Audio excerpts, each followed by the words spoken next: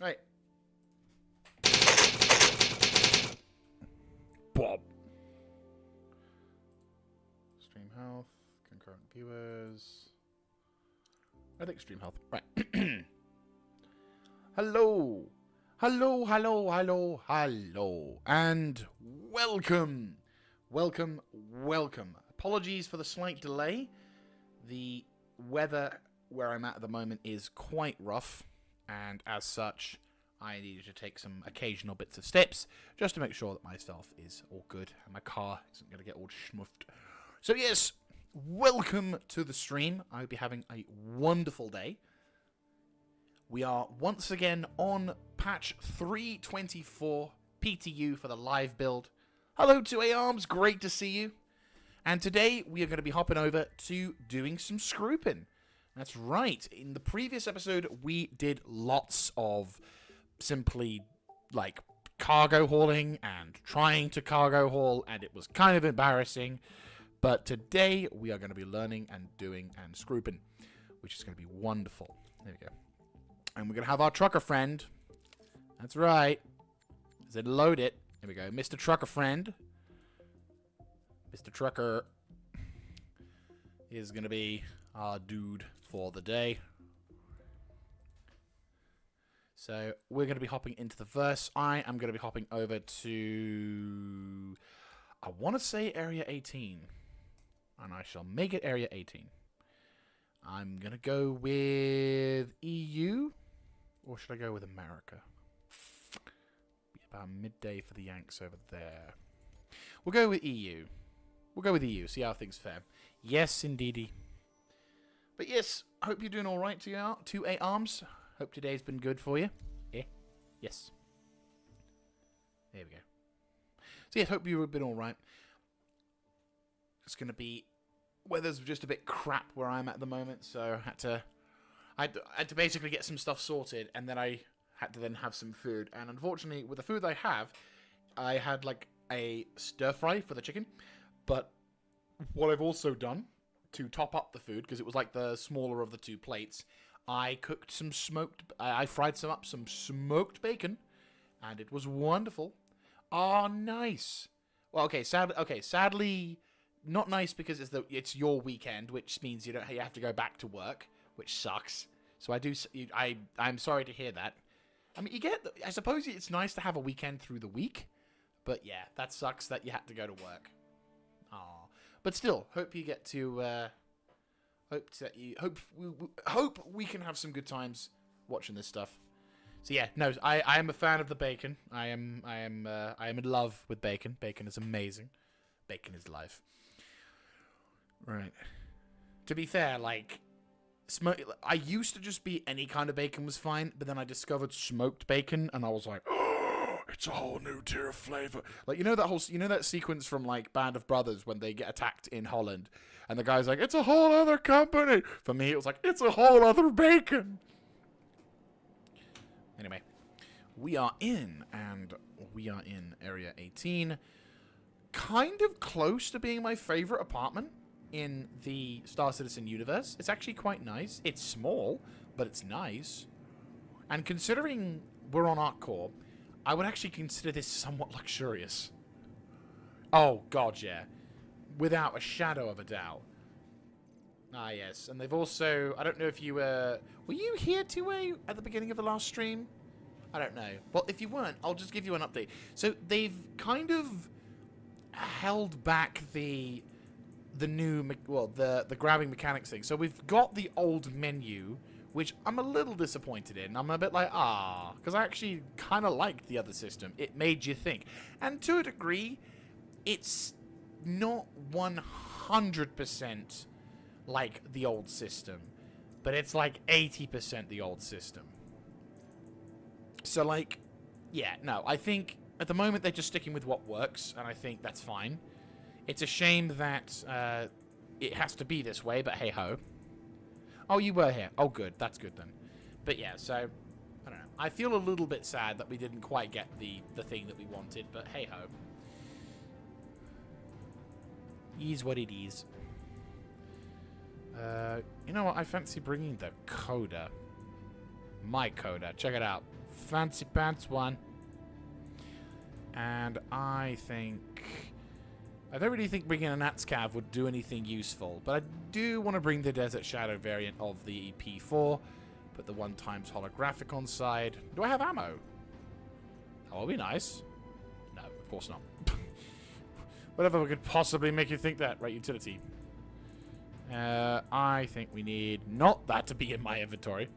Right, pop that in there. Multi-tool.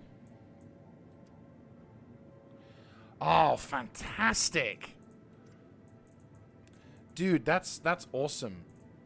Looking forward to be nice to have you alongside. I mean, are you already in an org or something like that? Or are you sort of just at the moment just wanting to get to grips with things?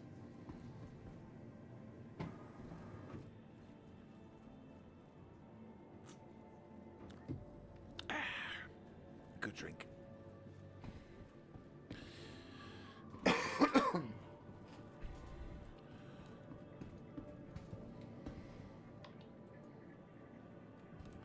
Yeah, dude, that's awesome. Especially since, like, there's a really awesome feeling you get when you log into something after watching it for so long. I can totally get what you mean. It's like it's like for years I had a computer that wasn't quite up to specs. Like I didn't have quite the decent graphics card, didn't quite have enough RAM, didn't quite do whatever. So when I finally got that, nice. Good to hear, good to hear. I was going to say someone got to you a bit too early. I was going to send you an invite to the group that I'm with, but we're still in the process of getting ready for 4.0, so... But it'd be awesome to play alongside you, mate. I'm curious to see what we can get with a Cubby Blast. If you have any questions, though, like anything you have any sort of curiosities on, don't hesitate. Be more than happy to ask. I'm do my best to... 80 nutrition. I'm gonna trial something. I'm gonna be about 50. I mean, it's cheaper if I go to drinks. I'm gonna have Vestal water because it's actually cheaper. And obviously, anyone else who hops into the stream or watches this afterwards, if you are curious about Star Citizen and you have some questions, don't hesitate to ask in the comment section or during the live stream. More than happy to answer them. I mean, okay, so you can put it in this perspective. You could be like, "Oh yeah, you really spent a lot, blah blah blah blah blah blah blah." But at the end of the day, it's like, but you've not spent. I don't think the choices you've made are actually bad ones because you've got a big ship, which means you can do multi-crew. You've got the Reclaimer and the Vulture, which is going to do really good for, like, earning you credits. And I think you had an Avenger Titan listed in there, didn't you? I could be wrong, but I think... Oh, great. So instead of it now just being randomly dumped anywhere, people are just going... Fuck. I'm already sensing everyone who thinks is going to be doing that. GG. And I forgot to buy ammo, because I'm a smeghead. Sustenance. There we go. Shpoop. And shpoop. I forgot to buy ammo. Because, like, if you're talking about getting into Star Citizen, depending on... Yes, you did. Okay, good. So, like, if you're talking about getting used to Star Citizen, you've already picked, like, the best starter ship in the game, because the Avenger Titan is really, really good for learning how to fly in game, to do certain things. And I would recommend anyone who starts Star Citizen, you know, depending on what ship they've got, if you can get the Avenger Titan, I mean, obviously, to be fair, there are a few occasions things. So, for example, if you bought like a freaking 890 jump, then first of all, I think you may underestimate your enjoyment of a ship, because the 890 jump is fine, but you'll enjoy it for about 20 minutes most. I'm not even joking. Like, you will probably get about 20 minutes worth of enjoyment out of that before you're bored. Because aside of looking wonderful and maybe the occasional flyover of a nice looking location, that thing literally does fuck all. It's really useless. And I'm not saying that just because I shit on Origin Jump Works stuff. Like, there are far more useful Origin Jump Works as well. Since then, oh no, you've fallen. Oh, that's a really good choice. Oh, that's a really, really good set of choices. Oh, I kind of wish we had. Oh, I kind of wish we'd gotten to you first because you'd be awesome in the group we were in. Oh, dude, you are gonna have fun with those ships. Yeah, no, you're gonna have a good time. I mean, okay, so one thing to note with the raft, and admittedly. Wait, do I have it? No, I don't think I have it. I'm going to need to look into that, because I'm wondering, like...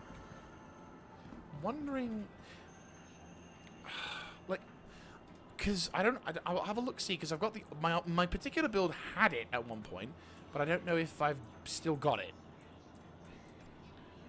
Oh, boy.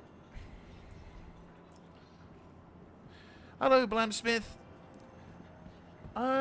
Things are cracking good. I am just getting myself set up for some Scroop and runs. I'm a little bit over-preparing myself a bit, because I've got, like, what?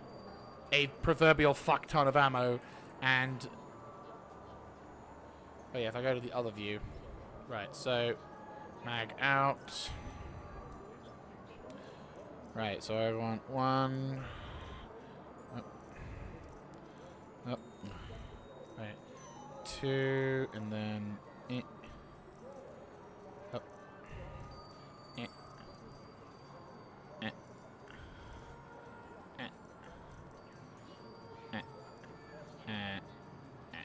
There you go. Do like the inventory.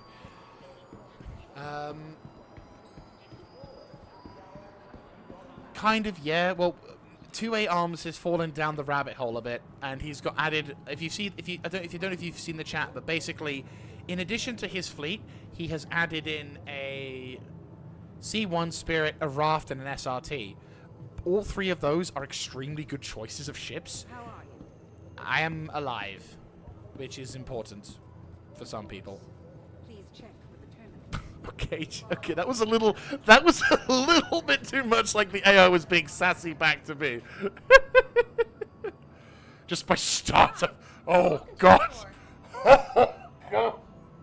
But you do realize that you've also got, in addition to that, a Vulture, a Reclaimer, a Constellation Andromeda. And that's your starting fleet? Oh dear, I fear we may have gotten down the rabbit hole a bit too quickly. Chris Roberts will love you. Back again, I see. Oh no, trust me, I have already, I have looked at my hangar value, and I have cried. There is such a thing as too much, and I feel like I did not understand what that word was, because, yes. To be fair, in modern times, or I say modern times, in recent times, I have not been anywhere near as bad. I mean, the only thing I would say that recently I've done is I was able to finally get myself like a decent set of packs for the... Yeah, I was able to decently get myself a decent packs of the... Like, the LTI tokens. But that's about it. Yeah, you did. I mean, the problem is, you've bought all those ships, and then you play the game, you're only going to want to buy more ships. Especially when, for example, I guarantee you, there's going to be a point where you take off, and if your system's good, I want to warn you, you are going to get overwhelmed with a desire of awe, because you'll take off for the first time, depending on what planet you select.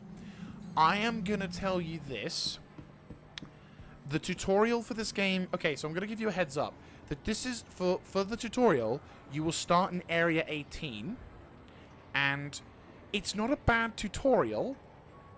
But I also feel that there's probably better ways to, like, learn the game.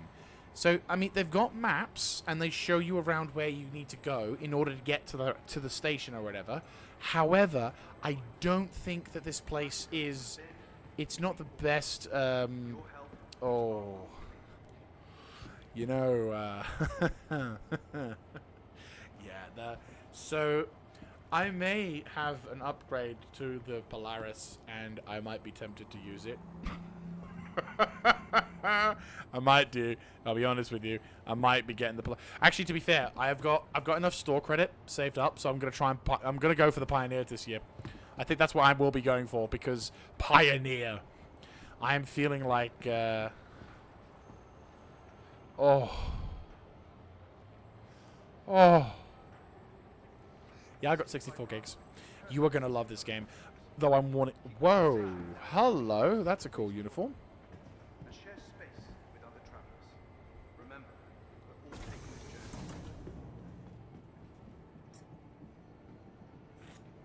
journey. Ah, that was a good drink. But no, so like I was saying before, when you so Area 18 is not bad in terms of like ease of access and navigation, but it still could have improvement, and as the tutorial is kind of meh, it doesn't really give you the best real sense of like exploration. I mean, I feel sorry for the Herald because I feel like the Herald is a ship that really needs more to do, and it's just been like the Reclaimer for so many years. It was just it had a function that it just doesn't seem that isn't in the game yet.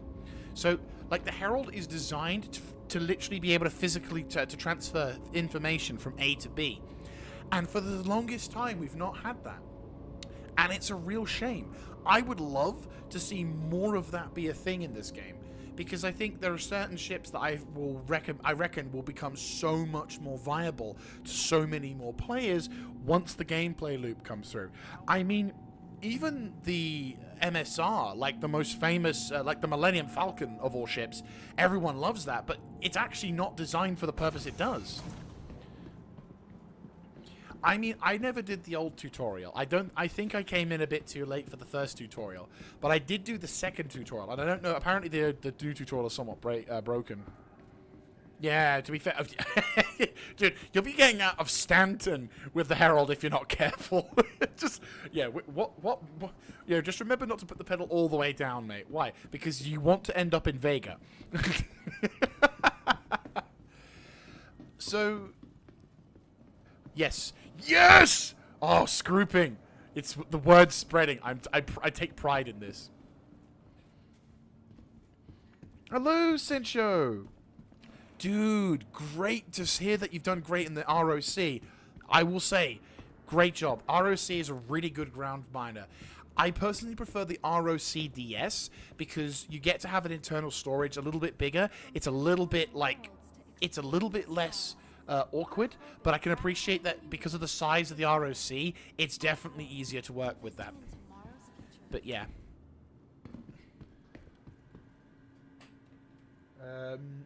So scrooping, okay, so technically speaking, scrooping, I really wish I could get rid of the stupid emote thing on the bottom right of my chat. Is there a way I can get rid of that, actually? Reactions. I can get rid of it! Thank fuck! Oh! Okay, so, scrooping is actually not a term really used in Star Citizen or anything else. It's something I'm trying to bring over. Welcome to the ASOP vehicle Don't retrieval realize system. how much I love the fact that you said that. Oh, it's spreading. Okay, so basically, yeah, scrooping is where you. So it's actually a term I'm taking from Foxhole, because when you're playing as Logi, when you want to gather materials, and you know, for like building stuff in factories and stuff, you go scrooping. Or sorry, you go salvaging is the official term, but a lot of the players call it scrooping because it kind of encompasses getting the more advanced materials and the basic materials. So it's like, oh, I'm just going to be scrooping some arm mats, for example. That basically means I'm gathering more advanced resources so I can make refined materials. Or in this particular case, because we have sea mats in the form of construction materials for certain ships, you can actually. Oh wait, no, I just realized I could put the Longhorn paint there. Ah, it's fine. We'll go with the vanilla paint. Yeah. So for me, whenever we're salvaging and stuff, a lot of people say, "Oh, salvaging and whatever," and I'm like, dude, I keep calling it scrooping because it's just a force of habit, but at the same time, little bit of a minor bucket list thing. But if I can convert enough people in Star Citizen to officially terminal to get people calling salvaging scrooping, I think I'd be really happy about that. I love it. It's a great term, and I think it's and it's, you know, it's like, for example, one of the things I also love in the foxhole community is they're very much like, if someone says, ah! Okay, the ladder's broken. I love this guy's commitment to imagination. There we go. But yeah, no, like, if I can somehow...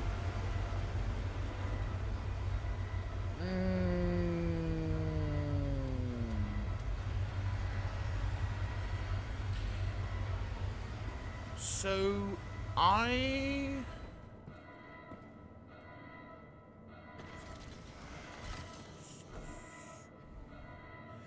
thinking that, okay, hypothetical here, hypothetical. No, let's experiment. Swipe and Scroop. Swipe, Scroop. So I'll type it in on the chat. So I'm thinking,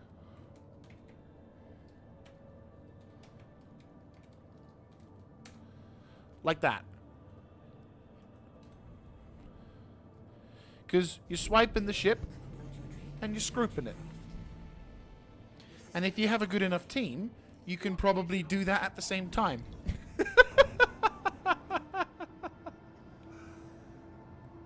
But I just feel... I feel like that might be a way you could do that. But yeah, no, like, if maybe... Kind of, yeah. Because, again, this is where it encompasses...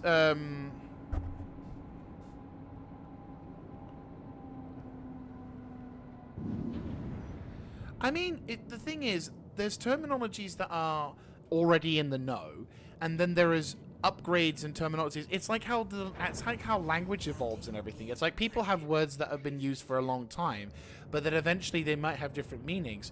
And in terms of, like, for example, with scrooping, it's like gathering more materials. You know, you're kind of encompassing more than just one thing. It's like, yeah, like removing components, gathering materials. You're just doing gathering materials. To keep it as dumb as possible, it's just gathering materials. But that just kind of sounds a bit boring, you know? It's like, oh yeah, I'm gathering materials. I'm salvaging the this. It's like, oh, you're scrooping. You are scrooping for, you know, you're scrooping for some good loot, you know? It's like, imagine, if you will, you're traveling, you're going to, you're just minding your own business, and you spot a really valuable ship that's just someone's been left. Oh, you got some good loot while you're scrooping.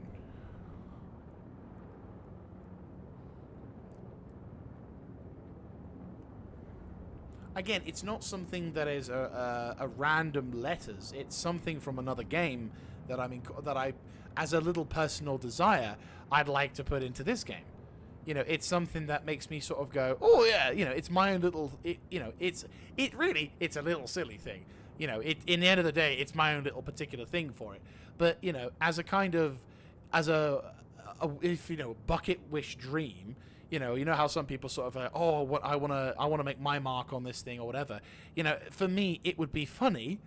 It's more like it would be a funny thing.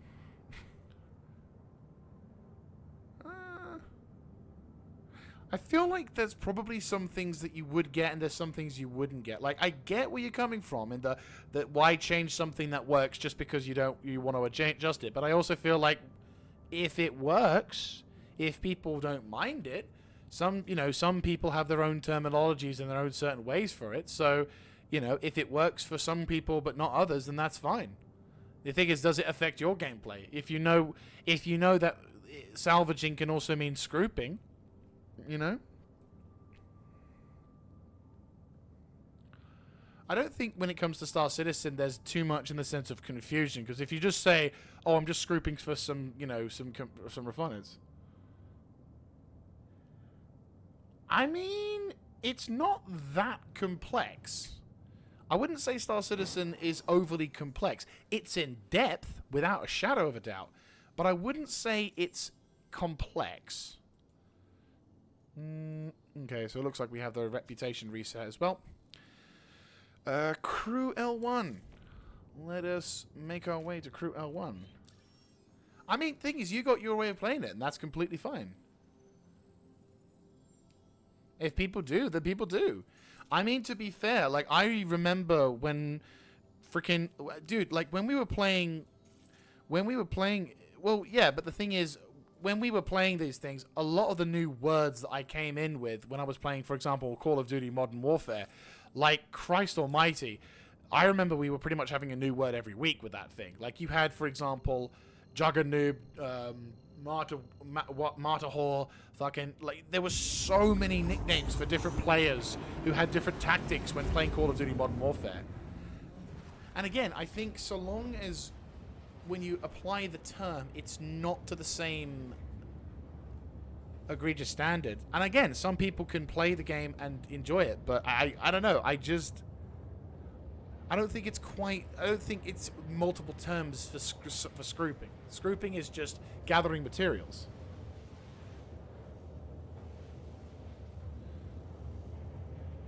I mean, really, it's just one thing, though. Like, if I was saying, for example, scrooping and CMATs and whatever, then sure.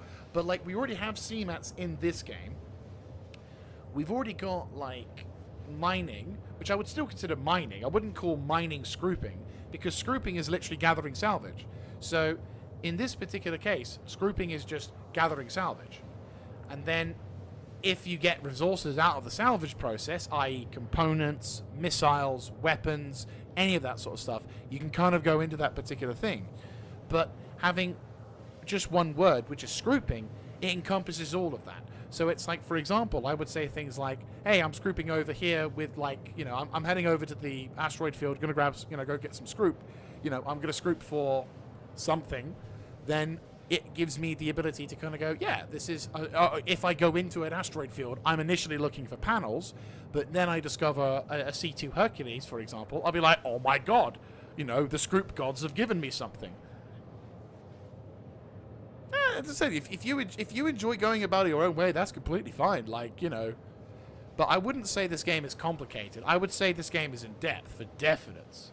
Because, like, depending on how you learn. Like, here's a question for you, MLG. Or MLW.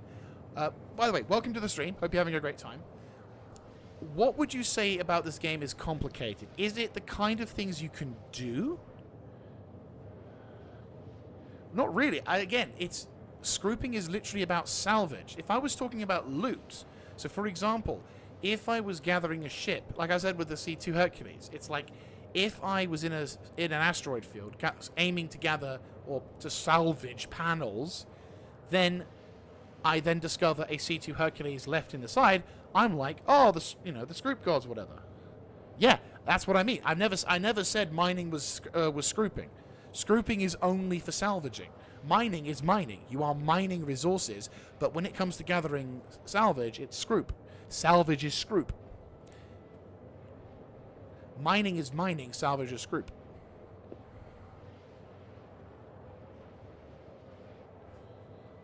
Besides, salvaging, that's three decibels.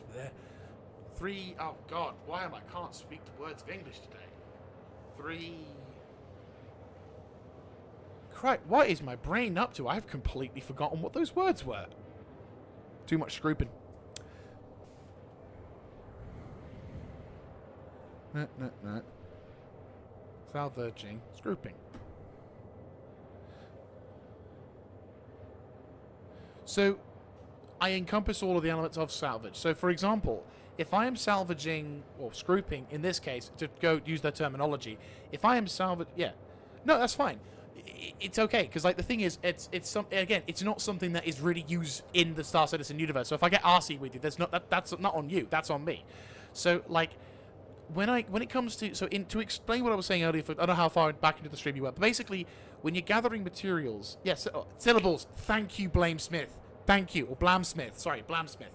So when you're gathering materials, in the case of salvage, you're gathering, so in the case of, for example, a ship, like, or a panel or anything else, Scrooping basically only applies to the salvaging of that particular thing. So if you're salvaging a ship, because there are other things you can salvage or whatever, I tend to just encompass that as Scroop.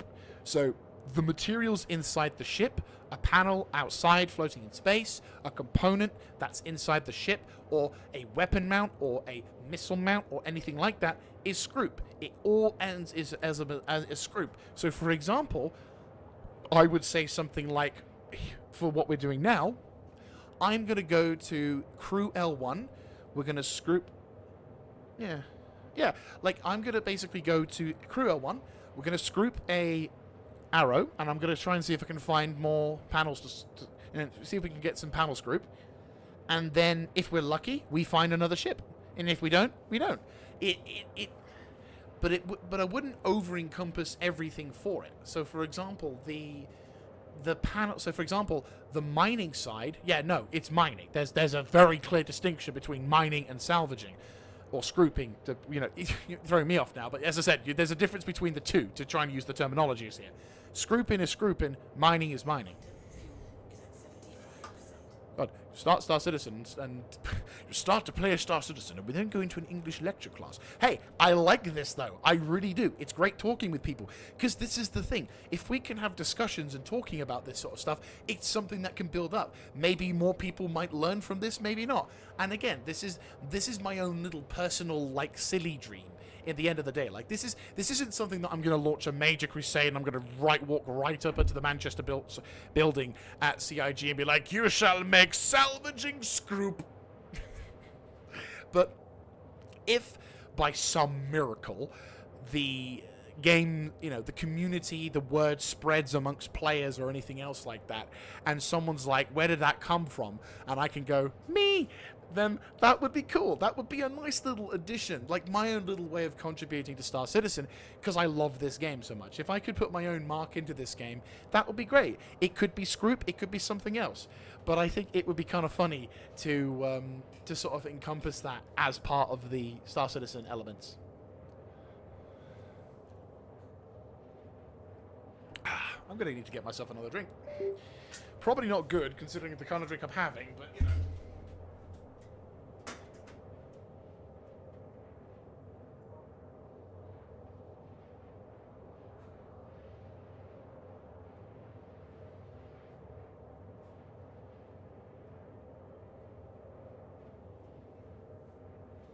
Yeah, no, it is absolutely...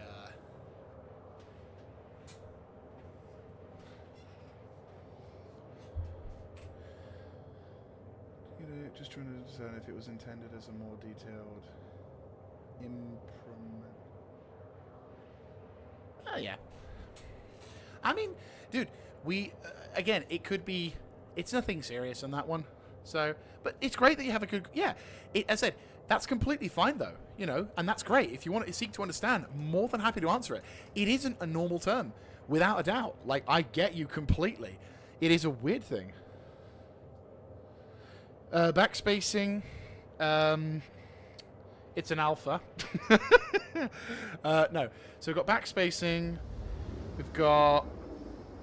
There's something about the elevators. I can't remember. I know it's about. I know that famously it's like Doom elevators or something like that. I mean, to be fair, in games like Armor 3, you'd get armored. Like, does anyone know what? Does anyone really know? People know the term armored is. Because anyone who's ever played Armor 3 know the term armored. I should armored. That stuff. I'm trying to think if there's any other particular thing. I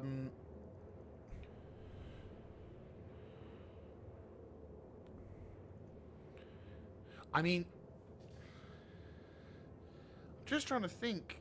With elevators, there's something about. Because you know how, like, for example, you open up an elevator and, like, the elevator doesn't exist and you fall out into the space station and then you can't come back? I know there's a term for that. And I can't remember what it was. And I'm kind of annoyed at that. Oh, yeah, no, armoring. So armoring in Armor 3, basically, because the physics in Armor 3 is so whack, like, you kind of can jump / you can't. So basically what will happen is you're running around in the battlefield doing whatever, shooting some stuff. You may like vault, or you may do some action where you're running into a building or you're running over to a building, and your character kind of gets trapped on like an edge, and your character begins to sort of do the falling animation because your feet aren't technically touching the ground. Yes, I think something praying to the elevator gods or something like that, or the elevator monsters or something. Like, there's something about the elevator things. But no, like, going back to the armor thing, basically your character would go into an animation where he's basically beginning to fall. So your gun would start to raise up into your hand, and you couldn't move or doing anything.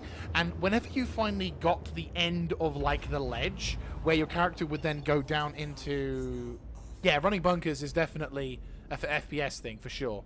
Yeah, I would agree on that. Bunker running is that.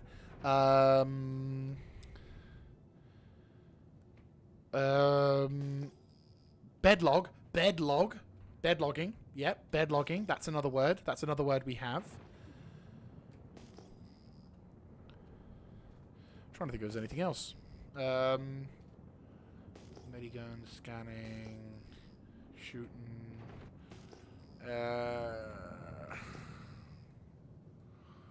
There's something else. I'm feeling like there's other things in regards to flying that I've heard. It's actually quite a good question, to be fair. Like, what are the words of Star Citizen? Bed logging. I mean,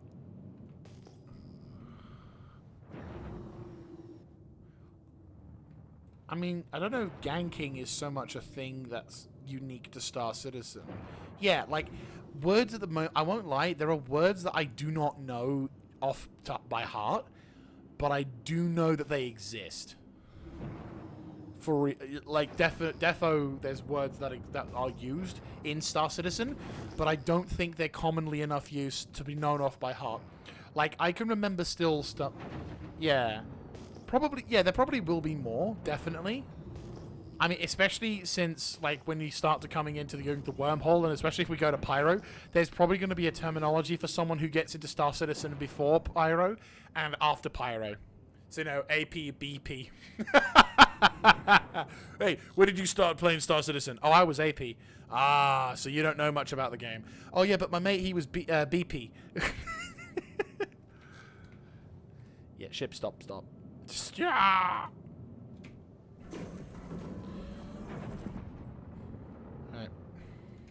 Right, let's Scroop this thing. I have to say this now, just to reaffirm my Scroop god faith.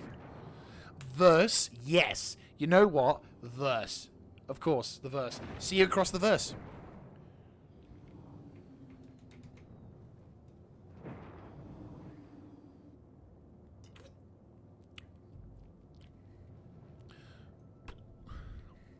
The BMM. I mean, technically speaking, I wouldn't count that as a unique word to Star Citizen, but the BMM is more like and I know it's technically speaking, the BMM is more of a short term, it's like a shortening of a name. So technically speaking, that doesn't really count, but I'm gonna still count it anyway.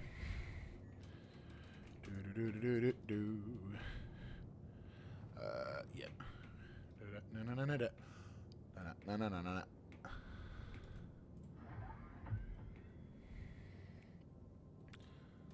Right, let's Scroop this thing.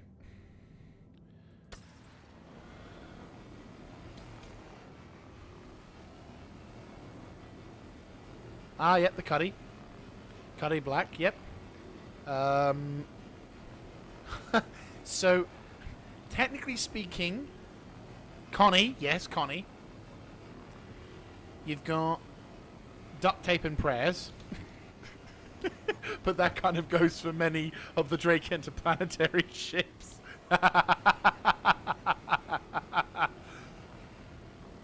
Oh, guys, do you want to hear a funny joke?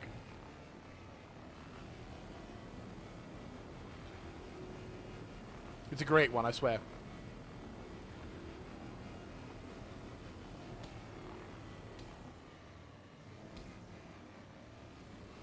Fatapil. I love that name. That was such a good... I love that name. It's such a good name for that. I know, not even out, but we've got a nickname for it. But it works. Fucking works. It's such a good one. So, do you want to know the joke? It's a really good one. Drake Interplanetary Insurance.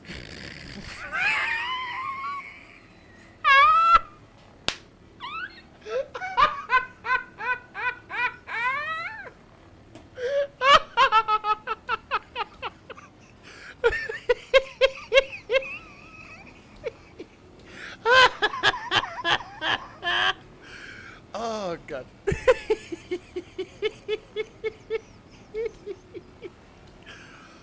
Oh, that was terrible.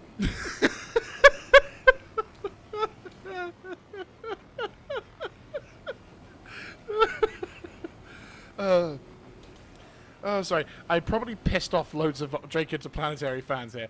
Trust me, I love your ships. They are beautiful, and they have the ironclad. Sorry, the Fatapillar. But yeah, no.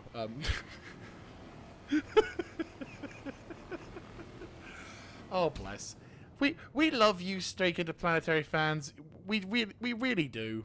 We just think that your chances of becoming a ship that people love and respect are also probably being held at gunpoint. Avocado taste.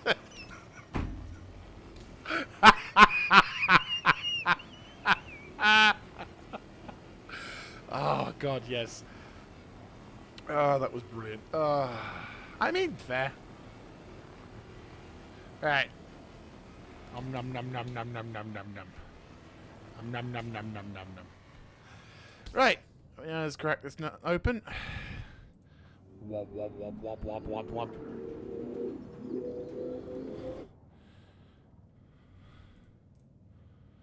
Oh, can we get the Scroop in one go? No! Ah.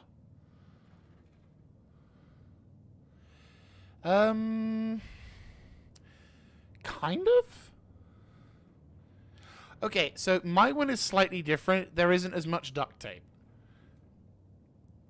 Slightly different. And to be fair, you're not wrong. I'm inside a Drake Interplanetary. I mean, EVAing, I have heard that term before, and maybe it'll get better. Oh, hello. Have I already found some? No. Yeah, Jump Town. Yeah. That's a good name. Jump Town, of course. That's a classic name. Oh, nice. I think we got a win. We got a win.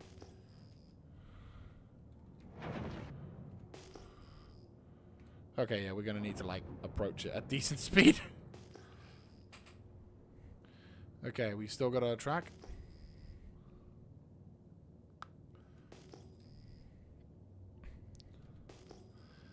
I'm at 100% signal, so if I'm lucky, we should be able to match this. Yeah, Jump Town is a good name. Oh. Shit. Up a bit. Okay, there. Should be.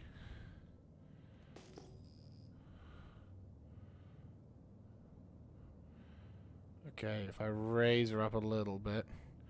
You raise me up so I can find all panels. Oh my god, yes, the tonk. Who could forget the tonk? The tonk is a very powerful machine. It can destroy lots of powerful weapons and equipment. I probably should slow down. Because before I become the Scroop myself.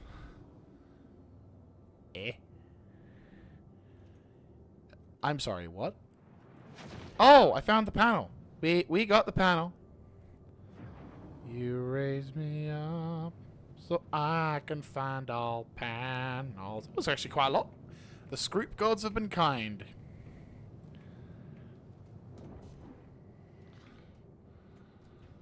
It was a big piece. I mean, yeah, Tonk. Tonk is a really good choice. I'm trying to think of anything else. Okay, so I don't know if people use this as a QTing. Yes. Yeah, this is the thing. We get loads of nicknames and everything else. QTing, yep, definitely. No, dude, I love this. This is all the ones we can go for.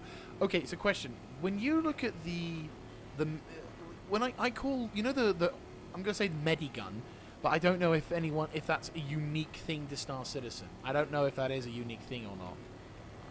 Because, you know, it's technically speaking, it's not called a medical... It's not called the Medigun, but I kind of call it the Medigun.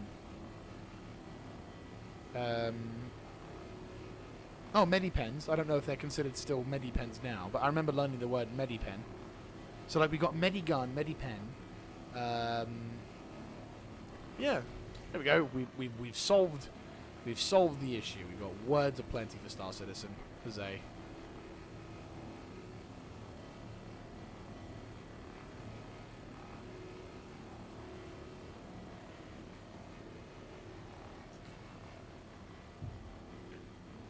Oh, good stuff. Excuse me. Like, I don't think it's distinctively unique to SC, but like, I do think that, and I've yet to hear other people say Medigun, so I don't know if that's like another thing that I'm accidentally doing without realizing it. I mean, I don't think there's so much a term. I just think you just turn off the comlink. But that's more of an actual, like, you're describing what you're doing so much as... I don't think it's so much of a term. Like, I don't think it's so much a term for the thing. I think it's more just a case of that's what you're doing. You know, the comlink is there. You're turning it off. You can make... I mean, nullsec is something that I think might become a term that will be used in the future. If any of you EVE players out there may know, but if for those who don't know, in EVE Online, whenever new players enter into EVE Online, the way that they protect new players is by spawning newer players in areas known as high sec, where the security level in the area is high enough that if someone just starts attacking you at random, then a bunch of AI ships will come along and blow the living fuck out of the pirate or the griefer or whatever. So in the game itself, but in different areas, you get like mid-sec, which is basically where security can still respond, but it's not as strong. And then so you know, nullsec is basically where there's absolutely no security whatsoever. It's like the dark zone in Tarkov, not Tarkov, in The Division. People have called... I mean, okay, so like... I've terminalized it, and a few of my friends have also terminalized it.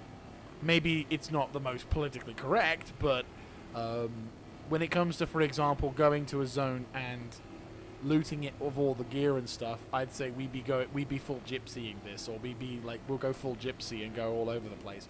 You know, like, that's not what I would consider a flattering tone, but it is a description of what we're going to be doing. I mean, loot goblin is probably the better term for it, but yeah, like, because, you know, it's like, yeah, we'll go full gypsy, and like, just, people already know what you mean, and it's just like, oh shit. But yeah, no, like, I'd say, yeah, there's loads of different words, to be fair, on that. Yeah, I think... So yeah, to my knowledge...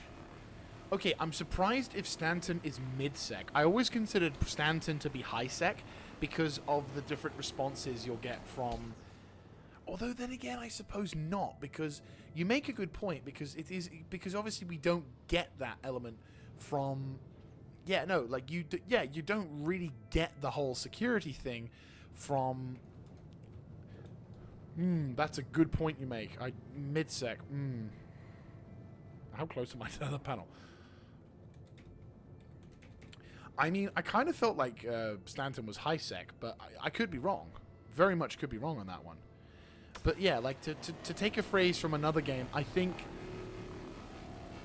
I mean, maybe low sec, but I always kind of felt like there was, yeah, Pyro was null sec, given the history of the place, and also the fact that of what the trailers and everything is going into it. I kind of felt like it was more of a null sec location. But then again, you do make some good points as well. That is true.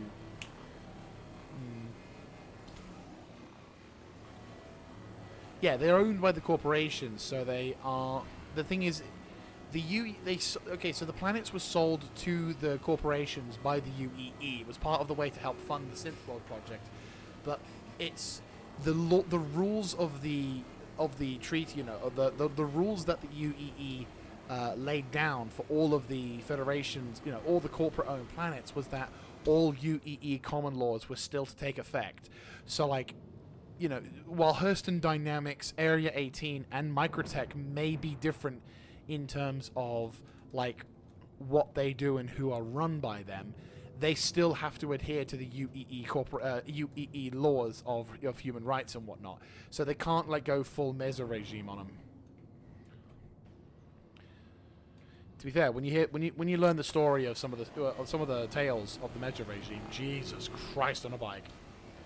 Like when you hear about, like when you read on like how the Mesa regime fell apart, you are like, Jesus. Like it's worse than the Empire in Star Wars. I'm not joking. Like, if there's one thing, I don't know if you're into your lore 2A Arms, but like you will love the lore of Star Citizen. It's both beautiful and tragic and incredible at the same time. Ah, you say that. You say that. But what the hell is going on with Everest Harbor? Because that I would originally, if we were a few patches ago, I would 100% agree with you. But here's the thing. You can buy guns on Everest Harbor. You used to not be able to buy guns on Everest Harbor, and that made far more sense with the Hurston Dynamics. But now you can buy guns on Everest Harbor, and you can't buy guns on Bikini Point. I am really confused with that, and it is really quite sad because I'm like, what? That made no sense. It made no sense. But yeah, no. If you are interested in like lore, you will love this game. 2A Arms. Seriously, you will love it.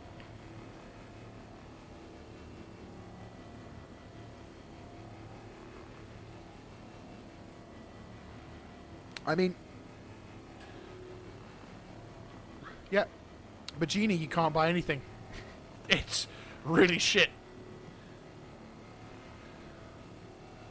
I mean, put it this way, 2A.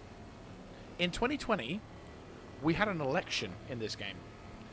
And the big subject matter around the election was the Synth World project. So, the Synth World project is the UEE's attempt at reducing colonization on planets, because ever since the Mesa regime fell apart, colony planets are under extreme regulation.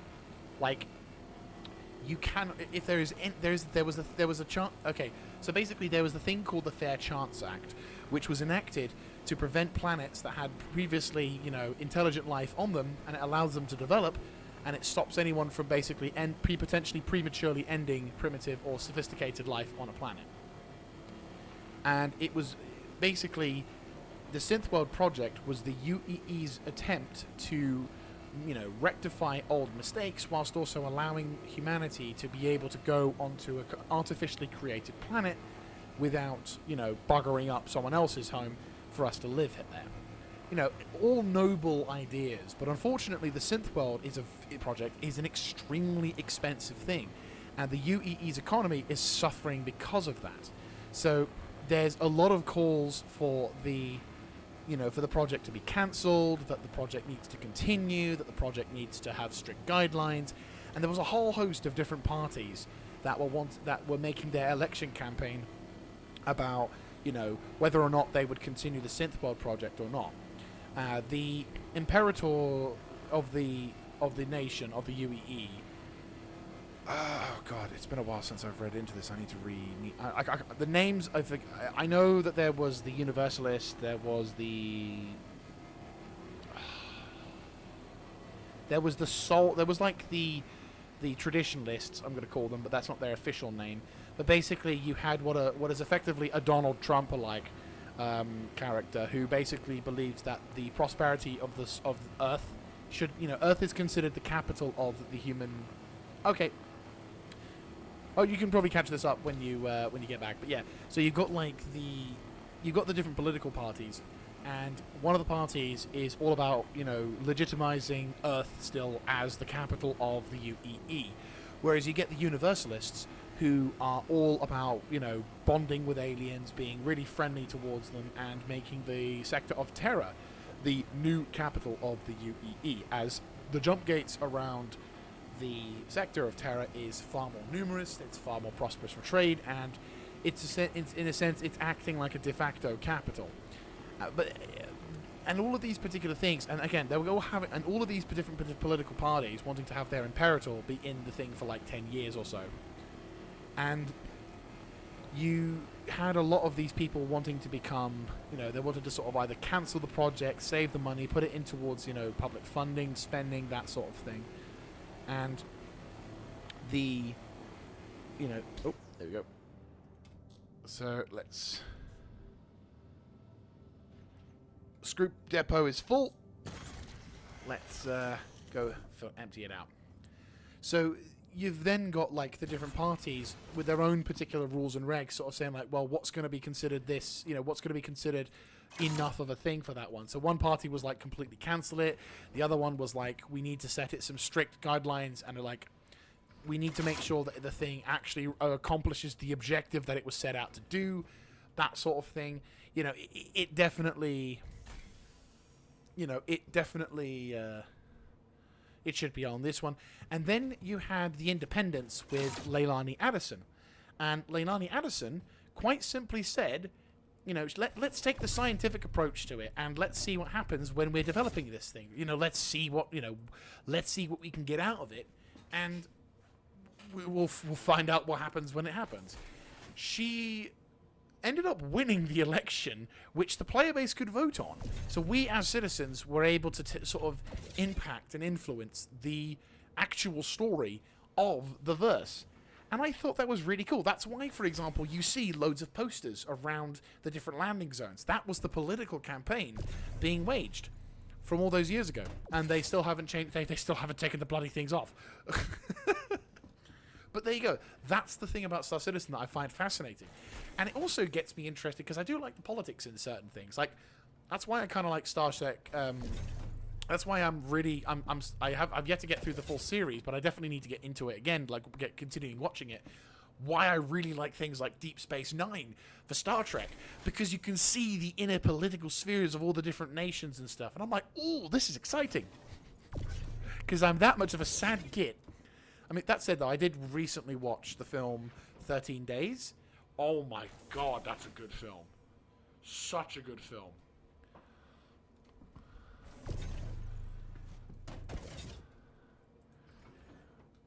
But yeah, so no, it's a good film, good film.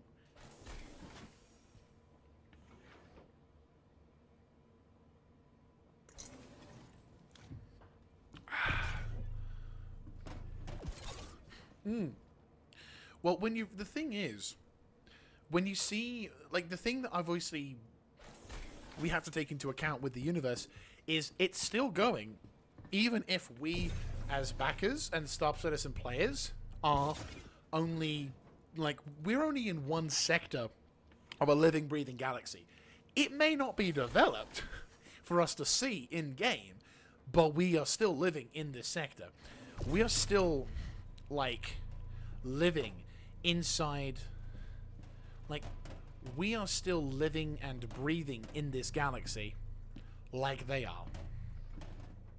So I feel oh, there we go. So, like, I feel that we are there's still a lot to learn inside Star Citizen when it comes to, how the universe works and our place within it. You know, things are still happening on the outside. The Vandal is still a threat.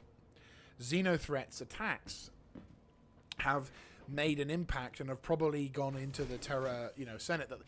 Since this is the second time that this has happened, they're probably meeting in the Senate right now, talking about what the fuck are we going to do with all these people trying to attack the aliens in our cultures and societies.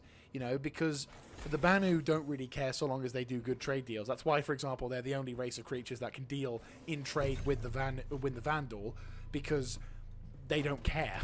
They do trade. The Banu is literally all about that money for the trade. So, like, in regards to what's going on with the Stanton universe, when we get to Pyro or whatever, the universe is living and breathing. We are part of it, and our actions reflect that. It may be that our actions in the grand scheme of things aren't really that big, but the fact that we can make an impact, and it is something that can occur, is something that I personally find to be exceptionally cool. I think that would be a really, really cool thing to be able to be part of something so big and large. And of course, in the Squadron 42 game, we are actually kind of going back in time a bit, because we're going to when Vega was attacked, when the Vandal came along and completely destroyed it.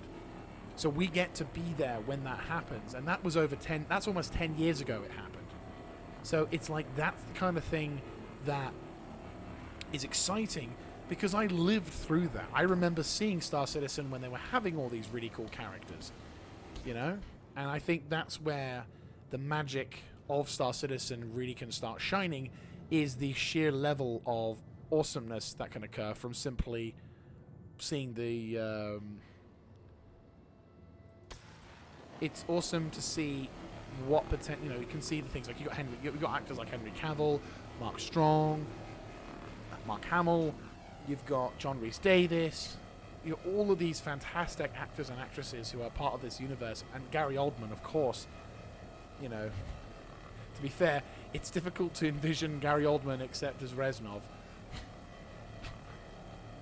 Like, any second now, in his speech where he's just talking about whatever, I'll just hear, like, all of a sudden it'd be like, Mason, the numbers, what do they mean? My name is Victor Reznov, and I will have my revenge.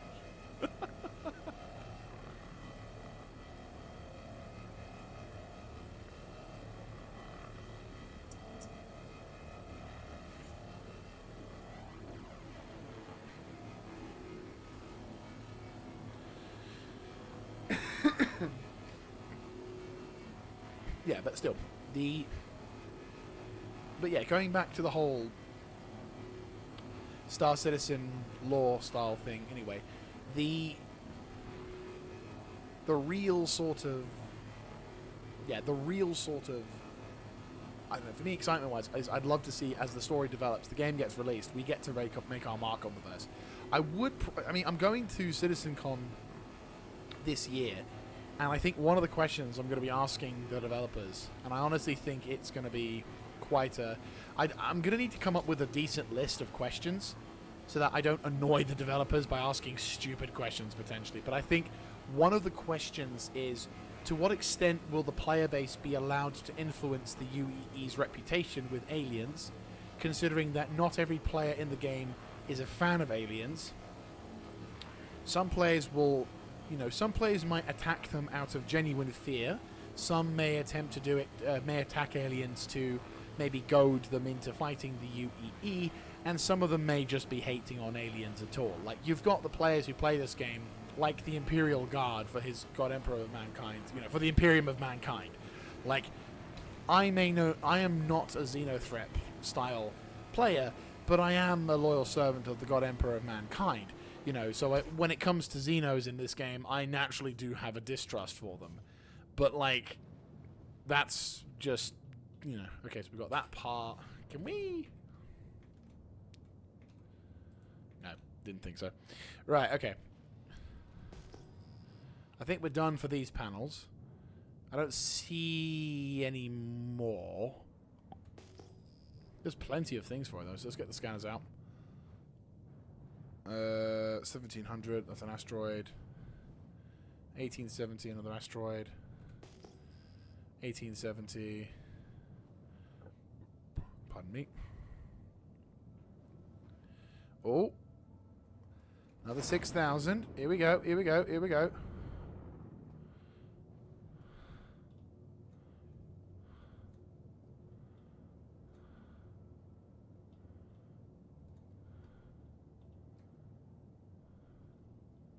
There we go.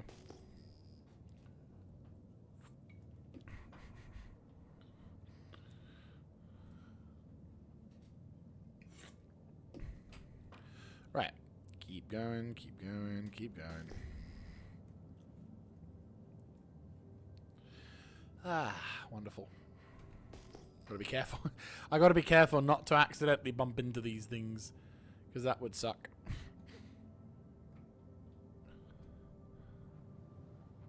Right. But yeah, no, that's a really good. Yeah, that's the lore of this game is wonderful, and I very much look forward to seeing more lore get put into the game, because we need more lore. Lore is important, and I think if you can build a solid universe with good characters, good storylines, and some fantastic set pieces, you can pretty much, well, if you can get some good if you get some good set pieces, some good environments, and some. I think I'm almost there, but I could be wrong. They really need to improve this part. We need like a Scroop beeper. You know, Scroop, Scroop, Scroop, Scroop, Scroop, Scroop, Scroop, Scroop, Scroop, Scroop. I may be slightly overusing it a bit. I think I've gone past it.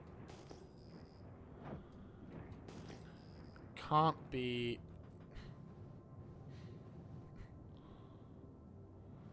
Oh, I am serious. This is my serious. I know. Have I missed it? Have I missed it? Have I missed it?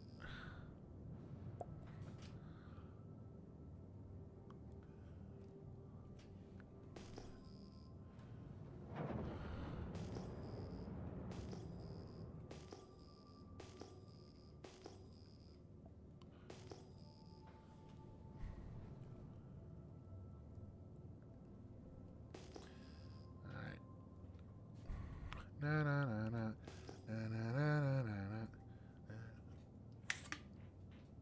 Ah, glorious. That'll be the last of I have that for a while. Jesus, I don't tend to. Ooh, oh, for a second I thought that was like some. I thought that was the search stuff. But no, that was like second kind of monsters in like a row, which I'm like, yeah, no. I am going to crash so hard once this is done. Like, as soon as I finish the stream, thud. Just wake up tomorrow morning, but I... Na na na na. Na na na na na na. Na na na na na na. Na na na na na. And cars. Ba-da-da-da. Right, so what we're doing now is we're trying to find some more panels to Scroop on. And unfortunately, I think the server's having a moment because we don't seem to be having any sign of things, which is a shame.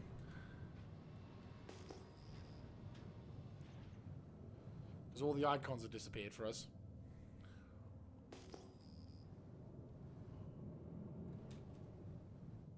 Be book severe. I feel we may be on a French server. Na na na na na na na na na na na na na na na and card. Bottom. Right, we're gonna try and see if we can find some form of Scroop. Like, oh, there we go. We are having contact again. Right, we have got warning zones again. Yep. Okay. Okay, that's 1,700. Okay. Oh, hang on. That's 2,000.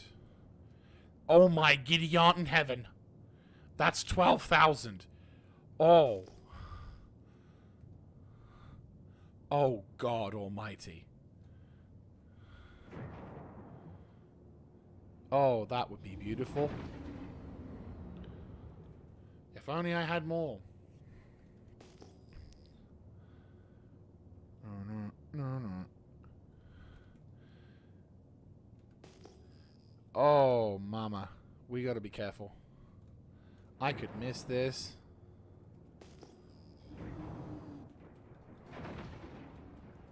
There's gotta be a better way to find this. Like, we gotta... I'm not gonna lie. I know they need to nerf scrooping because obviously it's really profitable. But at the same time, it's like... we really need to find better ways of letting us find this shit. Because I don't want to have to... like, I'm found fucking 12,000 on the scanner.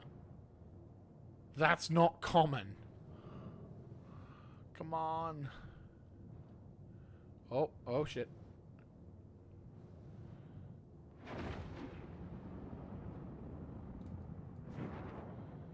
'81. Oh, no, stop.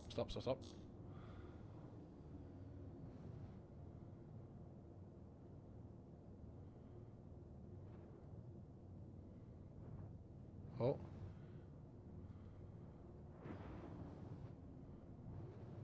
Oh, found it.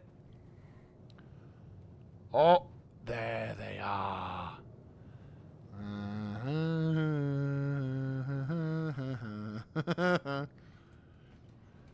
Scrooping time. Na na na na na na. Na na na na na na na na. Anyway, let's get some more scrooping done. But yeah, if you guys are curious about anything, if you're new to the stream, or if you're wanting to look into Star Citizen more, do feel free to ask some questions. More than happy to answer. Love to teach. I love to talk to people about Star Citizen. Awesome game that this is. I mean, okay, let's be real. There are some good points and there are some downsides, but like 50, 60, 70% of the time. I mean, to be fair, all of the complaints really that we have at the moment is because we don't have server meshing. If and when server meshing becomes a thing, I think a lot of the issues of this game will fall to the wayside. It most definitely is going to be a bit rough for maybe the first iteration of server meshing, for sure. But in comparison to, like, before, where you literally couldn't, like... where desync is going to become a problem, where, like, desync was a problem, where loads of people were just unable to enjoy the game because it just was constantly being held back by the bugs.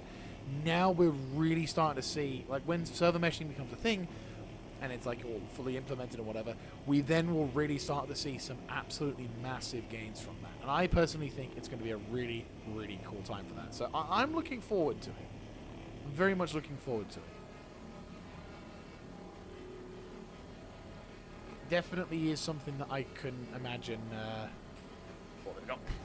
Something that I feel that we're definitely not going to get is... I'm a little skeptical of it arriving this year. I definitely feel like that's a next year's thing. However, I do think we are likely to get some form of... yeah, I reckon we're likely to get some form of... like, because bearing in mind, this particular patch has taken an extremely long time to come out. Like, we're talking multiple months worth. Like, bearing in mind, 3.23 dropped in April. We are now in August. We're even coming up to the end of August, and only now are we in the PTU towards the finale. Now, does that mean, that's not something to be overly critical harsh on. The latest patch for Tarkov, the wipe was over 200 days long. So it's not like... sometimes you get some years where a patch comes out, and it's a really long time before the next patch comes out after it. That's not inherently a problem. That's not something that should raise alarm bells. But what this does mean, of course, for me though, what it raises is the fact that, well, maybe that means then the patch that they want to release in terms of, like, Star Citizen 4.0 may not be as forthcoming just due to the fact of they want to get this done right. I mean, the reason why it's taken so long is because, I want to say 3.18. you know, 3.18 was a very, very rough patch, and unfortunately it did a lot of damage to Star Citizen.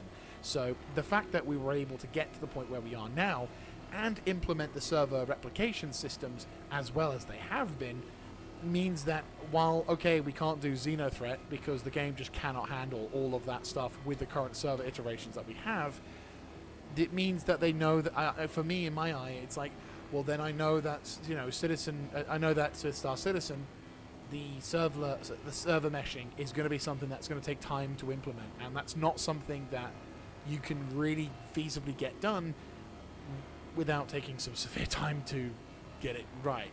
I don't know. I don't think, in a realistic sense, I do not believe we are in a position to see that coming out this year. But again, I want to be wrong. I am so happy to be wrong. I am 100% set on being wrong, and there's nothing, I would be super happy to see that. But I'm also like, we've been here before, and I am more than understanding if they delay it. I would rather they delay it and make sure that it works than for them to come out at Christmas, of all times, where there's not going to be anyone really working tech support, not wanting to work tech support, and having to try and figure out how to fix the patch for 4.0. All I'm saying. It could be, it could go better. But yeah, nah. So that's my take on it. I would love to hear your thoughts as well. I think it's a great thing that we're taking time, because I'd rather them take time than muck it up. Because we've seen, for example, with Helldivers, how not to do patches. Oh. So, yeah, definitely not a good, definitely a lesson to take for sure. And I fear that that's probably going to go into.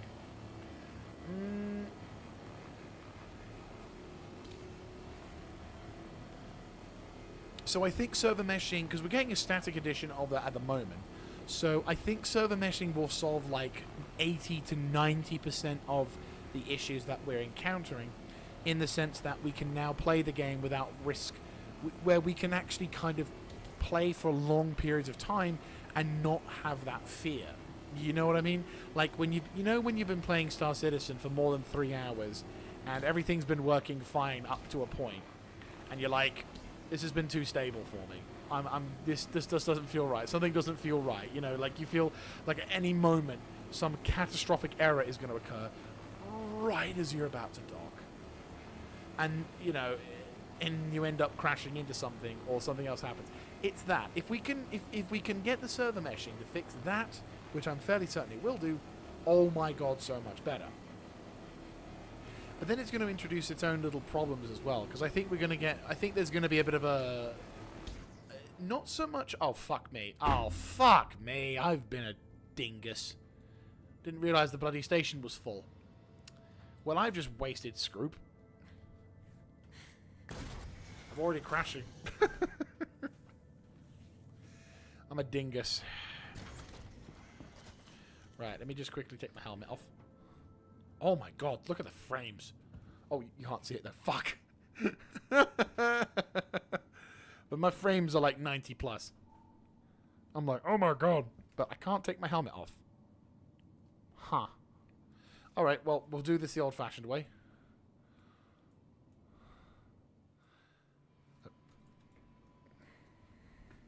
Hang on.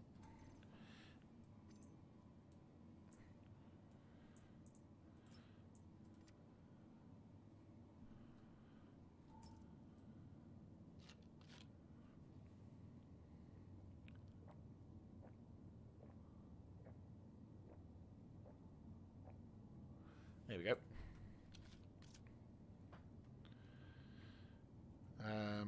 Yeah, I'll just store it.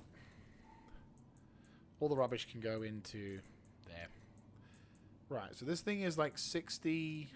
Yeah, so this is how I used to do food.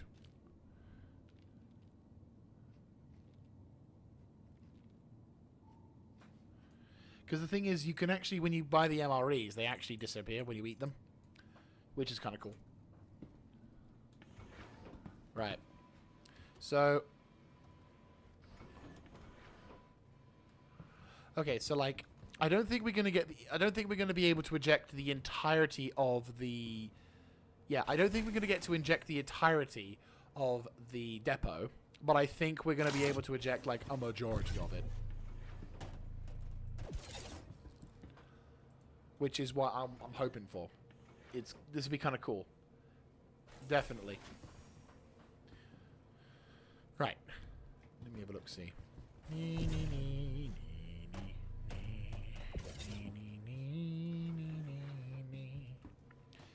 Right. I'm thinking we can possibly fit one here, but I'm feeling like we need to do that once we've gotten this sorted out.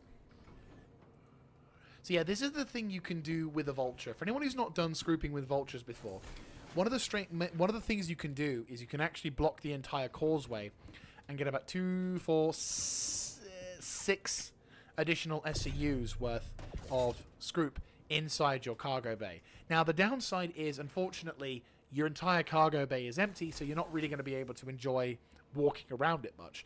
But the useful thing, and this is where having that additional like entranceway to the side is so much better, because for example you now can, so for example in this particular case, when I go down to a planet to sort of drop all the stuff off, I can then basically do that. Although what I will do is we're going to do something instead where I'm going to go and I'm going to be experimenting with the crew L1. We're going to be staking into here because we're going to drop all this off at the station, and then I'm going to then come back out and we're going to do some more scrooping. Right. Come on. Come on. No. No. There we go. Actually, we can get more. We can get 8. If we can do this, we can get 8, which means I can get even more out. Though to be honest with you, this is where I would say this is my own personal maximum. You could possibly try and push this to your own benefit, but I would also say that that comes with an inherent risk. The ship is not designed for this kind of height.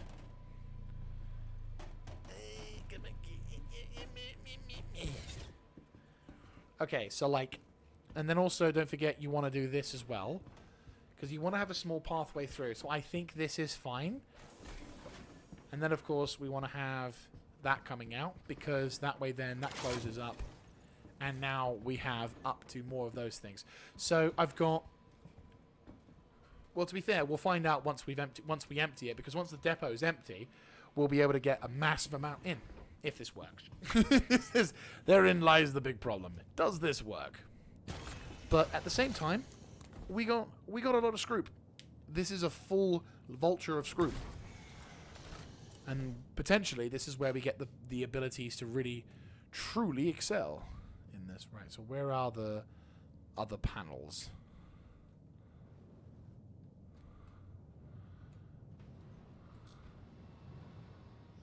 Because I saw other panels. Right, so we got that, but we've already done that. We've got another one over there, okay. Huh? What's that? No fucking way is that Crusader.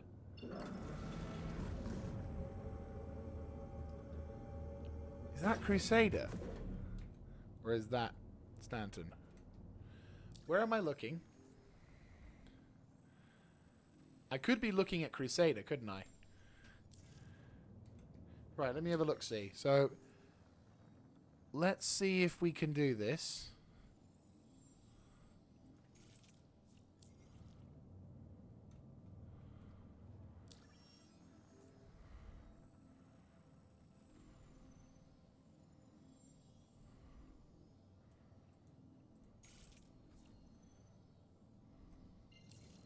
It is. That's fucking Crusader. That is so cool. That's Crusader. That's how far... Crusader... Okay. Slight nerdy giggle moment here, right? I'm in Crew L1.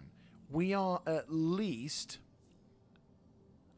If I route this right, we are 1.9 gigameters away, or giant muppets away, And I say I didn't come up with that particular thing, but I had a friend of mine in the org we're with, who is that's actually really fucking cool. So you can see we're 1.9 gigameters away from that, but I can still see. I can see it. I can fucking see it. That's so cool. I love it. Love this game. That's cool. That is genuinely really cool. Anyway, let's continue the scrooping. Sorry, nerded out for a second there. And now back to our regular programming. Right. Oh, mama. No, no, no, no, no, no. Shit.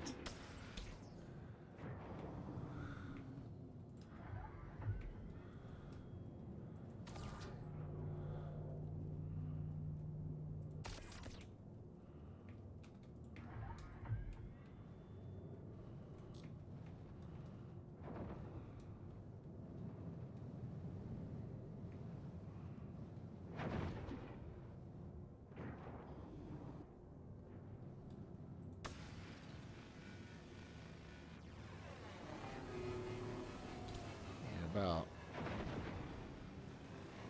Yeah, there we go. So if we can get more salvage, if we can get an additional load of Scroop, I think we'll be in the green. Like I think we'll be. This will be an. And then we're gonna experiment. We're gonna go back into Crew L1, gather more material, or drop off the materials we've got, and then try and do another run before we wrap up for today's stream. Because unfortunately today's a working day, so. And I've got work tomorrow, which means, unfortunately, we can't have the stream on as long as we've had previously.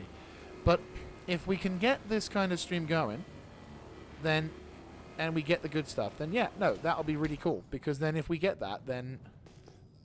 Right, I feel like there's more panels nearby. Because we had... Wait a minute.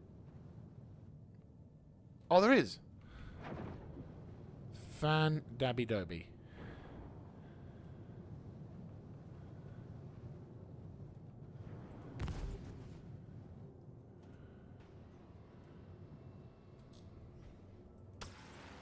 Nice, nice.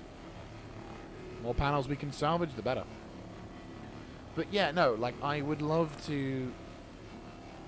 I think one of the things also that I love about the potential for this for other server meshing elements is the fact that we can have potentially a long amount of time. You can spend a long time playing this game and not really need to leave the sector, because a lot of MMO style games will pride themselves on how much you can travel around, see a unique world with amazing properties, blah blah blah blah blah. And I'm like, okay, it's nice that we have the option to do certain things like that, but sometimes I think it would be better if we just had the ability to just focus in on smaller locations nearby. You know, it's like, it's how cool, in the case of Star Citizen, for example, it's like, okay, sure, it's cool that we get to explore a giant universe with loads of big scientific things going on. But I also feel like it would be cool to just be able to, like... Huh? Is there 2 stations or something? No, it's just leading into one. Okay. Alright, let's go forwards a little bit. Try and figure out what's going on with this panel thing. Ooh. Okay, so we got 1, 2, 3... Only 3. I feel like there's more. Like, I'm missing some as well. But at the same time, if we can find some more, then that's fine.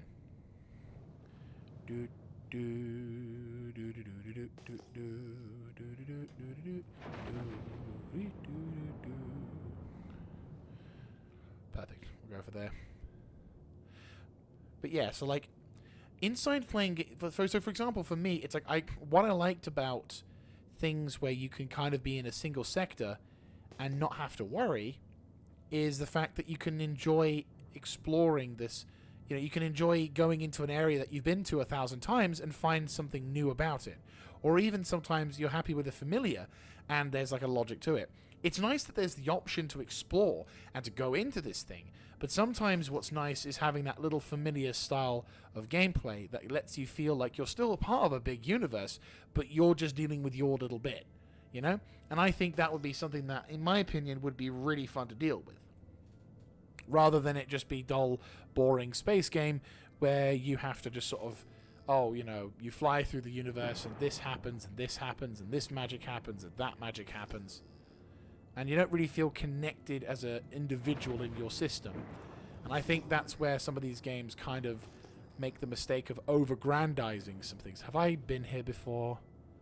Why do I have a feeling that I've been here before?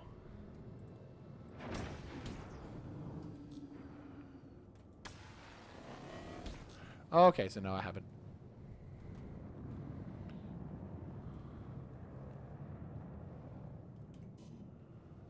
No, I have not. I have not been here. Good. But yeah, like, I think... Because the thing is, I believe... Because, like, one of the things that... Oh, shit. Wrong one. One of the things I think makes this game exciting is how you're not the big special superhero. You're simply a citizen amongst the stars. You know, you are just another person out there. And I think that, to me, is far more appealing as a concept than being the magical hero that somehow is in the center of everything, yet there are 700,000 of you in exactly the same spot being told that you're the only one who can save us. You know what I mean? It's like, it does kind of take the luster off it a bit, just a smidge. Maybe it worked for like the first 1,000 or so people who got there before no one was even awake, but then, you know, it kind of... When you see a queue coming up towards... the Sword and the Stone, and being told, hey, you're King Arthur, you know, you could be the king of England if you can pick the stone up, and then, you know, the stone is picked up. You know what I mean? It's that kind of thing.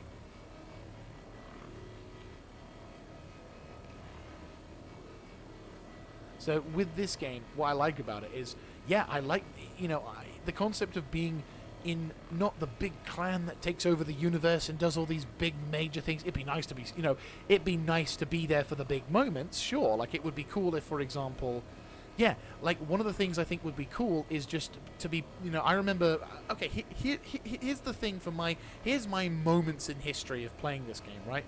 I was a guard in the first ever player-to-player meeting inside the 890 Jump when it first came out. So when 890 Jump came out years ago, there was a plan in the clan that I was with, BSI, to go in and we made an event where another big clan, it was more of a photo op than anything, but basically what we were going to do was we were going to go onto the server and we were going to go into an area, you know, have a scenic location, and we were going to have an in-game meeting where two clan leaders would sit at the meeting table and, finger quote, share a drink. And basically, it was to celebrate the sort of the unanimous, you know, basically it was a photo op that was glorifying the release of a new big ship, and it was to sort of celebrate Star Citizen's progression in the elements. And I was a guard that day. I was posted on the left-hand side of the entranceway to the meeting room area, and my job was simply to stop any of the griefers who would hop on, because that was before we got, like, notification. Like, that was before they changed the way that the systems worked. So griefers and trolls couldn't sneak onto ships like they could now.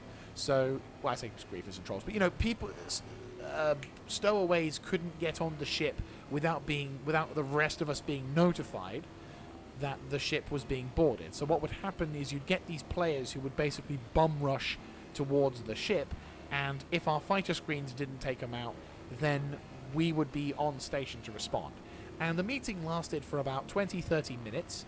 I was stationary in, you know, I was standing guard alongside a couple of other guys, but I was part of history. I was there, and that's the thing that I think would be cool. That's my particular desire when it comes to Star Citizen, is I was there when, you know, 3.24, in this case it would be, I was there when server meshing was a thing. I was there when I was amongst the first to fly into Pyro. You know, like, that would be cool. And that's really my big desire when it comes to history in this game.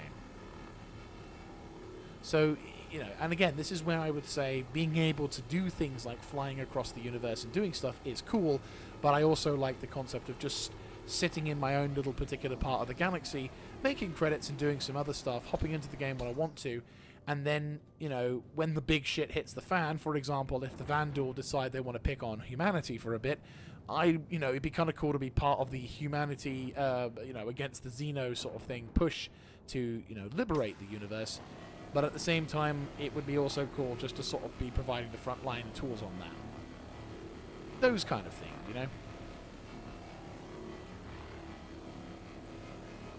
I mean, hell, it would be kind of cool to be part of the construction efforts for a big racing thing, Daymar Rally and whatnot. Now, that would be cool. If we could provide logistical supplies to that sort of thing, I'd be down for that. You know, making my own little mark on the universe.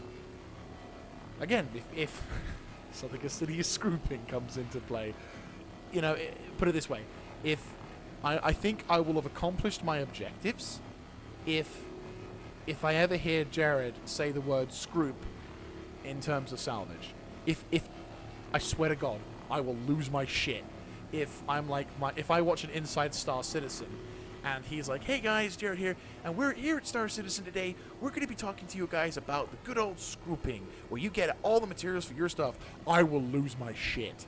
I will just squeal like a girl and keel over, because that would be my mark on history. You know, it's like if you get, you know, it'd be a bit like if you ever made a mug for Chris Roberts, and he takes and there's a photo of him drinking out of the mug that you gave him. That kind of thing. You know, you've officially become history. That would be cool. That would be cool. Is there no music playing? Oh, there is music. It's just very calm and quiet. See, I probably would want to try and put the the People's Radio station on, but I don't know. When it comes to YouTube, unless you are like affiliated with a particular musical band, I fear playing any kind of even copyright music could potentially get me in hot water with a copyright. You know what I mean? Like, even if you get guaranteed copyright music, you're still getting copyright. There's people still doing copyright on you. It's kind of weird. But yeah, no, like oh, we're almost. I forgot to check, and I'm like, oh, are we full yet? No, we're not. We're still getting there.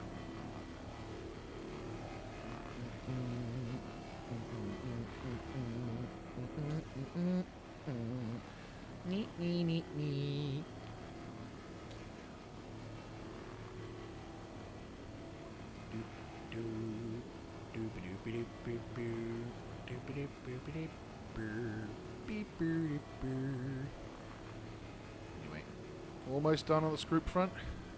Yep. Okay, we are full. That panel is done. And we are finished. Let us make our way to the station. And that's a really cool looking station. I'm not gonna lie, I really do like the refineries. They look so much better. I like the name of this one, Ambitious Dream. You get me, game. It's like Ambitious Dream. You fool. You thought your dream was to play this game and not have a glitch? Pop-bam! You know? And then again, I feel like I've just doomed myself. Actually, wait, no, that's we're still 18 clom from the target.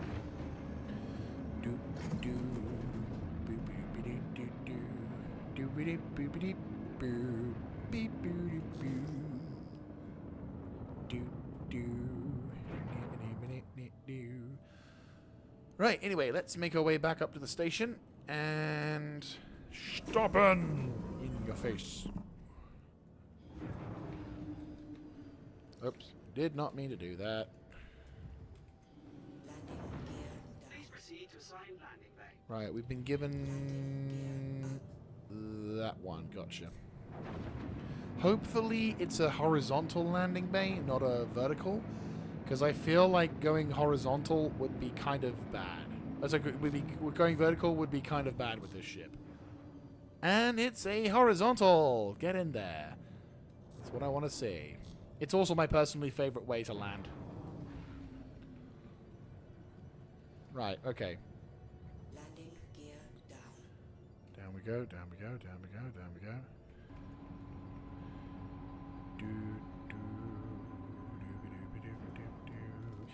Doobidip, doobidip, doo-doo-doo-doo-doo. You'll forgive the method of the madness.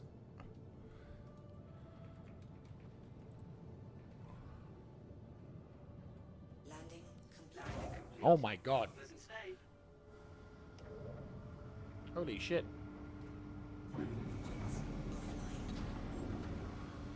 Right, is there a button that allows me to go to the side? No.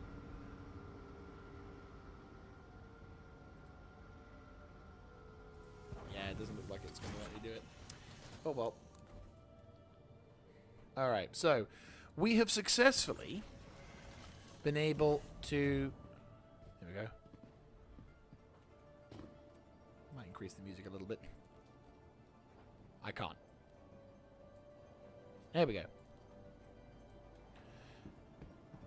So, I've changed the rotation because obviously what we're going to do now is we're going to unload all of this Scroop, including the stuff in the depot, and find out A, how much you can get out of a greedy run, and B, see if that's possible for us to sell.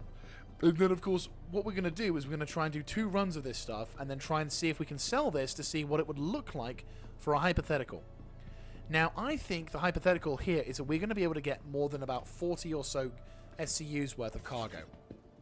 Now, that would be really, really cool. So I'm expecting about 40 SCUs worth by the end of this particular stream. And I think that'll be a really good thing to sort of accomplish, especially since, for example, this is just one run. Now, if you imagine anyone starting in Star Citizen will be doing something like this on a fairly regular basis, you can earn quite a decent amount of money just from doing this alone. Now, yes, you're not going to earn as much as, let's say, anyone doing a Reclaimer run, but the problem I find with the Reclaimer is it can kind of suck the fun out of scrooping if you constantly get in the big thing, which then you have to fanny ass around with doing whatever. And I don't think that the Reclaimer is really conducive to what the modern scrooping is going to be in terms of, like, time saved, resource gathering, whatever. Like, that ship is designed on a very old principle. And I think it definitely is due for a rejuvenation, for definites. And I think that we are very much in the need of a much better, like, in terms of scrooping, we definitely need we need a mid-sized scrooper that allows us to earn a larger amount than the Vulture, but obviously needs to be balanced so we can't earn as much, if not so, than the Reclaimer. Because supposedly the Reclaimer is the end-all quote of salvaging, which I kind of feel is a bit because the design of the Reclaimer is so... Well, it's an old design. It's a very old design ship. And as I've done so many of the Scroop runs in that particular thing, it needs you just need a new system. At this point, one could say just scrap the damn thing, come up with a new ship, like the Reclaimer Mark II or something like that, just so we can go on a completely new principle. Maybe have some of the old ship design philosophy, such as the Muncher being on the front, but instead of it being something that has been retrofitted or retroactively fitted to kind of work slightly better than it was before, it needs something that's completely like revitalized. Much like a cargo door, the ability to stack more effectively, not having all these fancy internal features that just make it more of a pain in the ass to manage, and of course the biggest problem, the fucking heaviness of the ship. Jesus Christ, on a bike, I have never found a ship more heavy to fly than the sodding Reclaimer. It is an absolute nightmare. And I just think there is so much that ship could be improved with. Without a shadow of a doubt, we need more. We need a better, larger vault. We need a Mark II Reclaimer for defos. Because otherwise, the pain. The pain. Right. See, this is where probably the downside of doing scrooping with the Vulture is going to come into effect, because obviously it's a lot of time you just taking shit out and taking it back in.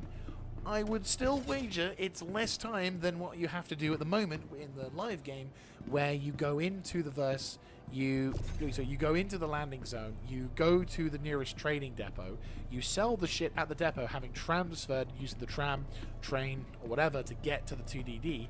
Bearing in mind as well, like, I'm going by the fastest method, which is probably I'm going to go Arc Core for the fastest, because you still need to get... Because that one basically has the TDD and the admin station right next to each other. So that's the benchmark I'm working off. So, with that in mind, I'm imagining...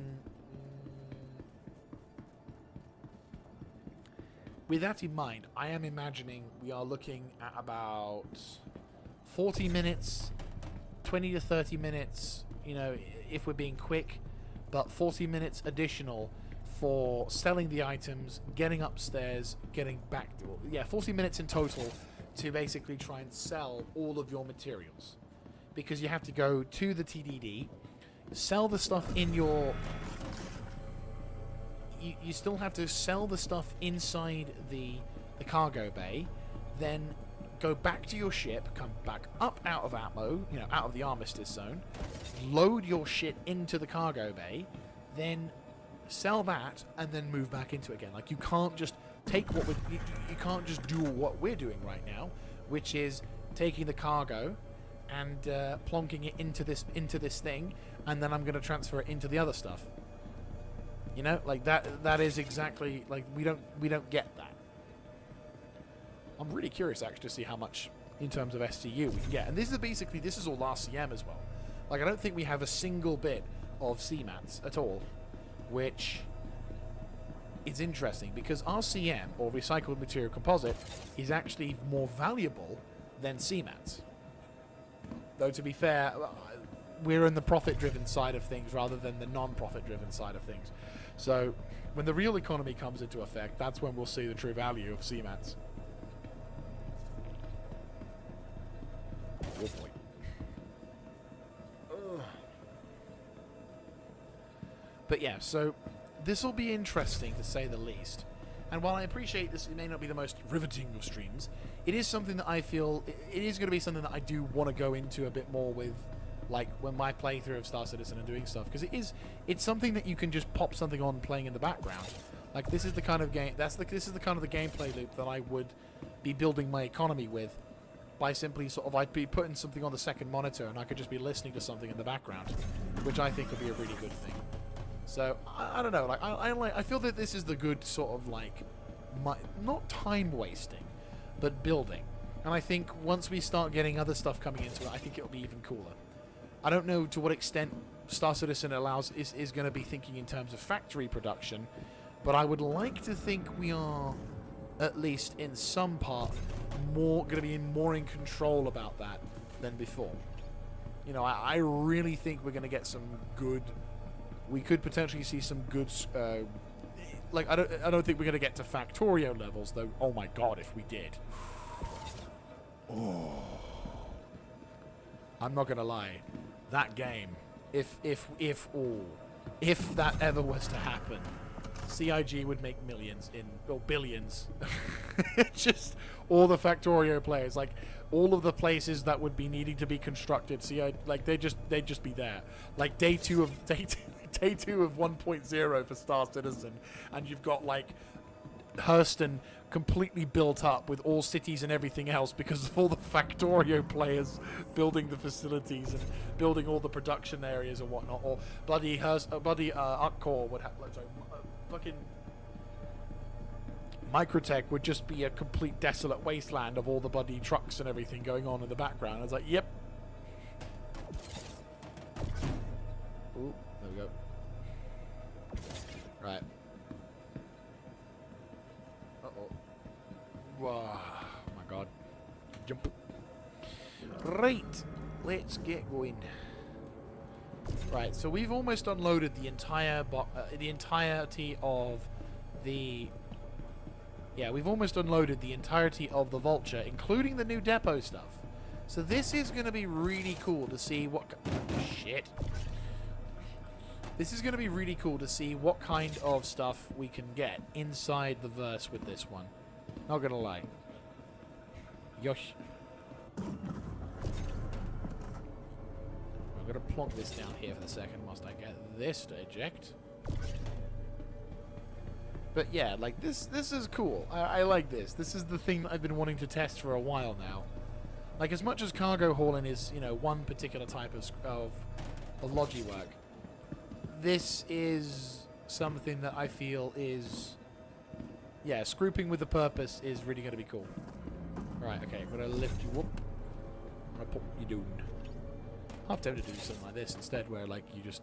And to be fair, if you, the thing is also, if you've got friends with you, let's say for example you've got some friends who are more than happy just to chill for a bit, like they don't want to do anything too scary or too fancy, you could probably do this, where you just get one person to come along, maybe as part of a tutorial session, you know, learning how to scroop. You'd be like, right, okay, let's empty the depots out and let's get them going. And so you get to encourage, you get to show people like the mechanics of the warehousing, and you get to show people like how the different things are. You get them comfortable using the gravity gun, so that way then you can feel, they feel confident using that kind of thing, so that they can build up their skills towards going up into different elements. You know, that's what I would be doing. Like if we're going to be teaching anyone anything when it comes to Star Citizen, it would be the simple mundane shit. It's like, okay, how good are you at moving shit? What is your awareness of your character's socialness? You know, your character's physicality. Do you know how best to carry shit? Do you have the foresight to know? You know, it's industrialized players like that that will make things interesting, because unlike, for example, all the run and gunners, you know, Logi is going to have its place in Star Citizen, and to a degree, it's going to be more. It's going to be just as important, if not more so, than the shooty shoots.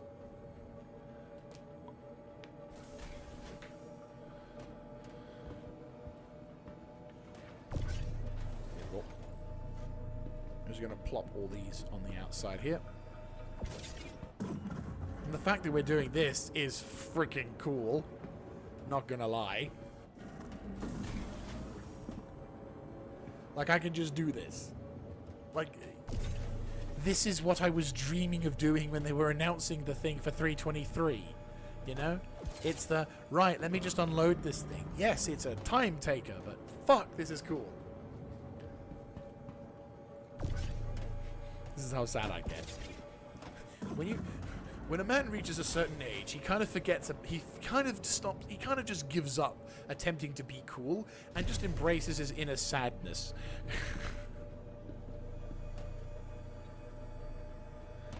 To be fair, if I was really wanting to showcase live playthrough, I would be getting my emotional support plushie ready to go. Each ship needs an emotional support plushie. You know those whale things? I'll tell you the story of the haunting as well, because that's a bit hilarious. So inside the reclaimer, you know, on the habitation deck, you've got the alien table, where like you've got this sort of table that sort of points outwards, and there's like there's like a glass window and stuff, and it looks very much like you're on the Nostromo in Alien. And on the table, nice. So on this table, you've got the. Right, cool. So on the table, you've got. Okay, you're getting through. So on the table, what my friend, myself and Nimbus, we were basically doing a Scroop run, and he had his plushie he had a plushie whale from Horizon. And we just plonked it on the table because it was like, well, there's no other real place to put it. You know, it's our emotional, what we would call an emotional support plushie. And it would just be like, whenever the game gets to us, we just sort of sit there, and it would just sort of be there as our sort of our own morale support. Anyway, the problem was this emotional support plushie was haunting us, because it would keep twitching and looking towards Nimbus's character every time he sat near it, or if we mentioned Nimbus's name. It would just twitch out of the blue randomly, and it would just start looking towards Nimbus, and it would just still be twitching even if it was looking at Nimbus, but it would not stop looking at Nimbus. And we were like, wait a minute, is that a ghost? And then Nimbus was telling me about the time, he told me about the time that he basically called it the Akagi, and there was a ghost ship of the Akagi or something like that, and so basically yeah, and I'm like, okay, yep, nope, ship confirmed haunted. There be ghosts. Don't know if people believe in ghosts in the chat, but there be ghosts. The ship was haunted. And it would just be hilarious, because every time I'd mention Nimbus's username, I just say like, yeah, Nimbus, do you want to go over there? And like the thing would twitch. And it would be just like, yep, nope, Akagi agrees. Alright. I definitely feel with the gravity gun here, there's more of a, even though it's infinite ammo, Because apparently there's a battery system that's going to be implemented at some point. I don't know if they're going to implement it with this patch or if they're going to be implementing it any soon. But apparently there's going to be a point where we're going to need ammo with these things, which on the one hand is kind of a pain in the ass because it means that's another thing you have to kind of deal with. On the other hand, I'm like, ooh, further cementing the logic. Oh, God. I am sadness today. I am sad. Oh, God. Right, we're almost done. There we go. So we've been going for about nearly 2 hours. And we're still trying. There we go. And right, so we've unloaded. Right, so this is the last box.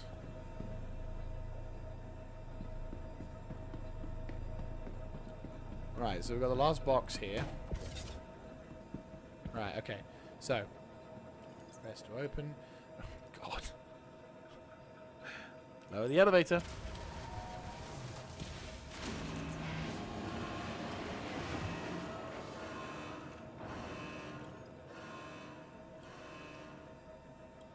Right, so the contents are all lowered into there. That's fine.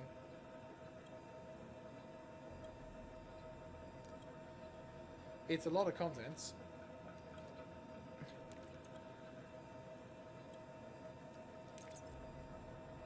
Right, let's try this again.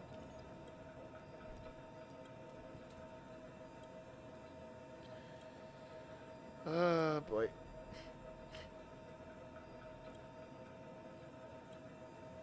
Come on.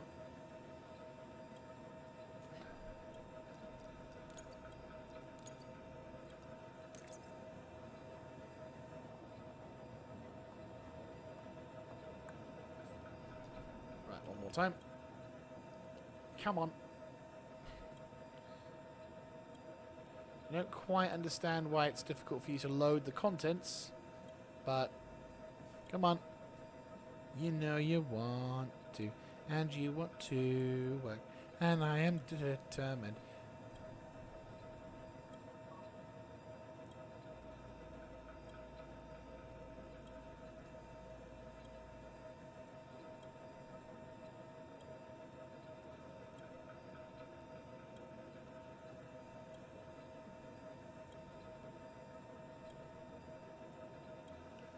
Good Lord. A bit of a pain today, isn't it?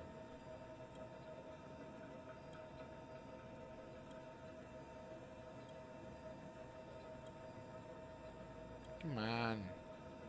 Why is it taking so long? Like, I would love to know why. Because it's basically I can't get my shit up. Unless I could just get my shit upstairs now. Or is it actually just stuck? I'm a bit miffed if it honestly doesn't work. I can see my elevator down there. Why is it so difficult for it to work?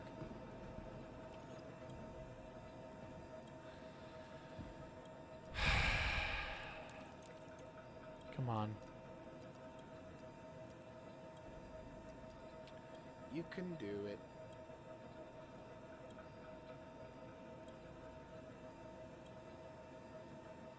Just come on. I know you can do it.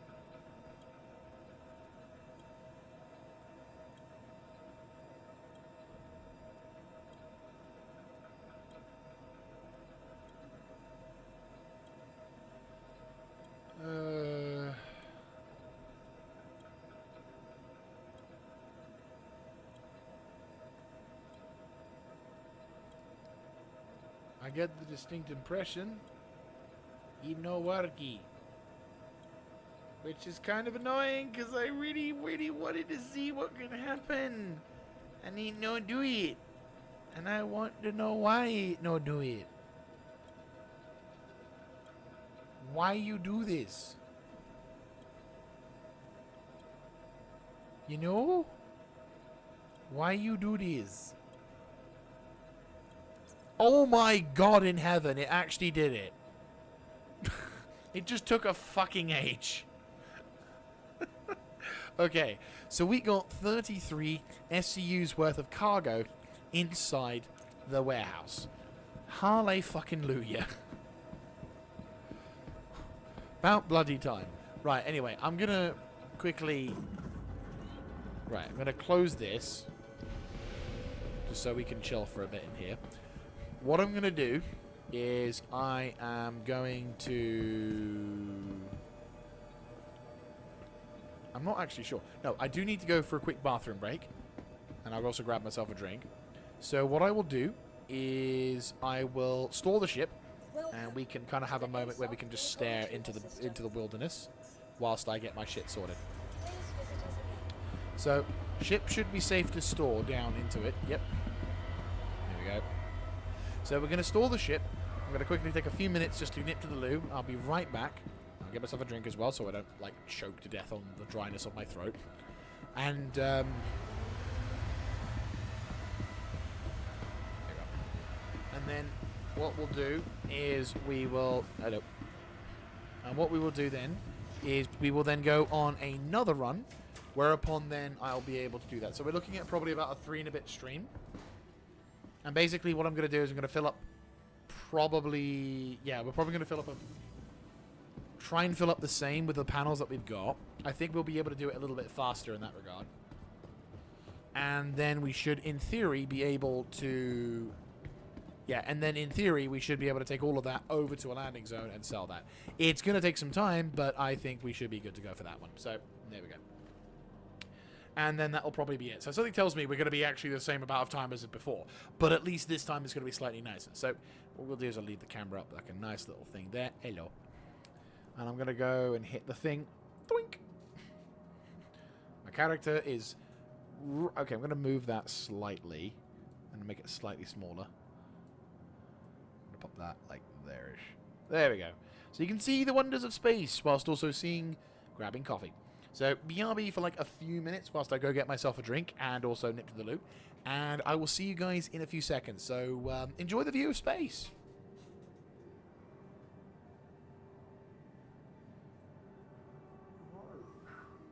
Oh my god.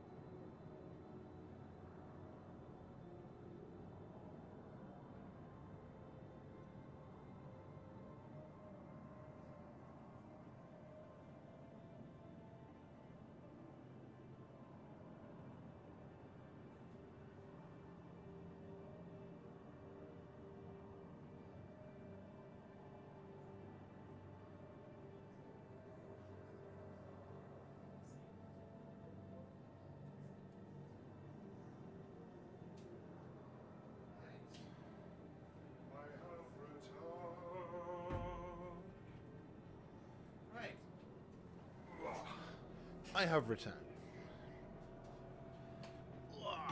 Okay. Okay. So, let's quickly get rid of that little marker. Right. Ah. There we go. Helmet is off. My character staring quite plainly. And there we go. Perfect. Okay. So, we have successfully gathered up one full load of vulture, which is great. Now we need to do the same for the others as well. Hi, welcome to the store. Hello. Put them in properly.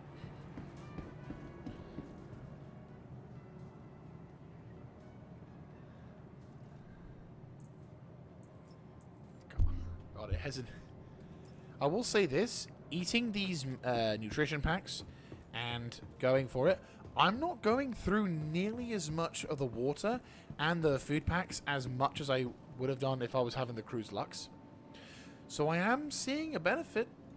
It is actually, you know, I am seeing a noticeable good thing when it comes to, you know, I am seeing a net positive when it is coming to buying that. So you never know. Anyway.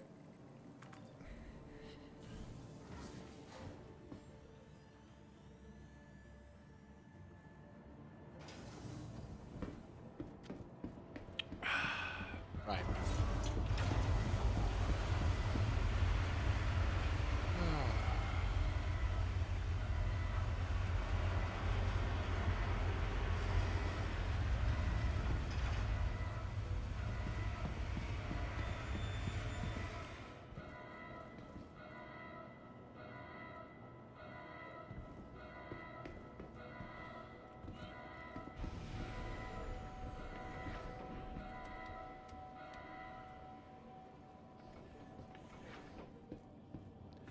Right, so we're going to quickly hop into the seat. And we're going to go straight into it. So,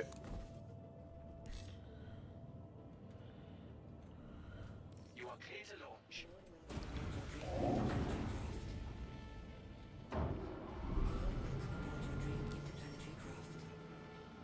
Your systems are online.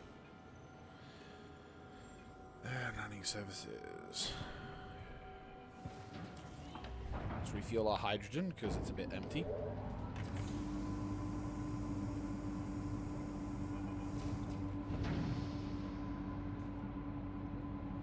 Quantum fuel is at 100%. Right, let's go. Launch complete. Landing complete. Landing gear up. Right, let's go scrooping. Thank you. And please Round visit 2, electric boogaloo. Are there any panels or ships abandoned in this area? I doubt it, but you never know. I mean, there's not many. I don't think there's any player ships or anything around here. Though, to be fair, in the future, I mean, when they introduce the changes to the rules, which apparently one of the commentators in previous streams have actually said that they're looking to change the laws to be able to make it so that Scroopers can do stuff. I'd say that's pretty cool. I'm very much in favor of that, not gonna lie. Like,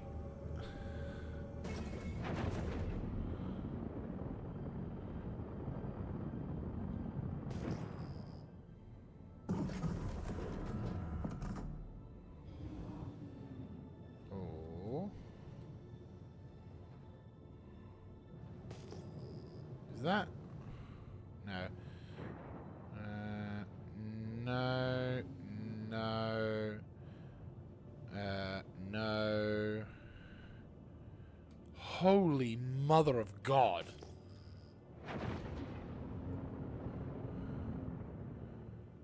Yeah, you bet your fucking ass we're going over there. Fucking 14 clom. Whoa. I'm sorry. I don't quite know how to process this, but if that is exactly what I think it is, we're gonna get this thing going mega fast. Right, okay, we're almost there, we're almost there, we're almost there. We've got to be careful now. Just so I don't bump into anything.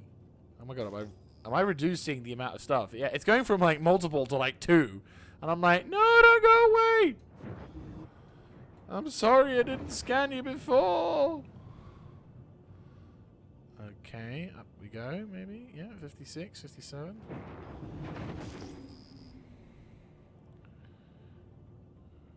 $63, $64, $65. Signal's getting stronger. $70. Nope. I'm losing the signal.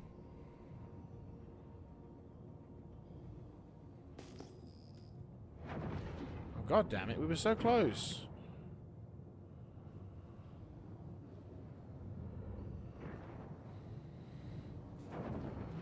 Like there was a fucking beautiful display of parts.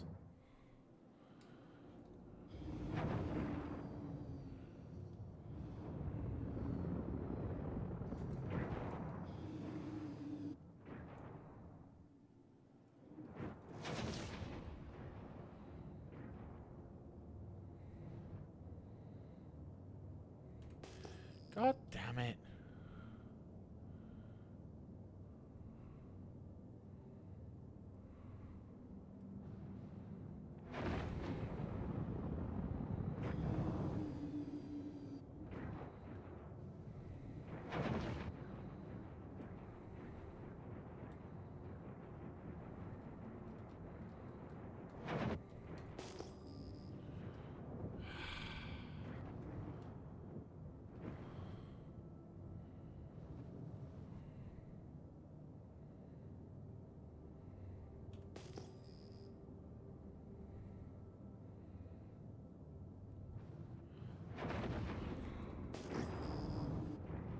Oh, we were so close. We were so close to finding, like, the treasure trove of all panels.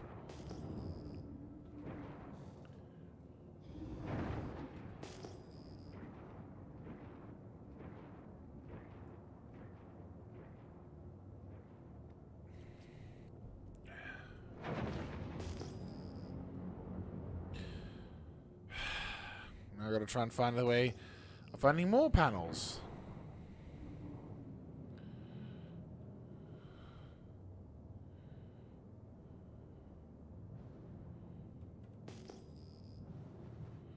Right.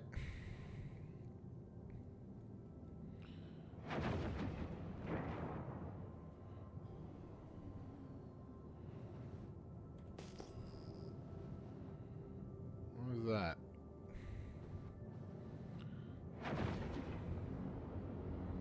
Probably gonna be some asteroid or something. 74, 75, 76, 77, 79. Yep, there's the rock. See, the thing that annoys me is I can see the sodding rock in the far distance, but when it comes to panels, oh no, we don't get them. Like, we don't get the luxury of having that thing. It's just there or not. And it's kind of like, for God's sake.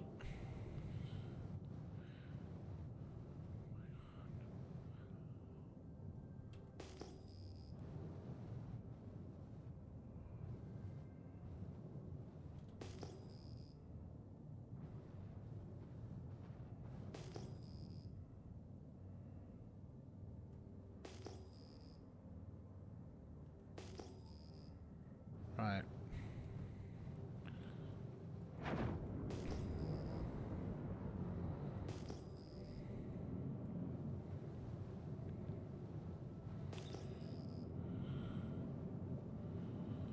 Right.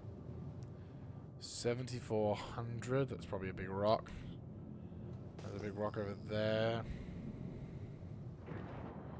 That's fine for that one. Like, it would be just nice if they could increase the render ranges for the panels. So rather than you kind of having to guess where they are when you get close to them, because if you get a return on the signal, then you should by definition be able to find the damn things. Whereas I don't feel you get that with these things. It's like they exist for a limited amount of time, so long as you can keep the tracking going. But obviously, if you're trying to find something like that, right? I'm gonna head over to another part of the area. I'm gonna kind of head to another part of the asteroid field.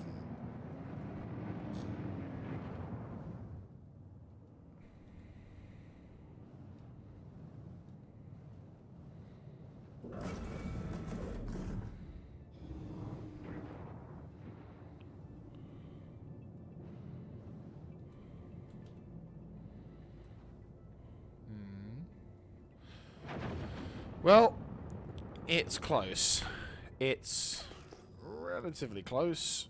And up, apparently.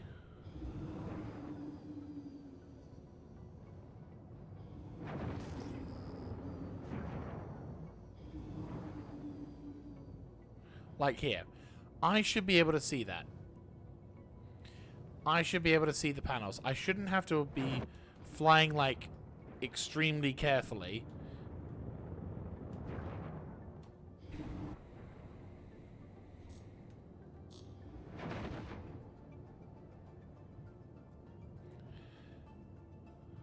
Right, we've got the panel one.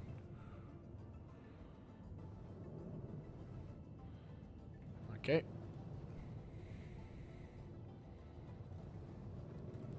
Well, we got a panel. We finally found another panel.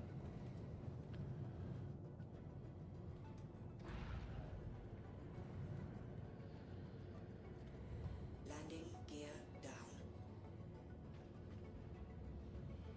Landing gear up.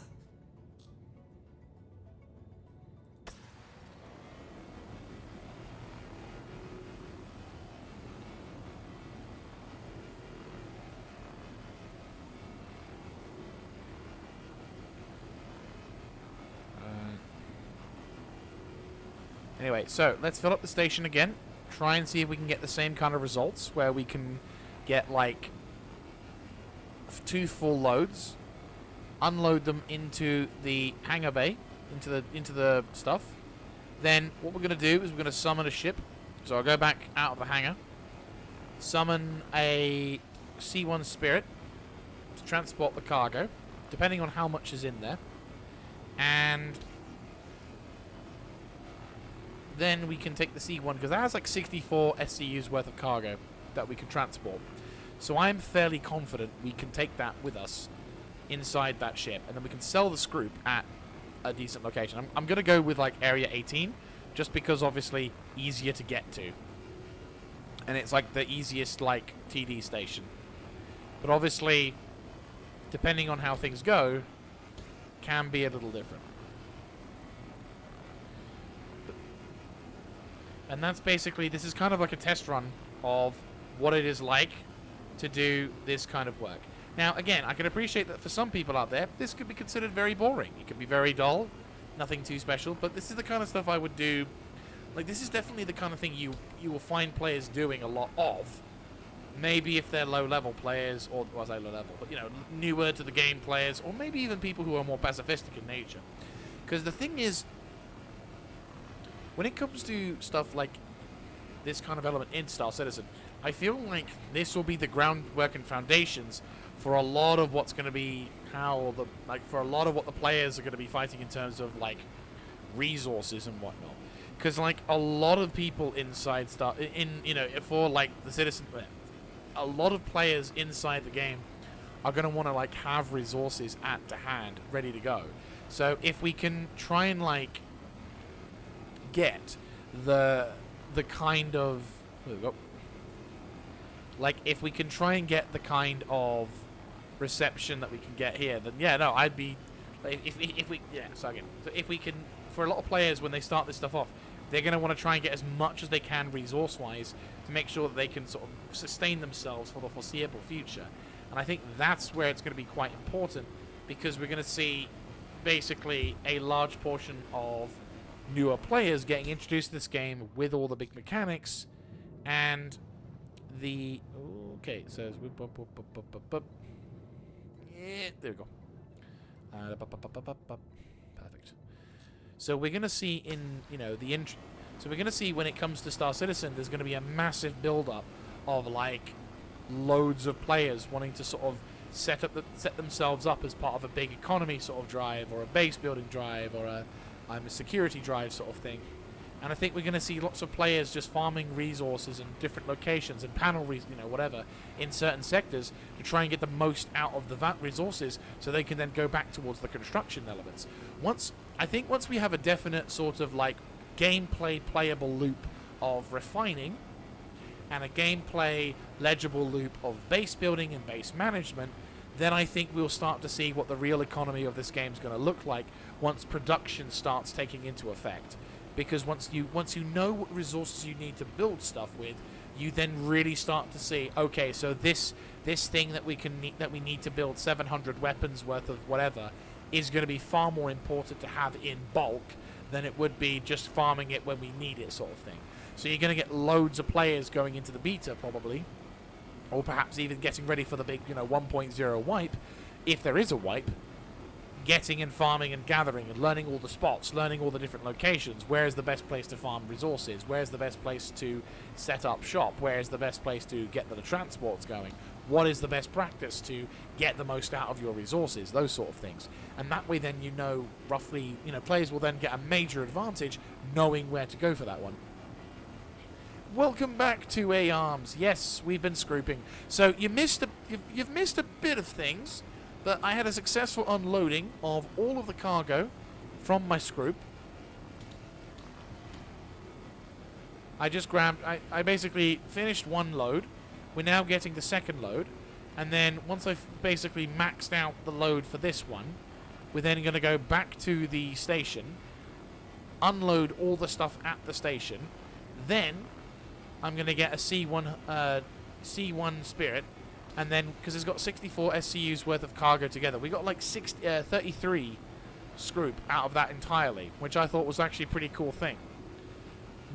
Worst case scenario, we could potentially get the Taurus. If I need the Taurus, then I could potentially make a lot of money off this Scroop. I could make a lot of money off this. Depending on this, bearing in mind, this is just one run off the Vulture here. Like, it's taking time for sure, and it's definitely something that, unless you're happy to sit down not doing anything for an evening, it's gonna eat up the time. For defo eating up the time. But at the same time, it's actually really cool. So yeah, no, I would definitely say, like, going back to what I was talking about with establishing perimeters and or talking about what I was just basically explaining to what the future could potentially be in terms of how important such things like this is, like Scroop, like this, like whatever, because you can see the potential for like all of what the real economy is going to be, what we could expect to see, what players are going to do, because obviously the big thing is going to be about, like, are we going to have to deal with players establishing territory and trying to gather up all the resources in an area, and are there going to be certain territories where specific type of resources are going to be more valuable? Of course, we still need to see the gameplay loops for the refining, for base building, and also whether or not players can have their own base building with a refinery in it. Oh, by the way, if you're wondering how I'm doing this particular thing, when you've got the scrooping lasers out, if you press the G button, you transfer movement of your ships. You basically stop moving your ship's direction, and instead you control the scrooping lasers.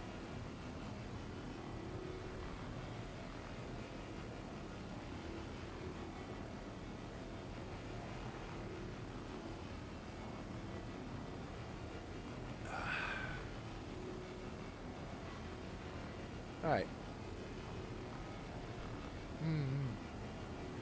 I mean, the thing is, as a veteran EVE player yourself, you'll realize the significance of resource control and management.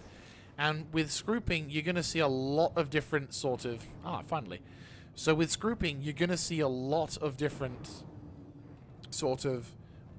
with Star Citizen, you're going to see a lot of players trying to figure out things like what would be the most valuable resource, what's going to be the most costly resource, what is more important in terms of warfare. Nice! Just before the actual weekend. I know that you say you've got your own weekend sort of thing, but nice. Especially since going into a normal weekend, you've now kind of got the... If you are going to have like a sort of a weekend to yourself, get in. Nice.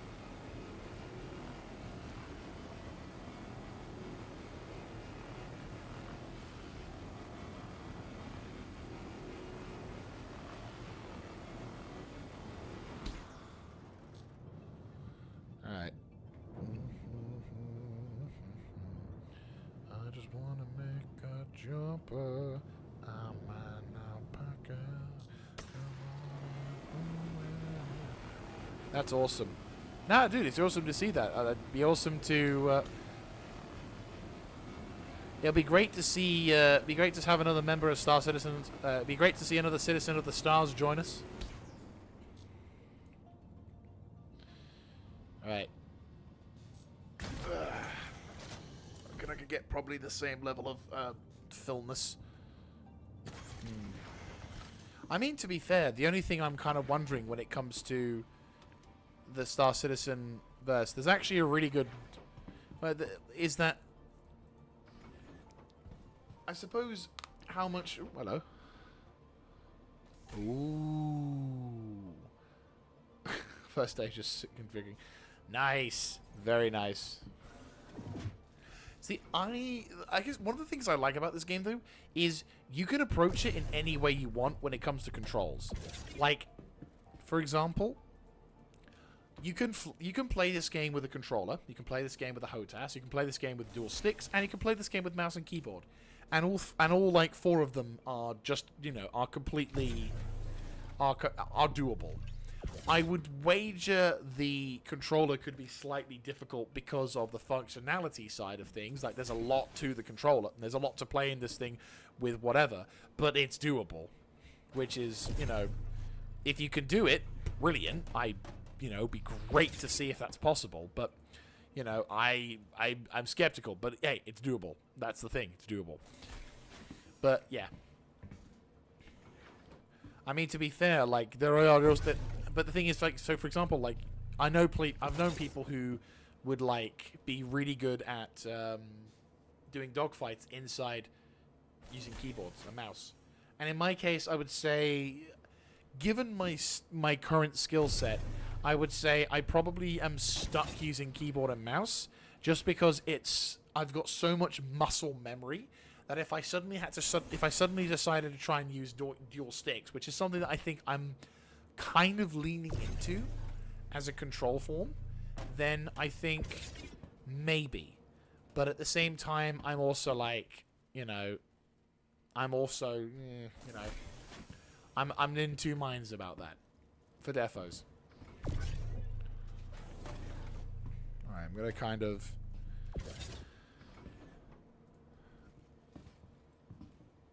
see if I can get this out as much as possible.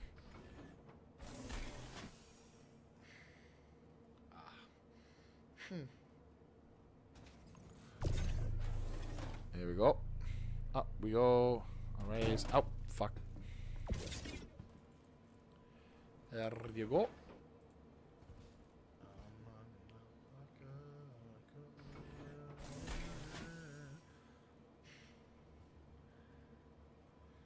There we go. Do.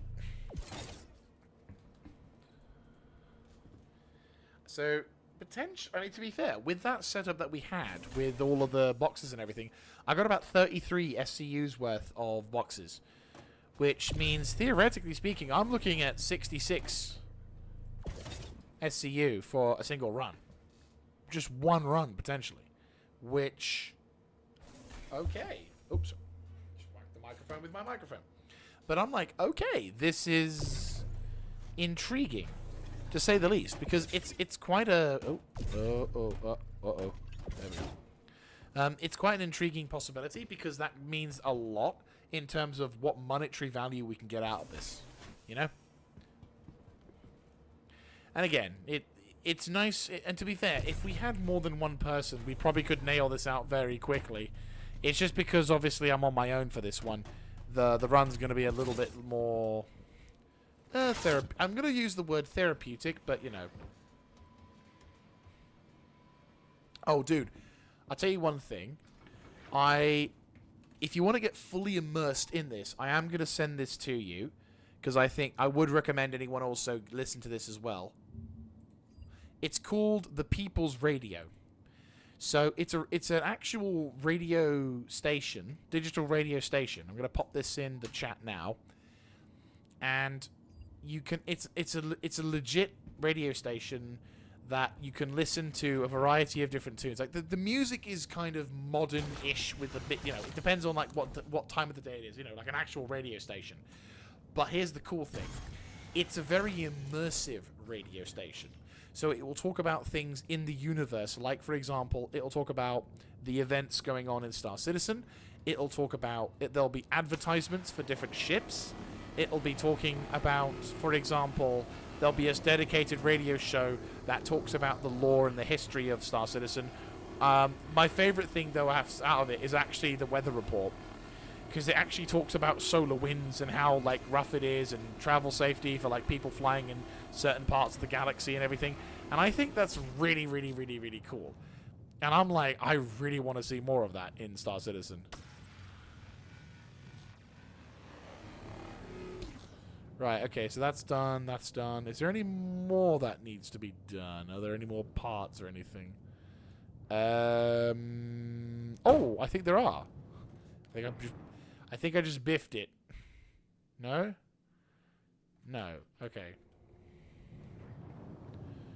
I think there's another piece here.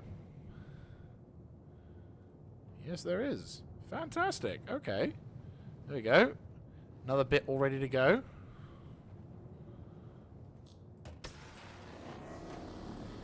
So, I want to say yes and no.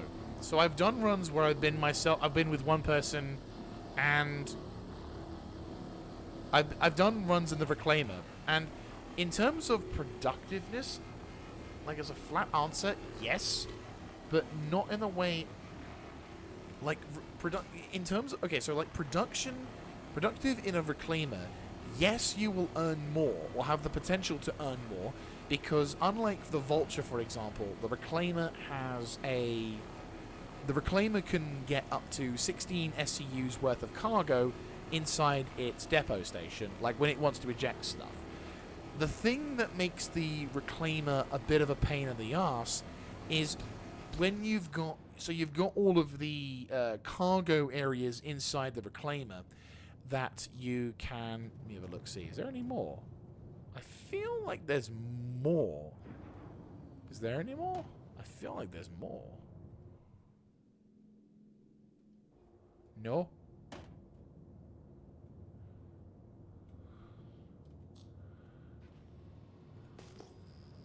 Right, I think we're all sort of done with this one. Be nice to have gotten some more, but at the same time, I don't think we... Yeah, no, I don't think we've got any more panels, which is a shame. But no, so yes, I would... A short answer would be yes, but the long answer would be yes, but it would be a pain in the arse. And it is something that you would have to allocate a lot of time towards. Because, okay, so for example, if you're going to Scroop, say, a Hercules, like a C2, or if you're going to Scroop like a C2 Hercules, or a... Oh, hello. Okay. Okay, let's see where this takes us. Take this. Okay. So we got... Oh, you cock tease. You teasing bastard. You're not there. I know you're not there. You say you're there, but you're not.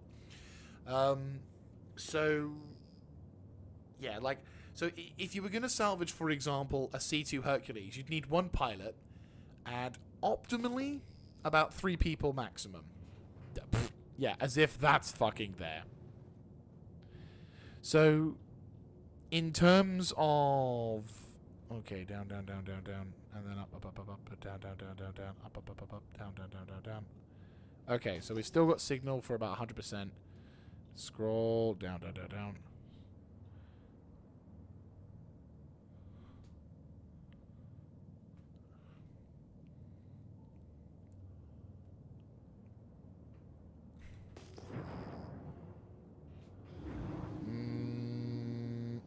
Yeah. So it would. So on, if you were scrooping with the reclaimer, you're looking at about.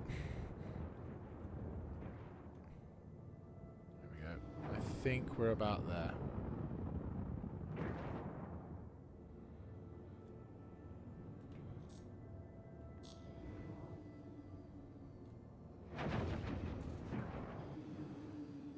Trying to find these. Ah, there it is. See how you saw just instantly it pops in, right?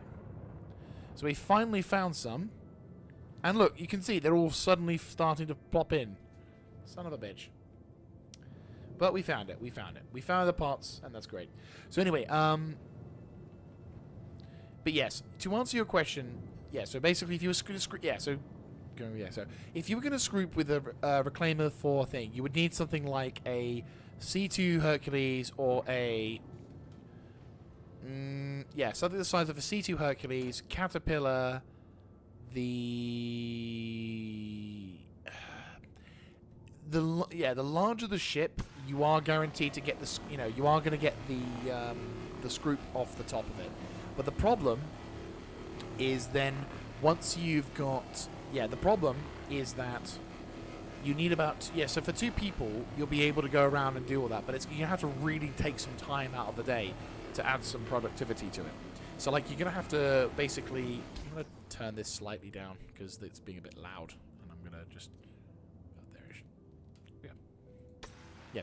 So basically you're gonna have to be about it's gonna take you about a good hour and a bit just to scroop that one ship, and the problem is you only have a limited number of cargo grids inside the reclaimer that will be able to do what you want it to do, which is basically the whole so basically what you want to do is you want to be able to put all the 16 SCU containers inside the cargo grids, and not all of them fit the grid in turn, so you have to then start getting a bit creative. So some of them you'll find your own little system. But eventually what you'll have to do is you'll have to have some of the 16 SCU containers on the second row, and then you'll have to find other things. And then, of course, don't forget you've got that dumping ground underneath you. So basically there's 2 levels of the cargo grid, one of which doesn't have a functioning cargo grid, so you're going to have to manually place the stuff into there, which can be a royal pain in the arse. So you would have to basically fill the depot up, and then you both would have to stop. You'd have to walk your way through the ship, head to the cargo bay, or the processing facility where you'd be on, or you'd have one of the players simply waiting in the background for it. So it kind of, I'd say, get 3 players for it. One person simply waits in the pilot either simply waits in, you either have the 2 pilots and the scrooper. So the scroopers basically go mad on gathering the materials. The pilot simply waits until the job done, or the pilot simply makes his way or her way to the cargo, to the processing facility, and then he would basically, he or she would wait for the ship to, the depots to effectively become full. Then you would then start to slowly but surely eject all of them out, and then plonk the stuff into the bays, whereupon then you have to then make sure that there's enough room in the bays. And it's quite the laborious process, and it can be a bit dull. And having done it enough times with the reclaimer, I can definitely assure you that you can get a decent amount of money's worth, but I feel like I enjoy the process of doing it on, say for example, a Vulture more than doing it on a reclaimer. It does take scrooping on a reclaimer is the meta way of doing it, and sometimes metaing is great for for earning a quick buck, but it also takes the fun out of it. Whereas with this, I'm moving around, I'm exploring, I'm always active when it comes to gathering Scroop. So while it may not be super productive in terms of like how much money you can make, I think now that we can drop shit off and take it all in one fell swoop, we could probably find, especially for example, since let's say for example, let's go back to that whole thing. If you had multiple players, if you had two players, you've got two vultures having up to, and if it's 33 SCUs into this, like I'm curious to see once we filled up this load, what the total load's going to be inside my the warehouse, because that could be an interesting metric for what players could have more than, let's say, the Reclaimer.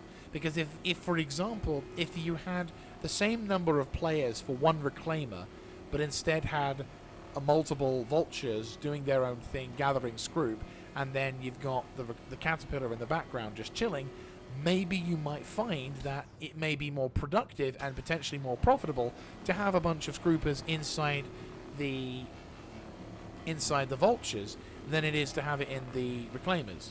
Because Arceum is really what you want to have when it comes to selling materials. Like, CMATs are good and they are worth it. I would still say it's worth fracturing a ship always, but at the same time, you've got to be aware that not every ship you're going to get the entirety of the CMATs out of, because not every ship has their own models for the destroyed ship, like the fractured ship, inside the Star Citizen. So, for example, with older ships like the Starfarer, when you Scroop that ship, like when you fracture it, it's not going to go into multiple pieces like, for example, the Arrow did. No, it would still actually, you're going to end up having like a big chunk, which is like over your inner depot limit. So you're going to be losing credits whilst having the ship basically become half worthless. And what's really disappointing is when that happens when you're doing it to an 890 jump, which was what we discovered when we did it in 3.22.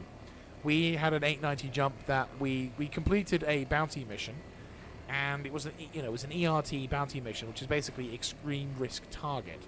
And extreme risk targets are really good ways to farm Scroop, because, for example, one person who's gone, who's grinded the reputation, done all of the stuff, the work to get there, you get a contract for about 25,000 to kill a particular target. But a lot of the ships that are under their command are really big and chunky. So obviously what's nice about it is that not only do you get the ability to gather some really nice Scroop, but also you have the ability to go into the cargo bays and loot whatever's inside. Downside, however, is that if, for example, one of the ships on target is a Starfarer, an 890 jump, or I want to say to a certain extent, I'm trying to remember, there's another older ship. Oh yeah, the 600i.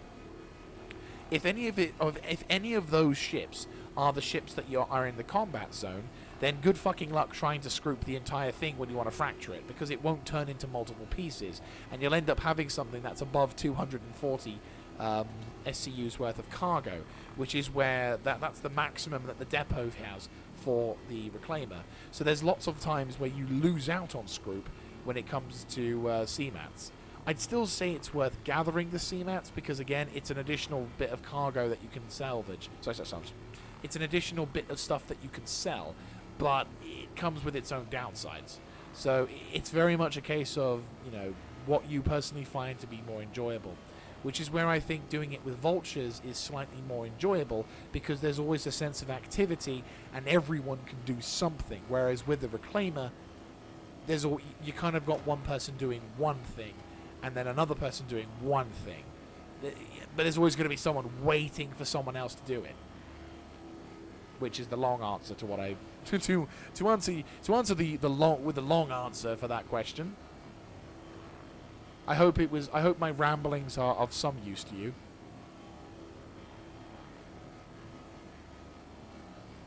But that is experience in Star Citizen with the older cargo systems. Now, obviously in the future, Scrooping may in fact become slightly different. They may improve the process a bit. They might make it so that if you have ships such as the Reclaimer, cutting up the ship and munching on it might be, in fact, the thing we can do. We don't know. All I can say is that when it comes down to...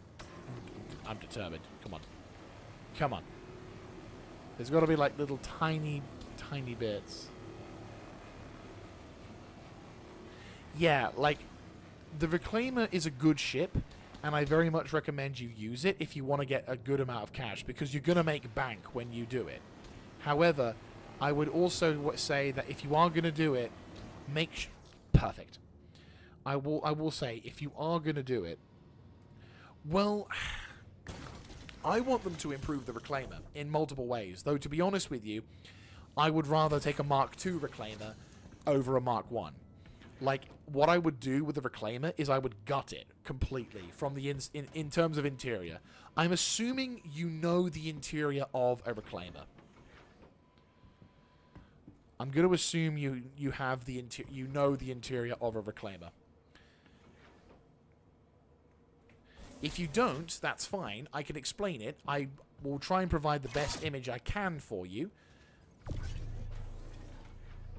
But if you don't, if you know, then you'll appreciate what I mean by completely gutting it and completely emptying it out. Like, I would seriously, you know, even if, for example, we had to keep the overall main frame of the ship, so we couldn't do anything that would drastically, yeah, okay, so you can, yeah, so you can appreciate that there's, in my opinion, a lot of useless space inside the thing. For example, I would get rid of the viewing gallery on the cargo bay.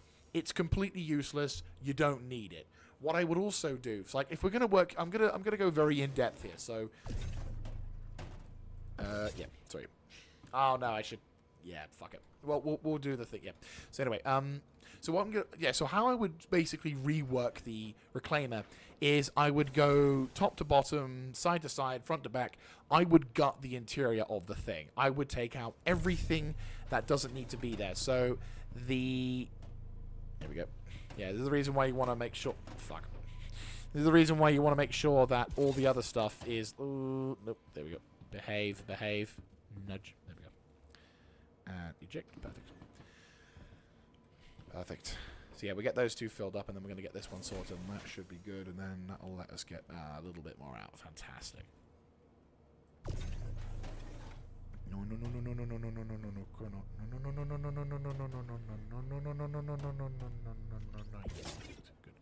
Okay, so as I was saying, so what I would do is I would basically, for the habitation side of things and the engineering side of things, I would change the way that you would enter. So I would, the only, the exterior adjustments that I would make would allow players to have a lift, so that rather than it just be one person in the lift, I would have the ability to have a lift that goes up into the habitation, into the pilot, the captain's area, that allows multiple people to get into the ship without needing the bloody cargo lift at the back of the thing, because that cargo lift at the back is fucking useless.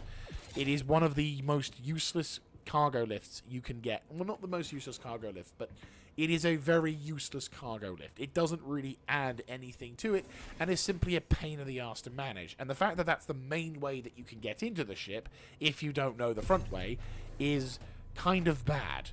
I'll be honest with you. It's very bad. Especially since you realize that it's very limited on what space it has available and what it limits the players to do in regards to that. So I would make it so that you could get into the to the bridge area with a lift. I would get rid of that visual grinding thing area, whatever the fuck it's called, because I don't think it adds anything except makes a pointless visual escapade. So I would get rid of that visualization area and make it so that's where you could enter the ship, either as a ramp going down, if you have to, it was a big fucking ramp, but I would say more an elevator, or I would make it so that you... Okay, so let me have a look, see, is this another panel? Yes, it is, and I think I got the jackpot. Fuck yeah. Perfect. Right, so we've still got about halfway through onto that. Fantastic. Right, anyway. Perfect. So anyway, I would... Yeah, so in terms of... Yeah, so that's what I would do in terms of the bridge area. I would make it so that there's an elevator that can get people up into the captain, crew / whatever area and streamline the interior so you can navigate very easily between the bridge and the rear very quickly. I'd also make it so that there's a shortcut to the cargo room, so to the cargo / the refining area, as well as. So I would make it so that people can either choose to go left. Let's say, for example, what I would make is like a fork in the road. So I'd make it so that people would be able to go left, for example, and be able to go into the habitation rooms, storage rooms, whatever. If players want to have like a habitation thing to live onto, that's fine. I'd make a few simple utilitarian, but maybe Nostromo-esque style things, so it still has that theme of Alien, the ship of the Nostromo from Alien, but it wouldn't be impeding people's ability to do what the ship needs to do, which is of course Scroop. And I would make a shortcut so that players can head straight to where they need to be without needing to take an elevator to go up and then to go down and then to go up again. Or, in the case of going from the current iteration, you got to go back. You got to take either the lift up in the back, or you take the ladder up, and then you head over to the back of the ship, and then you take an elevator to go down into the fucking processing facility. It's dumb. It really doesn't work, and I hate it. It just takes so much time. So I would make it so that I'd make a shortcut so that you can access that particular section of the ship very easily. And I would make it so that players didn't have, and again, players could still have the big thing where they can explore and do all of that jazz, but at the same time, people could still enjoy doing what they want to do in the ship and not doing the function of the ship and not be bored. So then what I would then do for the cargo, for the actual area itself, what I would do is I would completely get rid of all of the different levels to it. Get rid of the balcony, get rid of the underground, the thingy, all of it, gone. It is one room, one solid room that allows people to put as many boxes as they can. I would design it with a cargo grid similar to what they have on the Hull series in mind, where you've got the ground-based elements, and then you can kind of stack up on the sides all of these 16... either the 16 or 8 SCU boxes. I would probably say 16 is the maximum you want to have in terms of interior size. But I would have it so that you can stack these boxes at least one in front of the other and be able to sort of use the side panels of the room to be able to get the most out of your storage. What I would then do is my cargo elevator, finger quote, would be either A, the back door opens out, which allows, the top of it opens out, similar to what the Ironclad does, where you can see like an open panel or whatever. But I'd also have a giant bloody elevator, which then takes up, which can take 32 SCU boxes and allow you to actually kind of put shit into it. Kind of like, shockingly enough, what it should be able to house in that regard. Like, I don't get why they need to... Hang on. I got the right one. Oh, yeah, I got it right. There we go. What I would have... Okay, there we go. Perfect. And then we are back to it. There we go. So, what I would then do is I would then have I'd either have an open... I could have both. That's what I would do. But what I would do is I'd make sure that A, people can extract larger amounts of cargo from the reclaimer and be able to put that into other transport ships. So similar to what we've got with the Vultures and the Caterpillar, I would make it so that other ships, other cargo ships can be in 0G, and you can get and extract all of the Scroop outside of the reclaimer and be able to transfer it to other ships. The biggest thing when it comes to scrooping in this ship is that it needs to be able to, the whole point of scrooping is that it's faster than bloody mining, but the impracticalities of the design of that ship, the reclaimer was designed when they were doing shit like fucking around with but they were still the reclaimer is many years old. It was around before, it was considered the largest ship before the 890 jump came on. So we're talking 2016, 2017 here. Ship design back in those days was vastly different to what we have now. There is a mountain's worth of difference in terms of quality of life, ease of access, functionality, all of these factors that make modern ships in Star Citizen so much more appealing than the old stuff, which is now just an absolute pain in the ass to deal with. Now, obviously, each patch comes along, there's going to be revitalizations, there's going to be new things to it, but I would seriously, in regards to the Reclaimer, what I would rather do is I'd rather gut the damn thing from the inside out, start afresh, and make a more modern design. I would die a happy man if someone decided to use the ironclad design and turn it into a refiner, like into a scrooper. Maybe a smaller one, perhaps, but something that's like mid-tier scrooping, that's bigger than a Vulture, maybe not as big as a Reclaimer, or could be the new Reclaimer. Like the Reclaimer Mark II or something, just so we can feel like we're actually making some progress towards modernization. Because oh my god, is it a pain in the ass to use. Like, again, I'm going to stress, I love the Reclaimer, and I think it's a fantastic ship to use. It really does, you know, you can get a fuck ton of money by doing a number of runs. Like, you can do a couple runs, and you can easily net yourself a couple million in Alpha UEC, and considering the fact that the economy is very much a case of you need a shit ton of money to get any kind of ships, to get any kind of in-game ships on that one. So you are gonna, I would, as much as I'm shitting on the thing royally, I would still stress, and that's that. Fuck yeah. There we go. Right, so we need now to make it back to the station at this point. Whereabouts is it? Are you behind the station? Is the station behind you? Where is the station? Oh my god, I can't actually find the station. Well, I see the lights. Ah, good. Good. But yeah, so I would stress, like, don't get me wrong, you've made the right choice in purchasing the Reclaimer with IRL cash. I'm never going to say that. Because, yeah, no, you make the right choice. You're going to make a fuck ton of money. The problem is that because the ship is so old, you're going to encounter a lot of quality of life problems that are going to make the experience a bit of a pain in the ass to deal with, such as the fact that there are invisible walls on the ship, which is going to cause you to, like, when moving around with the gravity gun, you're going to end up having problems like things aren't going to be placed where they should be, things are going to be bouncing around a bit, you're going to have to kind of improvise your own way. I mean, for example, my friends and I, we came up with what's known as the Zazazu method, which is literally just plonking the... Ah, it's down there, okay. So, which is literally just plonking different 16 SCU containers in really awkward positions along the railings of the ship, positioning them in, like, little cubby holes wherever there's room, even if there's no sort of physical thing to say that there's room there. Like, it would be wherever there was room, we would plonk the things down. And that meant that when we did get the payout, we got a fucking payout.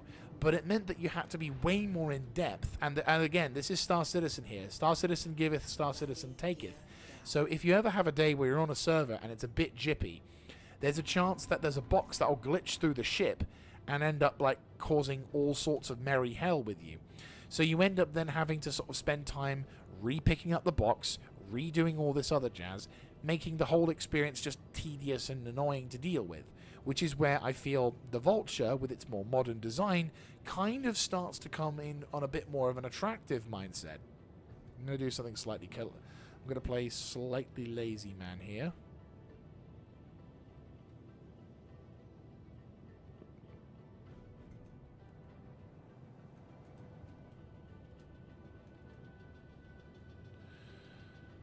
I don't think they would mind if I do it like this, right?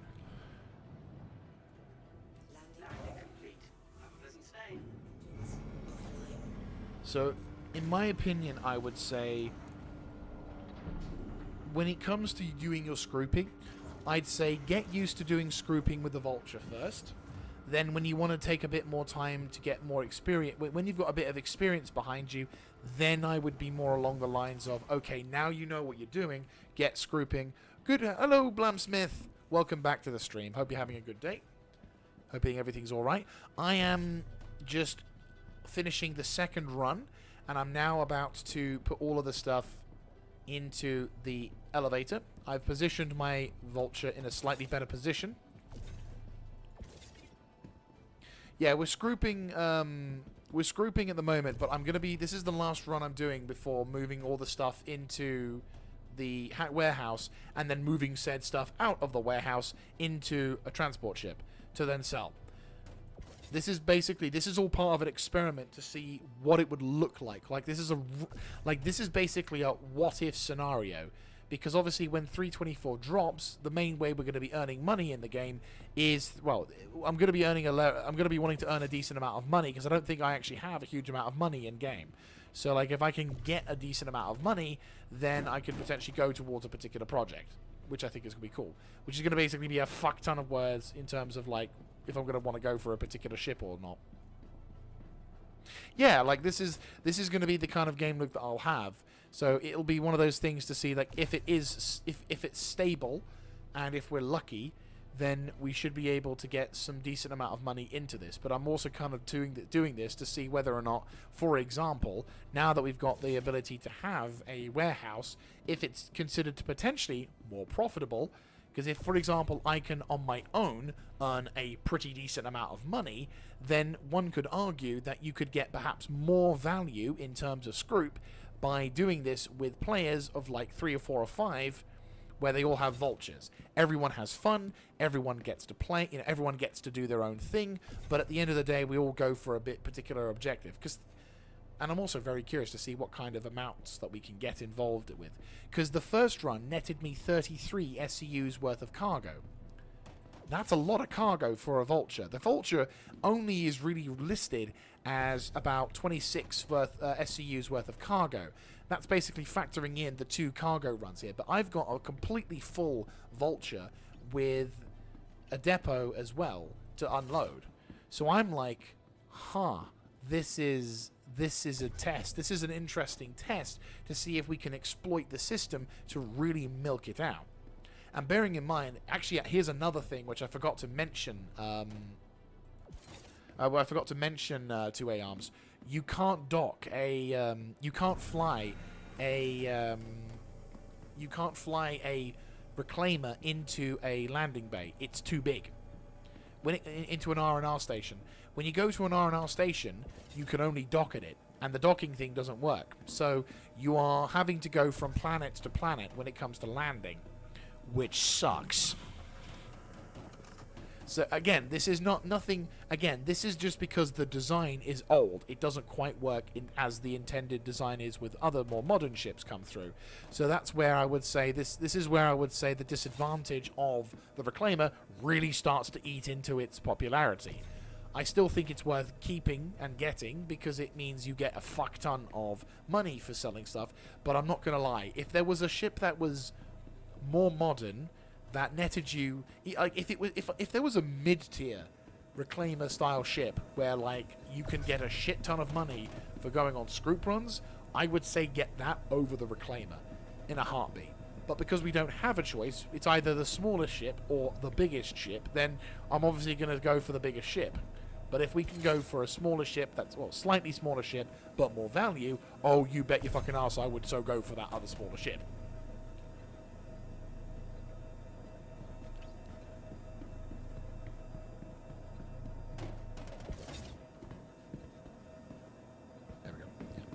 So, it's...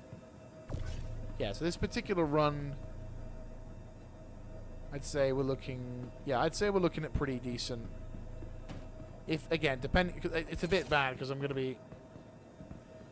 Yeah, we're going to get a medium scrooper for defo. Like, so far, that's kind of been the running theme when it comes to ships in Star Citizen. Because, like,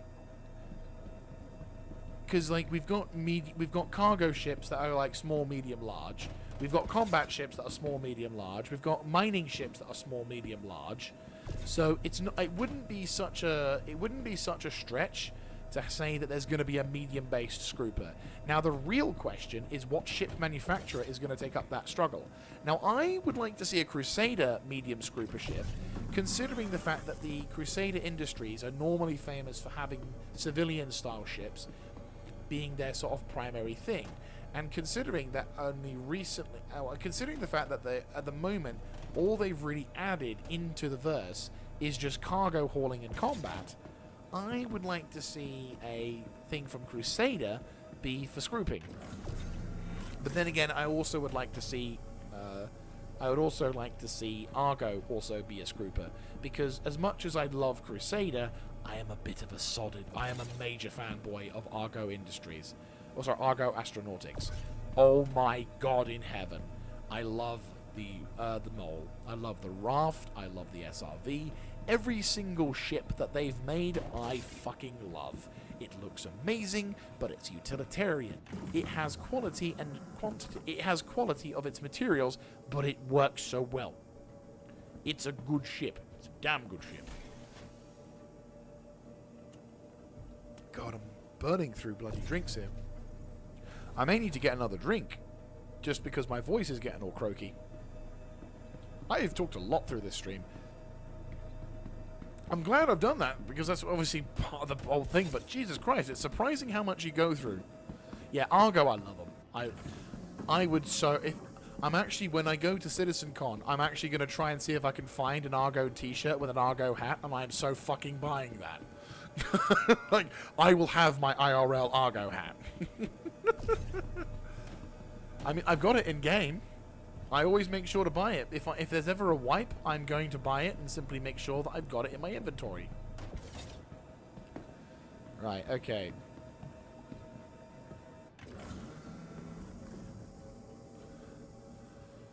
Okay. We're getting there, guys. I'm actually getting kind of excited for this, because I'm like, ooh, you know, we got a lot of cargo. Like, this is more. Like, we've had the entire Vulture completely empty. We've got a pretty decent amount of supply for this. Defo. To be fair, one of the cool things I would actually say is if we are going to do cargo hauling, what would be cool is, okay, like, just, yeah.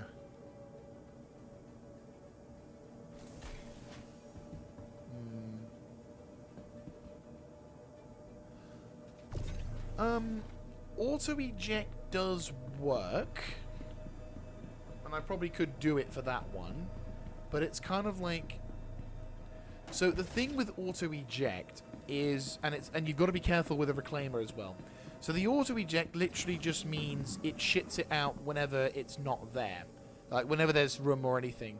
But the problem is that the auto eject basically means it keeps on attempting to, you know, spit it out whenever and wherever there's opportunities or room. And I've found that if you have it set to manual, the system seems to be a lot more calm, and it's less likely to cause issues or glitches. Because, for example, if you're in the middle of doing something, it will try and spit something out as much as possible. And in the reclaimer, you need to be very careful to make sure it's on manual, because when it does the auto eject, it will go to the nearest. Pop you halfway and swing the cargo into the hell of it. Yeah, true. Okay, there we go. Yeah, it's a bad habit of mine. I tend to kind of go back and forth when I really should just stand here and then move over to there. You'll forgive me. But no, so when it comes to auto-eject, especially on the reclaimer, it will continue to spit out the material at the nearest size that it can feature. It will spit out the stuff at the next like size that it will that's acceptable.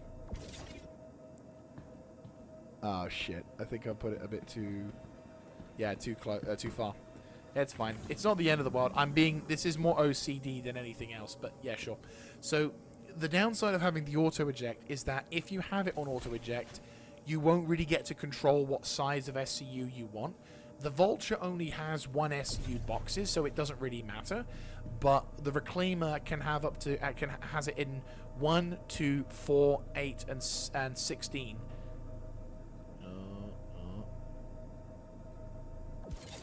Yeah. So I always tend to just stick to manual. It's my own personal preference. I would recommend you experiment and try it with the auto. But because of the way that the game works, I tend to just go manual for some of the stuff, just for my own sake, peace of mind.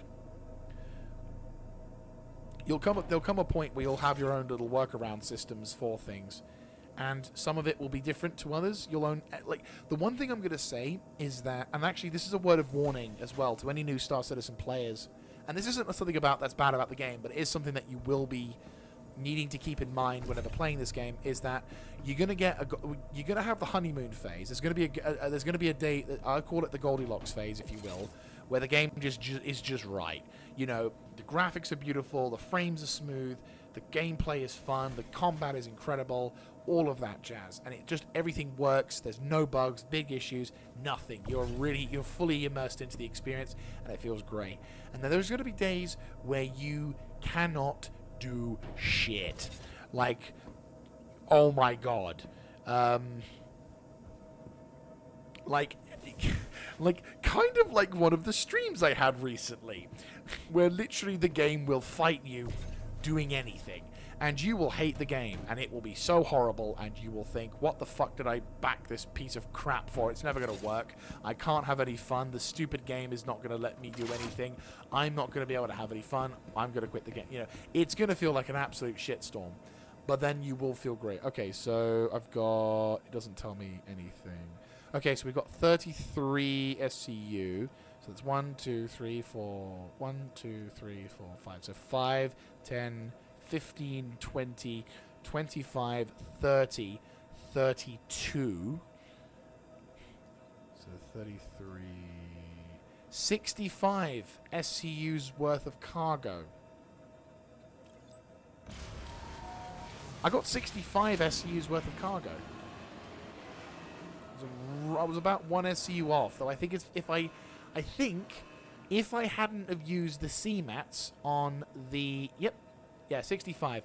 So if I hadn't used the CMAT inside the Vulture, if I didn't go for that arrow inside there, I reckon, because we've got 85 of CMATs, and I mean, I could just try and construct this bit maybe, but no, if I could like purge and get rid of that and empty it out and then just go all RMAT, then yeah, no, this would be a really, really cool thing. But unfortunately, we not quite got that level. But 65 SCU's worth of RCM, that's actually pretty cool. Oh, fuck! I just realized. Yeah, we're gonna have to go this way because the ladder doesn't work. Okay, shit. Whoopsie. But yeah, like, holy shit. Okay, so clears. Yeah, cool. But yeah, so as a word of warning, you're gonna have the Goldilocks phase and you're gonna have the shit phase. So brace yourself. But when you have the Goldilocks phase, it's great. The game is like a fucking crack to me with how lovely it looks. And it'll be the little thing. It'll be like taking off, flying above Microtech, and seeing the planet over, like seeing how big the beautiful planet, seeing the planet as you fly above it, and you can see like other players doing something, for argument's sake, or you could be flying above the planet and you see like the sun and the shadows and everything else, and you can just think, oh my god, this game is beautiful. Look at how gorgeous it is. And yeah, they will. Yeah, it'll have you again, and you'll go, in the cycle will repeat itself. But yeah, I will say, this game has a way of doing that to you. And it's great, and I love it, but there are times. There are times. Right, I think I'm safe. Right, so I think I'm safe, but I'll just store the ship. Right, so we aren't going to be able to get the... I mean, it's 1 SCU box. So, I want to say the Taurus is probably going to be the best bet in terms of box storage, but I also feel like... Yeah, no, the Taurus is probably going to be the safer option. So we're going to need to store this ship, go get the Taurus, and then fly the Taurus over to Area 18. Okay. Yeah, that... Okay, we could have backed up a bit more. Yeah, we could have backed up a bit more, but that's fine. That's fine. Not a problem. Not a problem.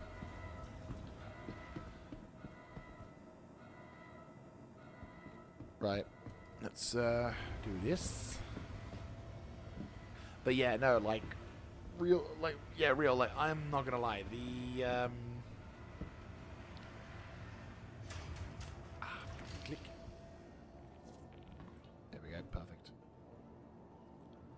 If the lift would work, that would be even better. There we go. Right. But no, I'm fully like. But no, I'm really happy to hear that you're super excited for it, and I honestly, you know, it'd be great. It would be great to be part of your first experience in this regard, because I would, you know, it's an awesome experience for that. To answer your thing about it earlier, Blam Smith, the interior of the cargo. Oh God, doing some freight. Love the look of the interior. So the, I mean, the raft is, yeah, Connie Taurus is probably going to be our best one for that. I mean, the thing is, I do love the interior of the raft. I really do. Problem I find is that the lift is a bit unreliable, and you find yourself in a slightly shitty situation.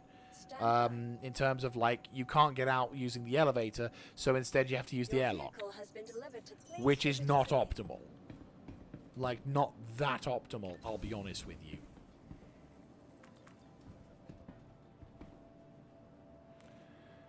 Kind of hope that we can get, like, when you've got a large amount of stuff inside the hangar bay. I realize this is a new feature, so I'm hoping this is going to be something that will allow me in the future to, like, do in the future. But, like, if, for example, it'd be kind of nice if we could have, like, the ability to customize what kind of boxes these things would come in. That would be kind of cool. Just saying, because at the moment we've got about 65 boxes to load into the back of this ship. I kind of wish I had, for example, the Freelancer Max, because that would be a really good description of, like, what we need. But we don't. And I'm sorry. I changed my shit back then. Right, okay, so let's get the elevator down. Right, I'm going to quickly go get myself a drink. And I will be back. But yeah, to answer your thing before, I do like the Corsair. I really do like the Corsair, Blam Smith. It is really cool. So, select all. Move to elevator. God. 65 SCU's worth of cargo. Yay! Oh, God.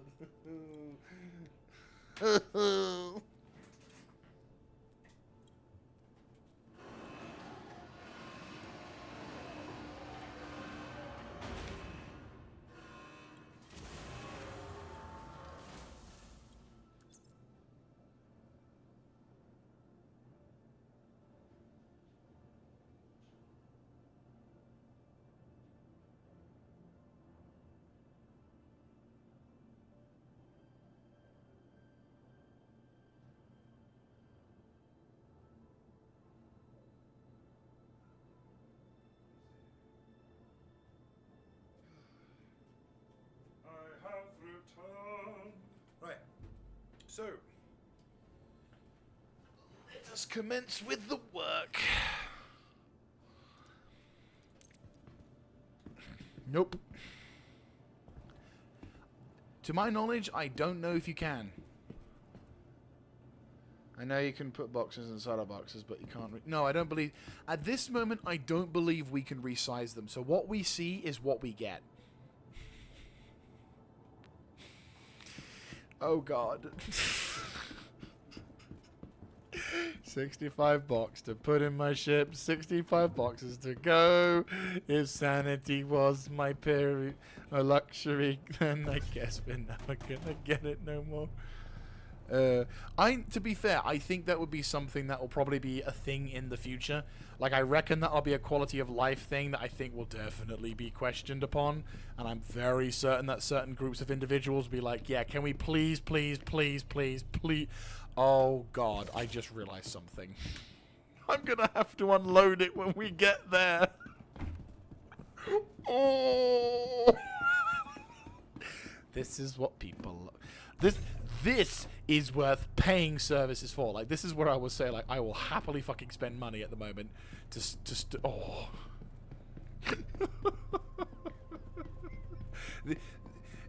Hey, 2A, this is why you want to bring friends with you to these things, because you can knock this out in a matter of minutes.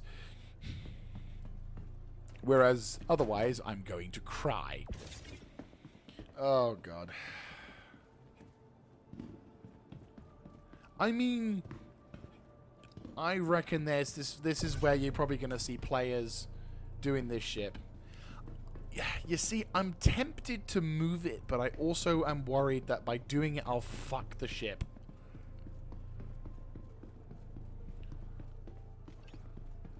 It's fine. We'll manage. I wouldn't say no. But are you in the PTU? That's the thing.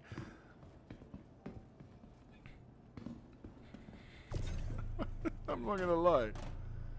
No, at the moment we don't seem to have the ability to put them into larger boxes. I think, considering this is the first iteration of cargo, I don't think they have that quality of life in mind, which I would argue possibly should be a thing on their minds in the future. But at the same time, it's... to my knowledge, at this moment in time, it spits out what you put in, which does suck. It really does. But at the same time, I think this is where... Oh, sweet. If you... yeah, I don't know if I've got you on as a friend for this one, and I fear I may not, like...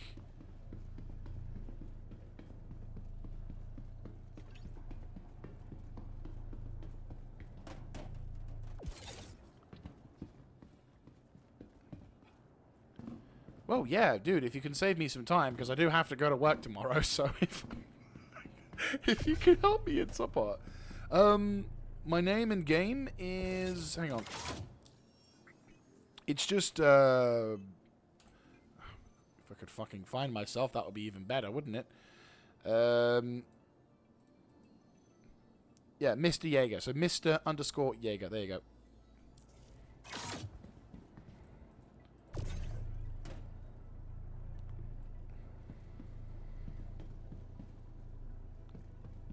Actually, you could see it on the top right of the screen.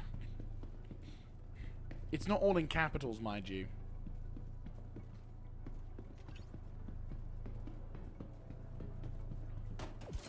Actually, question, does it... Oh.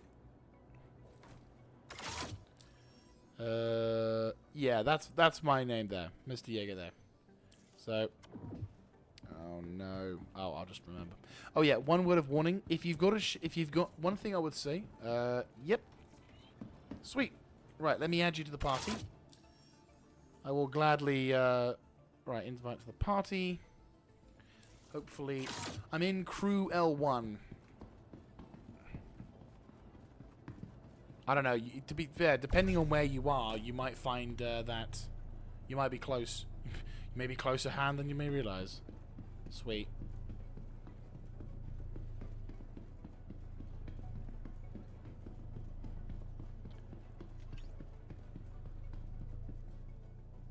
Oh, shit. Yeah, son of a bitch. Yeah, so just a word of warning, 2A. When it comes to cargo grids, if your shit is on a... If you've been moving your stuff and it lands on a cargo grid, like... If it goes onto a different projection that you wanted, try and break the habit of immediately attempting to pick it up after it's landed on it. Because there's a chance that when you try and pick it up, the box itself will, for some reason, go into the ground. Yeah. Will go into the ground or into the ship and fuck up and damage and do other stuff. So, if, for example, you've put the box in, and it's like, so for example, if this landed in here and it went into an area that I didn't originally want it to be, don't do that. Don't try and immediately rectify the situation, because there's a chance that you can fuck things up and bugger the ship or damage it, or what can happen is you lose the box because it will just go into the ground and it will get sucked up into oblivion.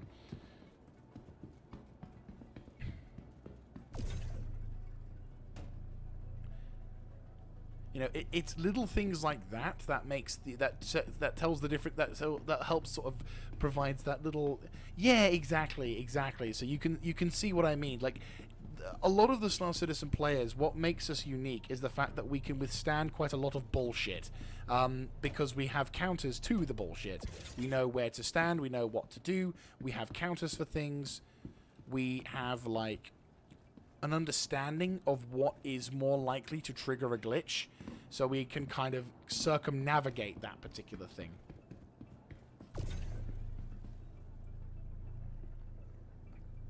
I am very much going to have to be, I think very much the case of, if we are going to do cargo on something else, we should, yeah, I would agree, pay, actually, to be fair, that would make sense for you to pay to, oh, I apparently have created a party. That's congratulations. Didn't realize it took that bloody long for the game to realize this. Right, whereabouts are you? You're about 55 giant Muppets away from us. So, whereabouts are you coming from? Yeah, I'm in crew L1. You're coming from Microtech. Oh, okay. Wait, so the stock SRV gets a better quantum drive. GG. That's another thing, quantum drives. So, there are a couple of ships I would very much... Okay, so one of the things I'd say is if you can get the Reclaimer, be careful with its quantum drive. The reason is that it's a very fuel-efficient quantum drive, but it's a very slow quantum drive. Now, at the end, in the grand scheme of things, a quantum drive that is slow isn't really a problem. In the sense of, if the ship, you know, if the thing you're trying to do is get from A to B and you just want to arrive at B. But the problem is that the... Ah, good. Nice. But yeah, so when it comes to certain ships, you want to know which, what kind of quantum drives is the sweet spot for you, because you want to have a quantum drive that, because the issue is that the more fuel efficient the quantum drive, the slower it is. And what would normally take about 2 or 3 minutes for some quantum drives can take up to 5, 10, 15, even bloody 20 minutes for others. So you really got to get to know what quantum drives you have for the ship size that you've got. Some ships have limited options due to the nature of their size, but for smaller ships, like for example this ship, the SRV, the C1, all of these particular things, they're gonna be, you can get quantum drives that will get you from A to B in a heartbeat, and it's wonderful.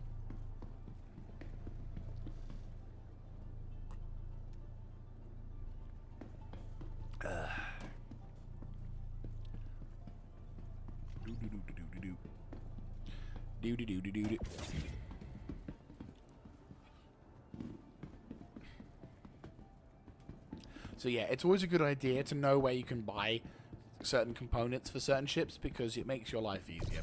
You want to have, again, you want to have the kind of blend, you want to kind of have the best of both worlds, where you want it to be fuel efficient so that you don't end up having to spend a large amount of your money fueling the damn thing, but at the same time you also want to have an engine that means that by the time you reach your objective, the game hasn't got another patch coming out.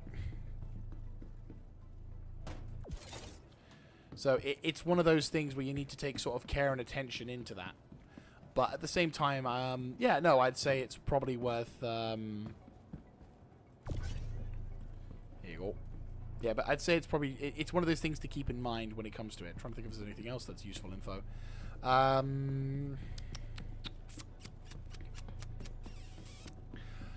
mean, for first combat, if you're going to do bunker missions, I'd suggest... Yeah, if you're going to do some bunker running missions, I would suggest taking...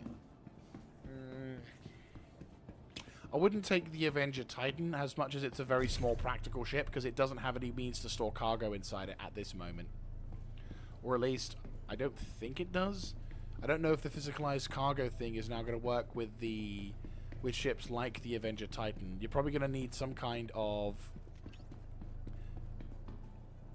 You're probably going to need some kind of area to, like, physically store shit in. Only reason why I'm saying that is because you're going to want to try and, like... You're probably going to want to farm a lot of gear. when it comes to like value for money. And sometimes it's worth just it's worth just, you know, flying from A to B in like some of the zones around in like some of the zones inside like, for example, if whenever you start, let's say for example you're over at Crusader, you probably want to go Daymar and explore some of the processing facilities, because some of the loot that you can get there, I will put a word of warning. Urkul isn't as reliable as it used to be anymore. Since CIG have curtailed a lot of the data mining thing and made it like bannable offenses and whatnot, information on Urkul is dated, and I don't think they update it as often as they do. I don't think they update it as often now, which is a bit of a shame, because Urkul was like the site to go to in terms of updating your ship and getting shit for it. But now I think as the patches come by, it may not be as reliable as it once was, which is a shame. It would be awesome if there was an in-game thing for us to report the stats on shit for, but at the same time, you know, you got to deal with what you got to deal with. But I am in agreement. It would be nice if we had something like that.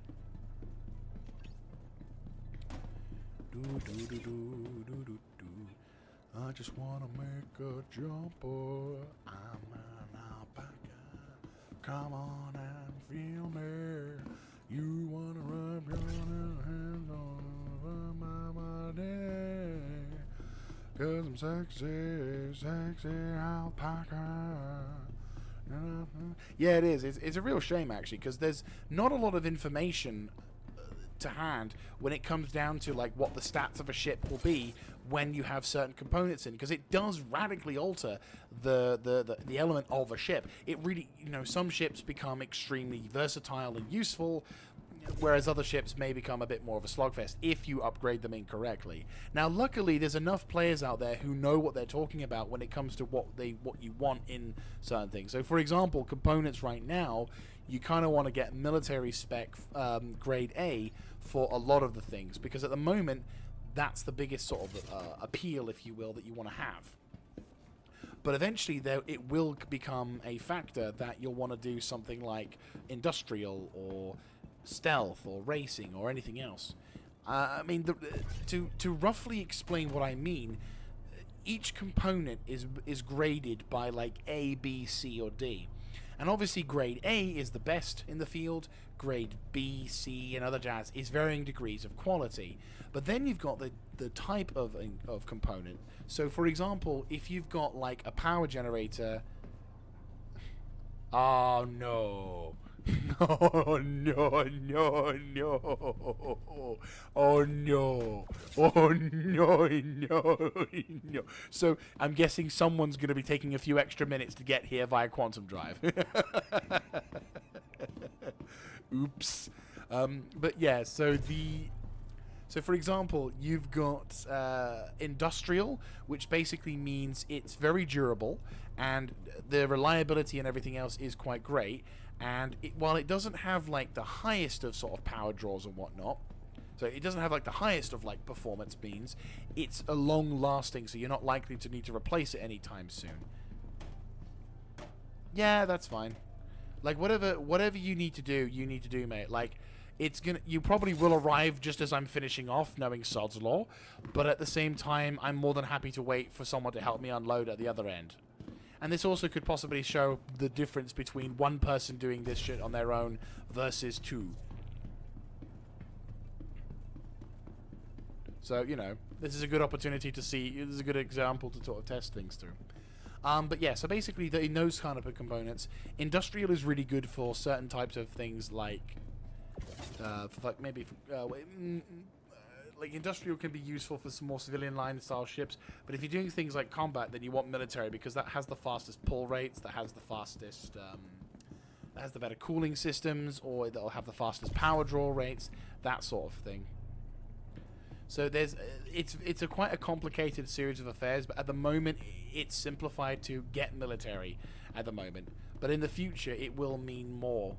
It just needs to be, yeah, it just needs probably a revitalization of some sort.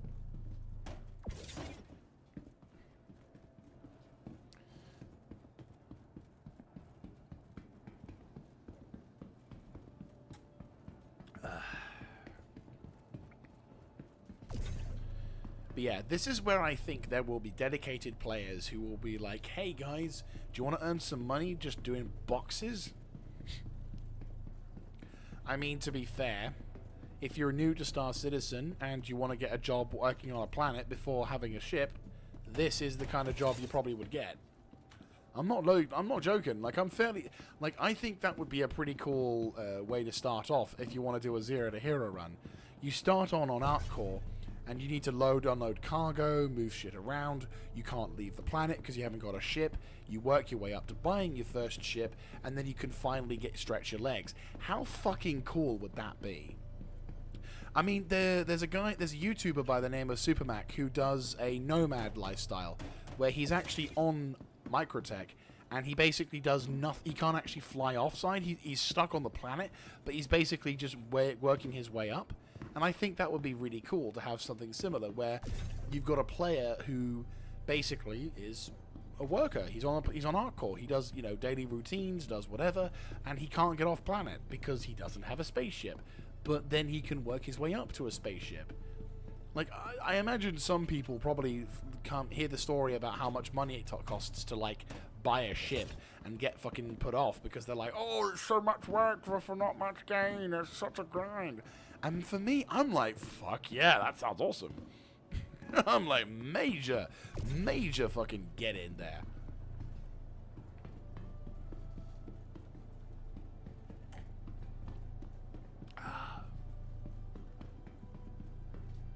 God, I'm needing to get, like, more sips of drink. That was a good training for the vocal cords, that's for sure. Right. Fuck you! Uh-oh. Uh-oh. Oh, no. Oh, no. Oh! Sorry, my moment of rage potentially could have made me have an armor moment. Fucking hell, that was terrifying. So this is where the Taurus really comes into its own. Having 174 SEUs worth of storage is really fucking useful. What's also nice is that because its cargo bay comes down to the ground, you have a lot easier time loading it.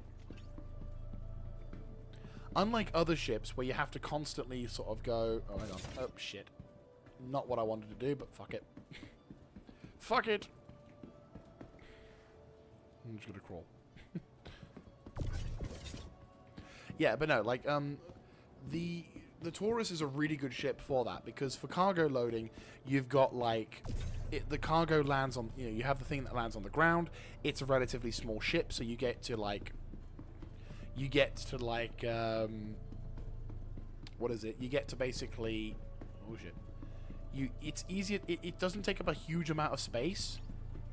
You do have a little bit of space taken up, but not by as much of a thing. Right, let me see if I can plonk this in as I want it to be. Right, okay. Easy. No. Well, shit. Son of a bitch. Okay. We'll get it eventually. Slightly. Yeah, so the Andromeda, but the thing is, the Andromeda has the combat capabilities, which this thing doesn't. Because I made a mistake when I last described this thing, but this thing doesn't have two turrets. It does and it doesn't. It has a tractor beam at the bottom turret, but not in its it has it in the bottom turret, but not a combat stuff. So you will be having an advantage in that. How goes getting off the planet, Blamsmith? I've not seen your thing go down at all, so I'm wondering if you're stuck somewhere. Hopefully the game's not giving you nightmares, because the PTU is definitely... It's stable to a point, but at the same time, it's like, goddamn. Oh, fuck you, game. Oh. Okay. Right, there we go.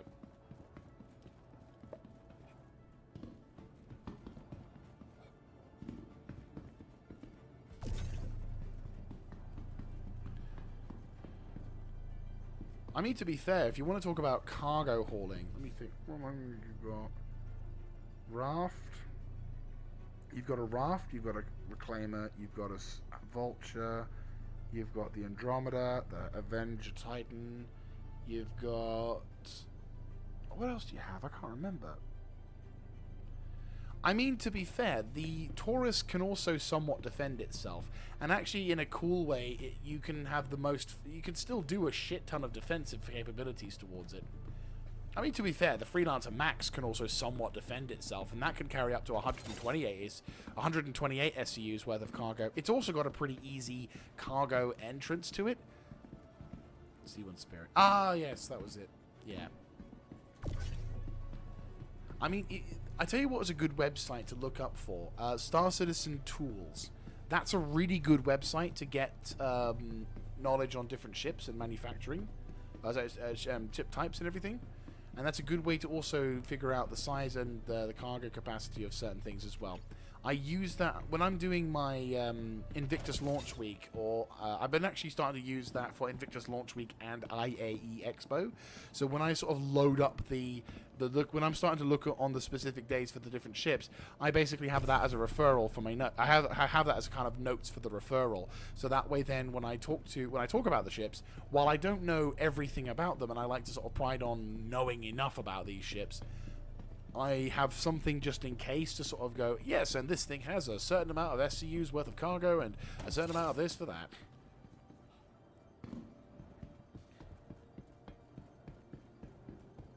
But yeah, like,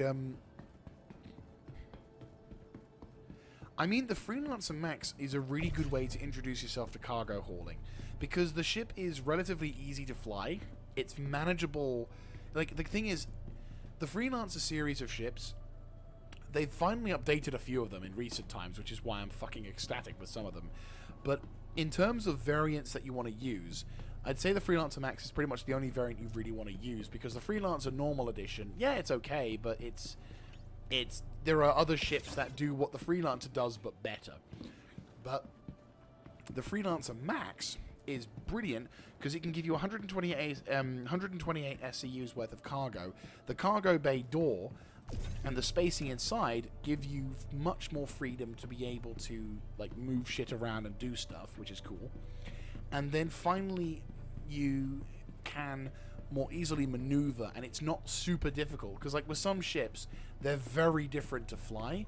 So, and if you're inexperienced at flying certain ships, like if you're still getting your hand, getting to grips with some of the stuff, you want to have a relatively simple flight mechanics to be able to navigate and get to the more difficult landing zones. And that's where I think the Freelancer Max comes in, because it's not super different, and it's also somewhat easy to fly and get in and out of landing zones for.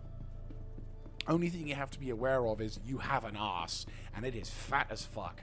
But as long as you're aware of your spacing in the rear sector, you're pretty good. The other benefit is that the Freelancer Max, if you have to play with people, though to be fair, it's more of a solo ship for me, it's not really suited for combat, I'll be honest with you. You are a fat fuck, but you can still defend yourself to a certain degree. Same goes for the Taurus. The Taurus is, I would argue, in a slightly better position to defend itself, since it's got 4 size 5s on its, gimbaled size 5s, and it still has a complement of decent missiles. So I would say, as defensibility goes, the Taurus is really fucking good for that. I mean, I'll show you what the kind of guns this thing has. It's fucking beautiful. Where are you? Yeah, that's the size 5 laser cannon. And you have 4 of them. Like, they are really good. You probably need a better power system to get the max out of them, mind you. So, for example, this is where having a better component for power would be useful, because the better power components you have, the more shots of your laser cannons you have. Which is where you want to kind of... Yeah, you want to learn the difference between ballistics and energy as well. But it depends on what kind of active role in combat you're looking to be. If you're constantly looking into getting into combat, then definitely I would recommend looking up the balances of ballistics versus energy. But I think for generico, like depending on your determination to go into combat, lasers are probably a safer option for like longer engagements. But if you are wanting to deliver damage but have to be taking your time with it, then ballistics is probably the way to go in that regard. Having a mix is also a good idea, but it really depends on what kind of thing you mix it with. Oh yeah, Mark II Hornet as well you have. Yeah, Mark II Hornet is good. But it's a glass cannon, but it does the job. We're almost there. We've got 3, 6, 9, 12, 14, 16, 18, 21. You're fine. You're all good. As said. Okay. It's stuck. Oh. Uh-oh. Uh-oh. Problem. Problem. Uh-oh. No! No, no, no, no, no! Oh, God. Okay, we might not have 65 now, which sucks. Our citizen glitching. It's been smooth, but it's now starting to get a bit fussy.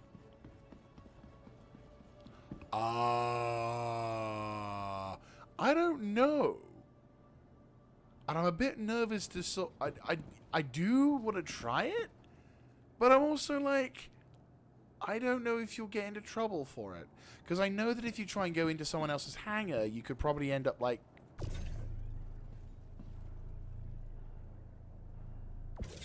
No. I didn't...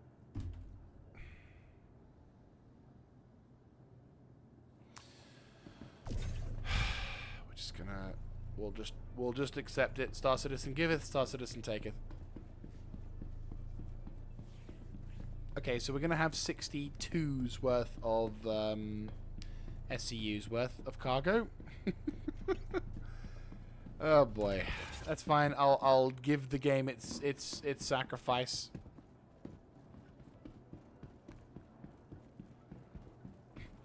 I mean, let's go for it, but I don't want your ship getting claimed and you end up getting sent over to Klesha prison. That would be so stupid. That would be so stupid.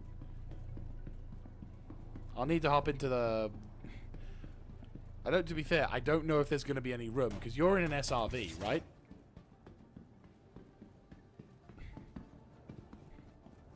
So I have no idea if you can even fit. I'll be honest. I'll probably have to take off and, like, plonk this thing to the side or whatever. But I don't think you'll be able to fit. Oh.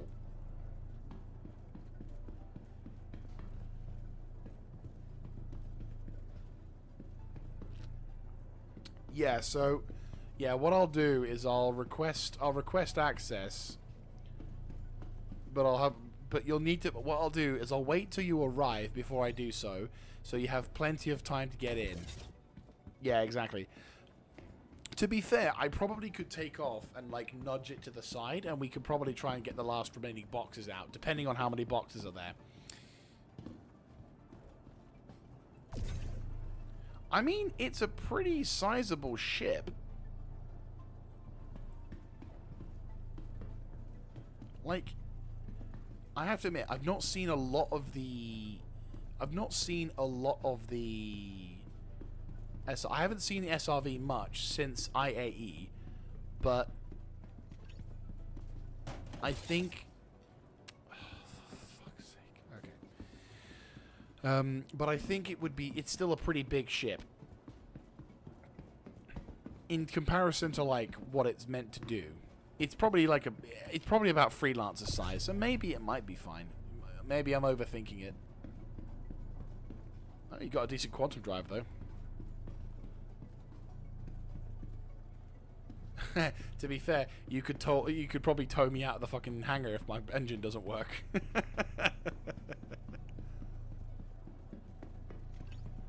Yeah, Connies are huge. Definitely are a big ship. I mean, to be fair, Constellation, well, I think they're relatively big, but they're not, like, huge. They're bigger than probably most of the ships, but then again, they do have a presence. Though they, to be fair, when it comes to combat, until recently, I And to be fair, I think also they are still struggling a little bit in the whole vulnerability market. Because the issue with the Connie is, I mean, especially 2A, if you want to know something, you are staring at probably one of the biggest weak points of the Connie lines. Oh shit, nice. Like, whenever it comes to combat, I know I've taken down so many constellations just with this one tactic, and there's a giant fucking weak point on this thing that if you haven't spotted by now, in the time that we've been flying around with this thing, then yeah. I'm gonna have a guess what the weak point of this particular thing is. Or weak points, I should say. There you go.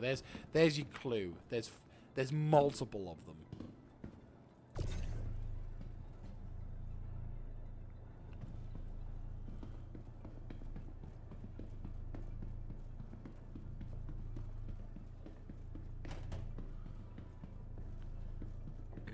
Pardon me.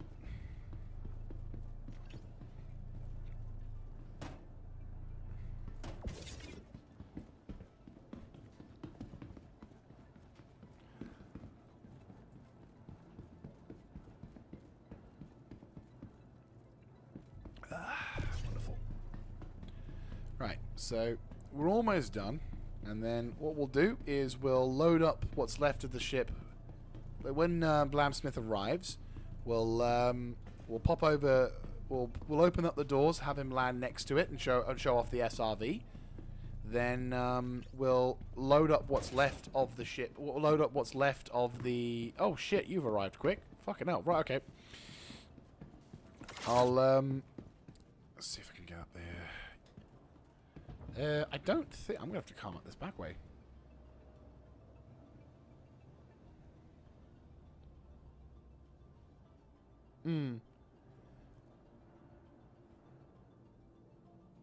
Oh god, the weight. Yeah, I'm on my way, Blamsmith. As you can see, the ship is taking its time. It is very slowly taking its time. Ba ba ba ba bum bum bum bum. But yeah, no. For those who've only just joined, the weak point of the Constellation class of ships, I think it's because the power isn't on, is the engines. If any decent pilot is out there, he knows that the best way to knock out these things is to simply aim for the back of the ship and try and fuck its engines. Because the moment you destroy its engines, you're not going to destroy its maneuverability, but you are going to drastically reduce its. You're not going to completely make it. You're not going to make it immobile, but you are going to make the thing right. Hangar bay is opening, but I'm going to try and like nudge to the side a bit. Okay, I'm going to nudge as much as I dare over.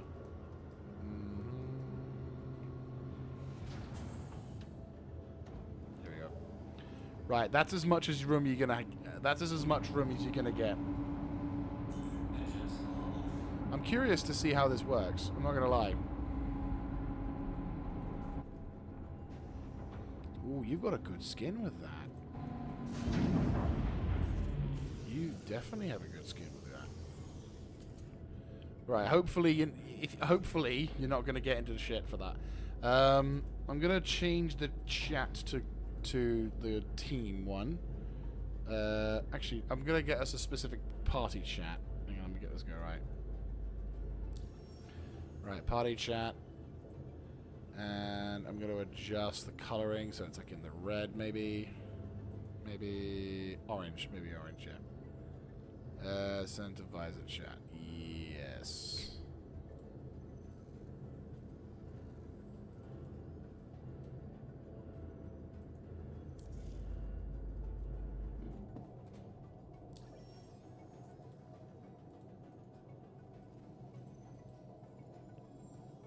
Right, boom. Mute that.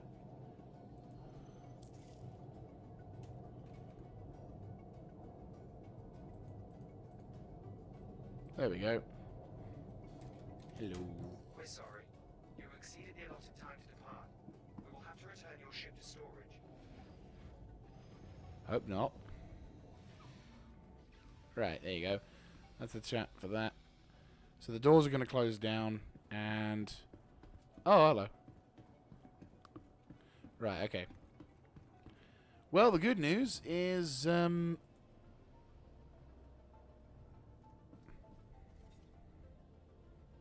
we go. So yeah, this is the raft. Very...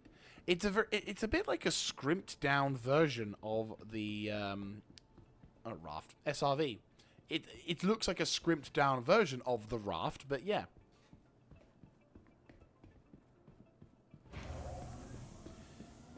Yeah, I had a feeling.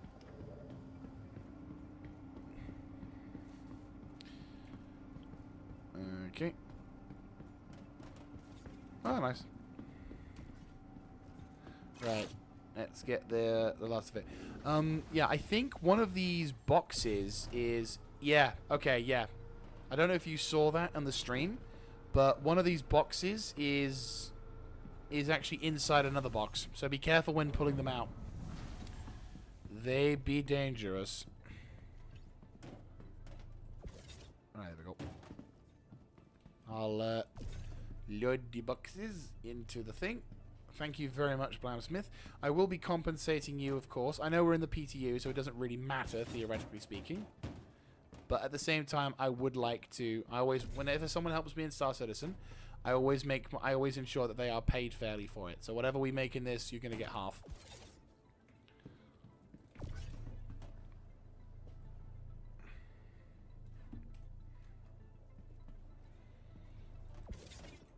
Mm-hmm. Just having a look at the... Yeah. Okay. We've got...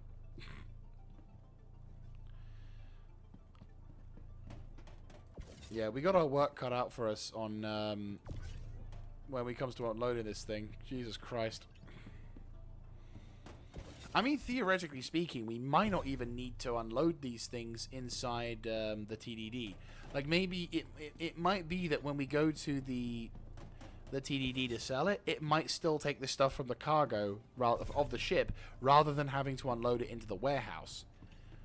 If that's the case, then that might be a nice quality of life feature, but I also feel like I'd be a bit of a stickler for it. I'd be like, no, you need to unload it. If you got cargo to sell, you unload the cargo. Otherwise, you're selling the ship with the cargo.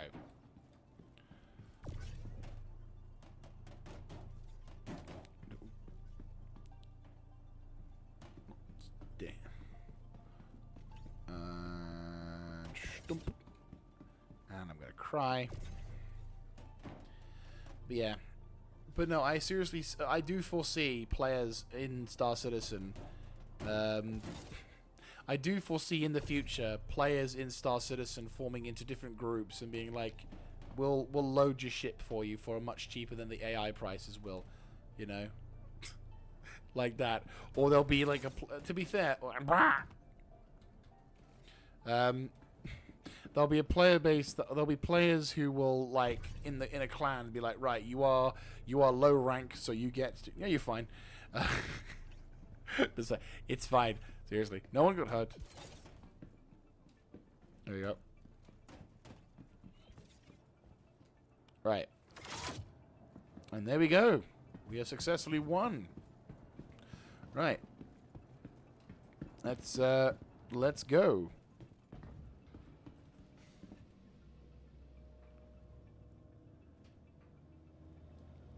This thing's taking a lot of time.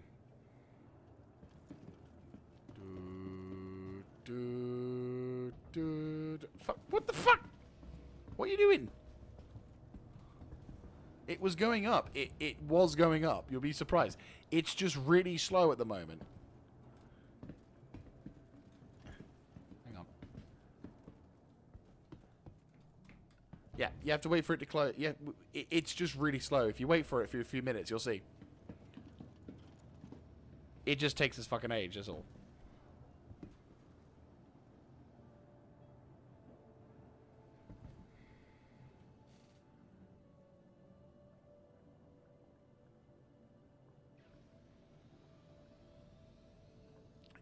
You're probably going to end up being in the ship. Yeah, you're going to be in the ship. That's fine. if we don't see you beforehand, thank you so much for tuning in for the stream, 2A. In terms of when I'm streaming next, I mean, it's going to be bank holiday weekend, so I think on the Friday I'll probably go on live again. But we'll see. We will see. Obviously, for bank holiday Friday, once I finish work, is probably going to be very busy, so... Oh, you didn't press it. Oh, fair enough. So why did it stop? That's weird. I'm just going to attribute that as a glitch.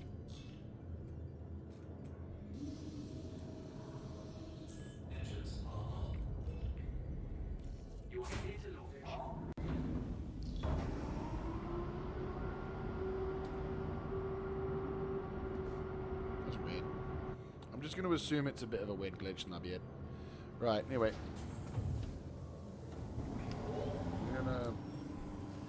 Right, so we're going to quantum over to Arc Core.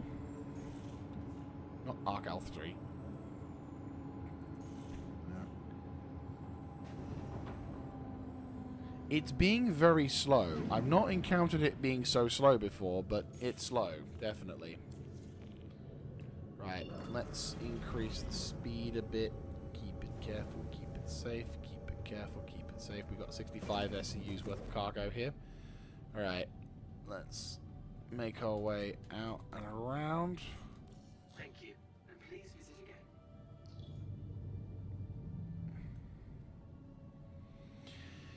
It'll get gobbled up by the station, and it'll get impounded. I left my mule there, and I got the impounding problem.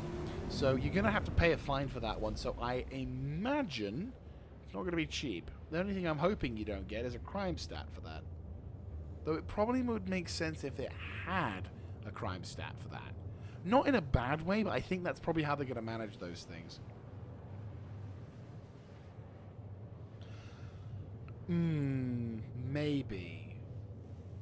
Maybe. I mean, to be fair, when it comes down to, like, the ship lifts, I think it'll be server dependent. I really do think so. I think if you're going on a server that's busy, it's going to be more likely to get damaged, whereas if you're going on a quiet server, it's going to be a lot smoother. Well, hopefully you've not got a crime stat.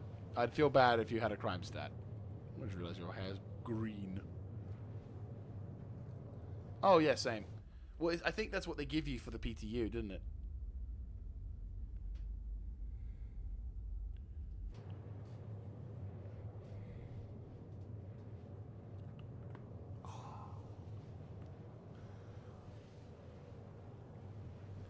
Yeah. I mean, eventually the PTU is going to end up finishing, and we're going to end up going into the live verse for this one, which is going to be a thing.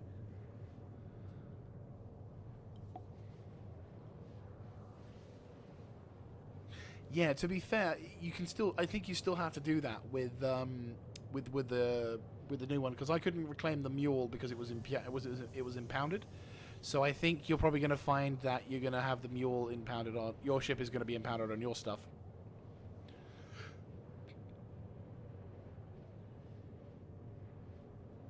You're being brave for not wearing a helmet.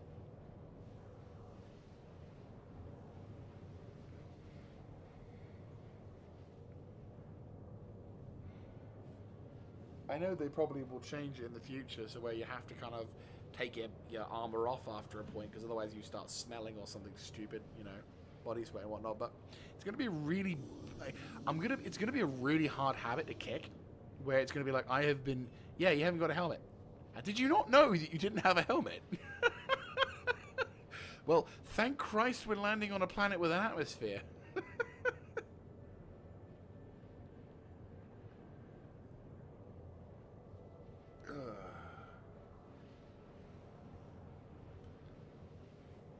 I mean, the game does design it so that you can tell if you have a helmet on or not, but I guess people still have people who don't realize that. Oh my god. Pretty soon there's just going to be a thing that I'll just occasionally blamp in people's faces saying, a friendly reminder, you're not wearing a helmet. Like, what'll happen is you'll probably go through customs, and you know you get those metal detectors, which will be like, really? Oh, that sucks. that really will suck. Oh, fuck a duck. I mean, it makes sense because it's like you're wearing a Noviakov or the Jared suit, and oh, that really sucks. Oh, dude, you're fine. You're more than fine. This is a PTU, you know, which we're all testing here. But no, yeah, no, that makes sense, but it sucks. Yeah, but no, like I'm seriously thinking there's gonna be like a fucking like they're gonna put some sodding thing in like the customs where if you walk by towards your ship and you're not wearing a helmet, like a fucking bleeper sound will go. It's like, you are not wearing a helmet. All pilots must be wearing a helmet when entering the hangar bay. This person is not wearing a helmet. For the sake of your safety, please place a helmet on your head. Muppet. Anyway, because I can't carry a tractor rifle without sorting it in my way out in 3.24 I mean, so like, depending on where you want to go, the sort can't speak today. So it really depends on what you're going to be doing. So I think for generico shit, I'm probably going to be rolling with like medium in certain regards. But if there's a chance I'm going into Atmo, into combat, I'm taking heavy with me. Like I tend to lean into heavy armor because it's just what I'm used to. I dressed in my armor, and if I need EVA, it's always it's fair enough. Very immersive. I mean, to be fair, I reckon there's probably going to be a thing that they're going to make us wear normal clothes a lot more, because you see it in the trailers where you've got people inside their ship wearing clothes, you know, regular clothes. Like almost no one inside the Star Citizen like trailers and videos and laws and everything else, no one's wearing the suits for like long time periods. So I reckon that's probably what they're going to do, is they're going to have a sort of a comfort meter or some bullshit where we're going to have to like sit here and be like, oh, you know, you have to take your suit off once in a while, otherwise your character's going to start having a negative stat or some bullshit. I mean, yeah, I think depending on what kind of ship is your daily flyer, like what would you say is your daily flyer? I'm guessing you've got an Origin Jump Works then.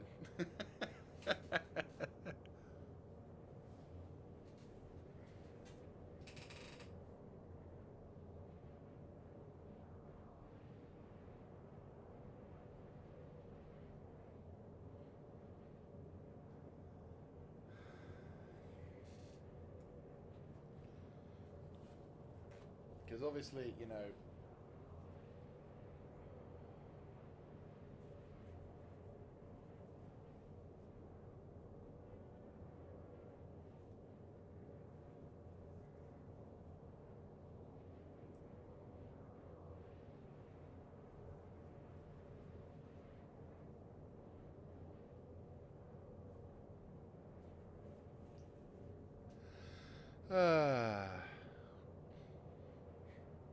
that's intriguing. I mean, I would have thought the SRV would have been a bit of a niche flyer. Like, it doesn't really give you the most out of value.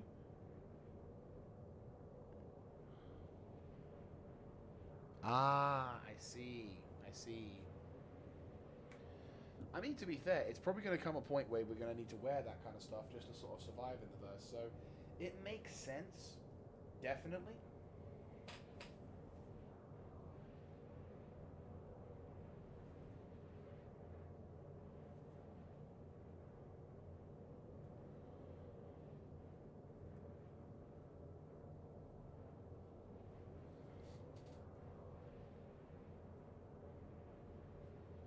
It's just, yeah.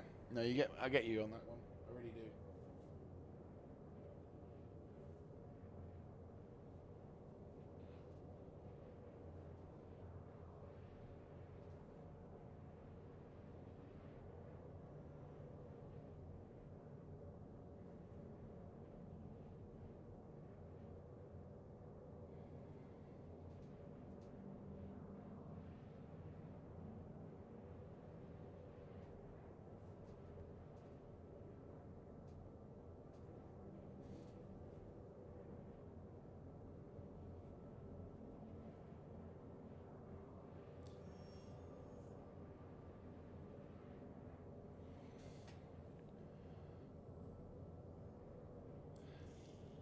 I mean, to be fair, there's going to be points where we're going to have that.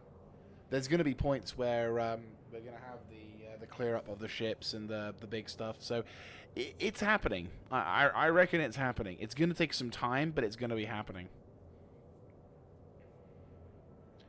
It's just obviously the big thing that's going to be... Yeah, like, I think the big problem is it's going to be a case of, like...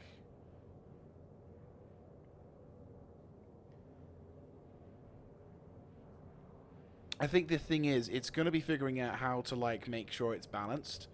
Because the problem with salvage is that it's introduced, even though it's quite a useful feature, scrooping / salvaging has introduced a major conundrum for CIG to balance. Because now you have to think, how do you balance, how do you balance the economy so that players who do mining feel like they're getting the same amount of value as a player who scroops?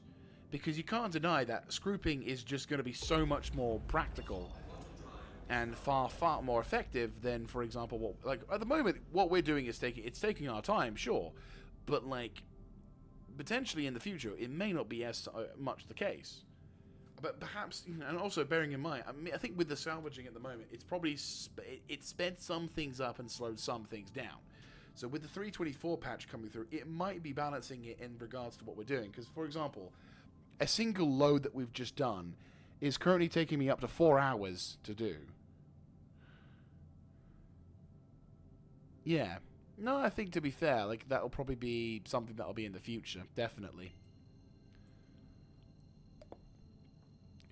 I mean, to be fair, what I would say should be the case is your ship should be turning...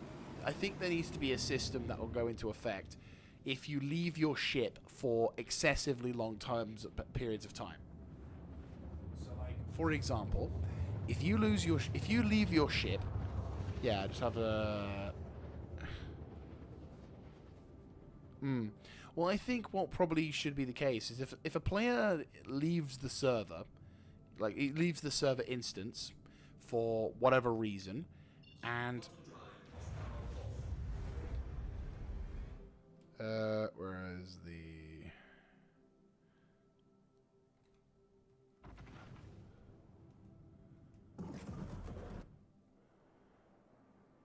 is the landing strip area? Trying to find a way to land down. Oh, hello. There it is.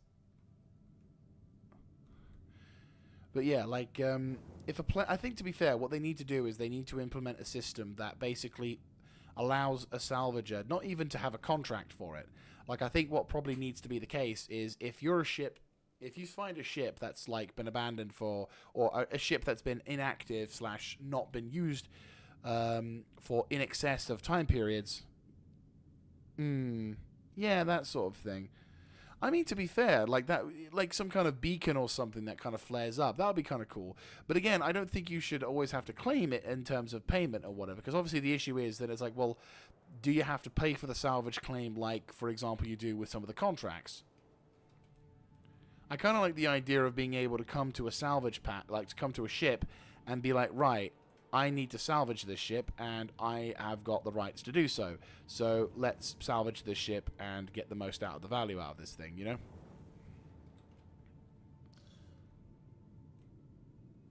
Right. Please proceed to assigned landing bay. Let me get to my assigned landing bay.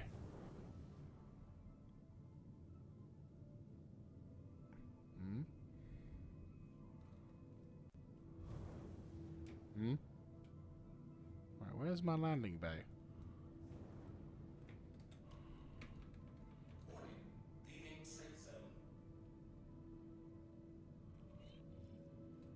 Where it is?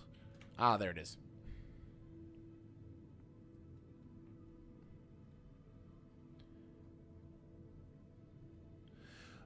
Like, to be fair, like, what I think what needs to be the case is if there's a ship that's been left for a period of time and a salvager comes across it,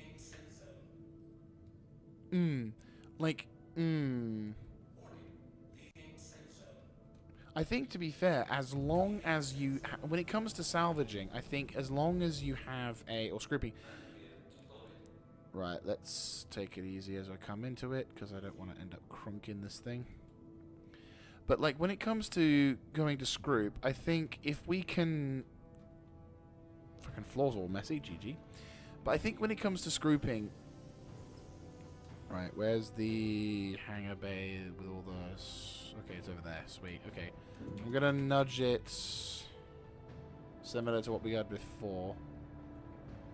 So... yeah, there we go. Sweet. There we go. But yeah, like, I think what I think we need to have is the ability for a salvager to come over to a ship, claim it, have a period of time to say, hey, look, the ship wants to be salvaged. You know, I'm going to salvage this ship. If anyone wants to stop me, you know, if the original owner could please come along and say, that's my ship, I'm going to claim and fly it back.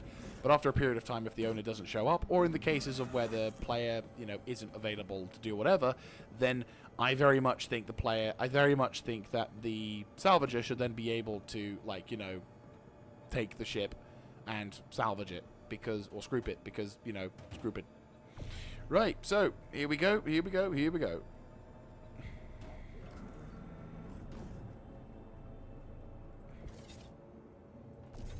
Okay, maybe not. So, now you saw how long it took with the other ones. So let's see if we can get this one to work. Right, also to be fair, we need to find out a system for that. So I'm going to try and pop it in, like, to the back area a bit. Oh. Just so we can kind of... oh, God. Okay, and then if I pop this over to here, ba-boom. Right. So, how do you want to do this? Are you okay with just moving this stuff out like it was before and I just pop it into place? If that's okay. Oh, there we go.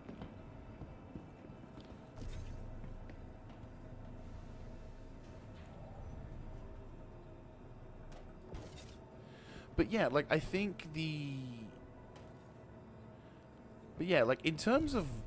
I mean, looking at what we're doing here, I reckon you could probably make a bit more of a profit than you could, or you could definitely, if with a number of ships, if you max them out to the fullest and you get the most value out of the Scroop, you could easily make a shit ton of money doing this. Like, you don't even need to be in Atmo. You could just have someone with a fuck ton of crates, and sure, it's gonna take a bloody long time to unload all those things, which is where I think they definitely need to look into being able to amalgamate the boxes. If there's a certain amount of types for them, you should be able to convert them into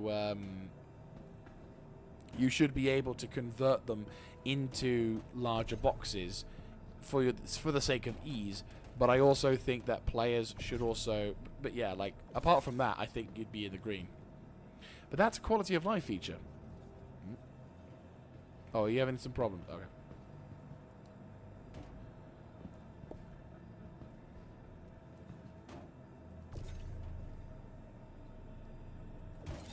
There we go.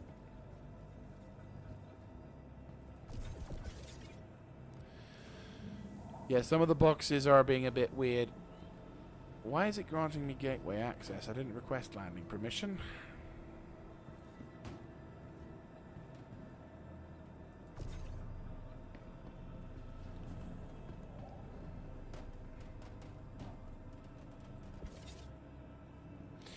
Yeah, like, I think, to be fair, when it comes to... yeah. I'd say, yeah. Oh, fair enough. Ooh, very pretty night sky.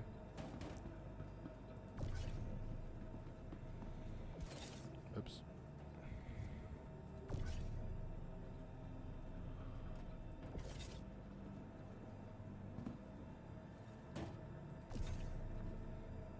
But yeah, like, I think, given the new cargo mechanics and everything else, I think while it will take time, if you get an efficient team going, you could probably get these done relatively quickly. Due to inactivity, we have been forced to assign your landing zone to another customer. But yeah, like, I think that's... yeah, I reckon you could do it. We'd have to have, like, a serious, like, objective Oh, I'd have to do a serious test with a larger amount of people, like at least 5 people. So we'd need to have maybe 1 or maybe 6 people. 5 to 6 people. We need to have basically everyone gets their vulture filled to the brim with cargo. You know, and I'm talking like depot and everything else going max out. Then we go into... We then get a caterpillar, which we then, you know, fill up each individual pod as much as possible. And then that way we can then see whether or not it's possible to load up and get more value in terms of Scroop with just, you know, the RCM sort of stuff than it would with other bits and pieces. Because, again, I feel like the Reclaimer definitely just, it works, but it should, but it's one of those things that it's like it works, but it's not fun. And I kind of want to have something that's fun when it comes to Scrooping. So if you can get enough people invested into it, then if you can get a Scroop op going, then oh my god, yeah, it's going to take fucking time, for sure. But everyone's still doing shit. And I think that's where you got to have that important factor involved.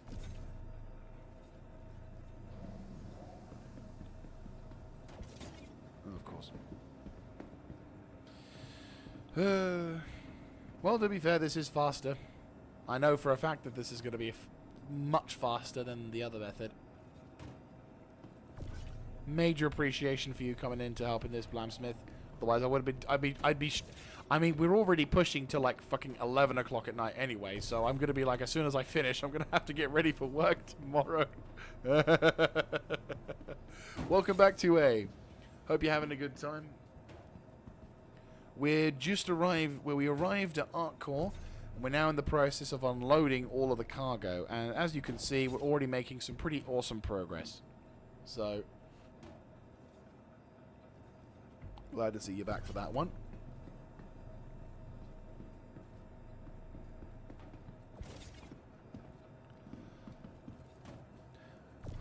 The thing is, I'm also going to have to potentially do the stream. I know. Oh, yeah, that's going to be a thing, isn't it? Yeah. I mean, I'm definitely going to do more streams with Star Citizen. It's awesome to have you guys talk to be alongside me, and you know, nice to sort of talk with you guys and doing stuff like that. The only annoying thing is, I'm going to have to also do streaming. I say annoying thing, but I'm definitely going to have to finish off the Guild Wars 2 saga as well, which is going to be a fun time period for that one, that's for sure. Yeah, I might try and knuckle through it during September. That might be a thing. I mean, do any of you guys... is there any other games that you sort of play apart from Star Citizen? Oh, no, no, oh, no, no, no, no, no, no, no, no, no. There you go.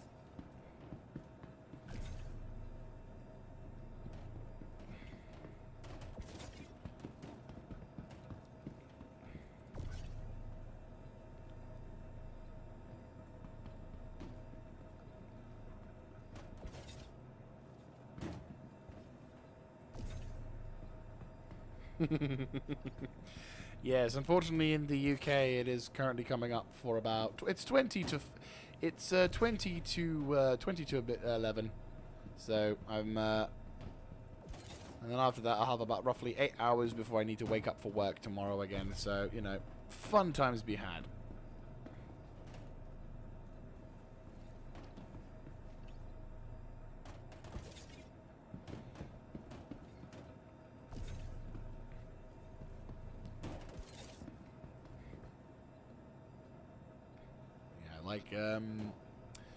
What I'm probably going to be doing for future live streams, I will still be doing some Star Citizen stuff, definitely. But what I also need to do, and I have been putting it off slightly because of having so much fun with Star Citizen, is I'm also needing to, and to be fair, I do have fun with the game. It's just obviously in comparison, it's, you know, it's definitely not one of the, it's the thing I need to do because it's a promise I made, and I want to keep it as well. Okay, so World of Tanks. Okay, that's fair.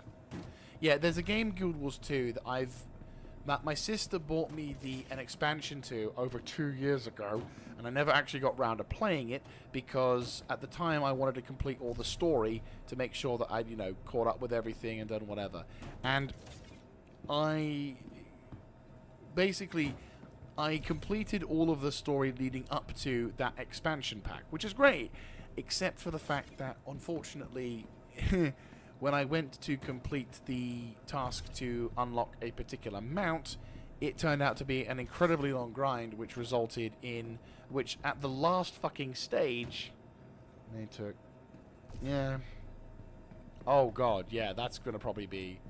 That's... Yeah, I would definitely say if EVE Online, while it's probably graphically and, like, deep features-wise less than Star Citizen, graphically it probably will still be pretty nice. Definitely. But yeah, like yeah, but in Guild Wars 2, I've got... in Guild Wars 2, basically, there was a mount that you can have that allows you to fly. And previously, until a certain expansion had come out, or the second most recent expansion has come out, you couldn't fly. Like, there was no... The only way you could unlock the ability to fly was to have this mount, which took an absolute fucking age to do. You had to complete a series of collection quests, a series of other stuff. Like, it really fucking sucks. The kind of the things you have to do, and you have to, like, babysit the creature and everything as it's born. So basically, you create a dragon flying mount, or what I describe as the worm with wings.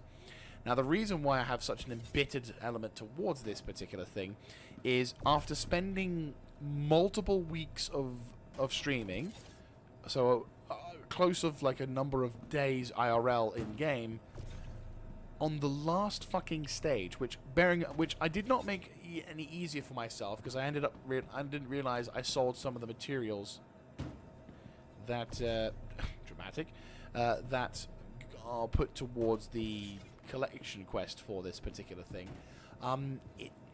Yeah, so on this last stage where I am like already fed up with it and burnt out and just wanting it to be over, I then discover that the grind that I've been working on might not have needed to do because the expansion pack for the game, the expansion that was due to come out, basically made getting the sky scale fucking 5 times as easy.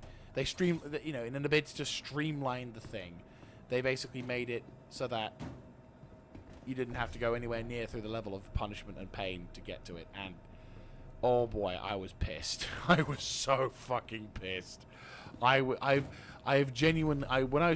was doing the stream, I genuinely started shouting at the fucking monitor because I was that fucked off with how, like, obnoxious the quest lines were, repetitive and monotonous the thing was, and then at the last hurdle you tell me that, oh, if I just waited a couple of months I would have gotten it for a much less stress.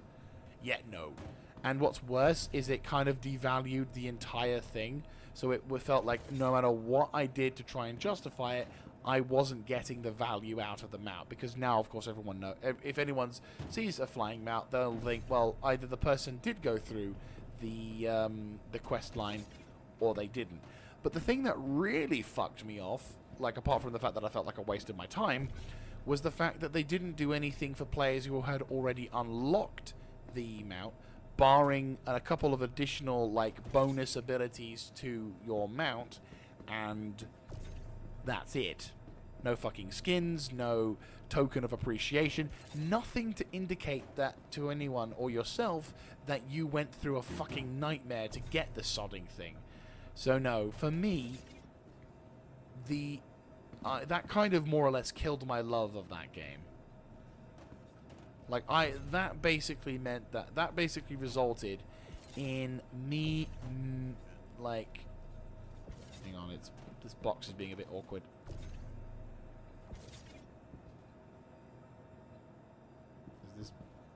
I feel like this box is glitched out a bit, maybe. I'll grab the other box. There we go. But yeah, so basically, I have since completed the Living World Season 1. Is it not?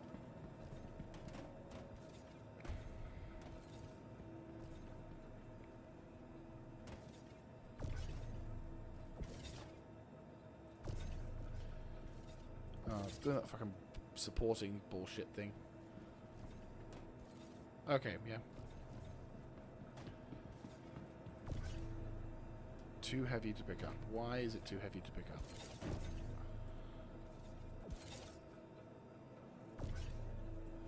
It's, this box isn't letting me pick it up.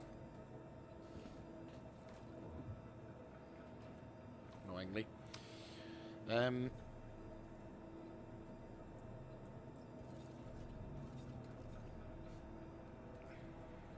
Ah, sweet. You're awesome. And then it should hopefully... Yep, there we go. Is that the last of the box, or have we still got more to go?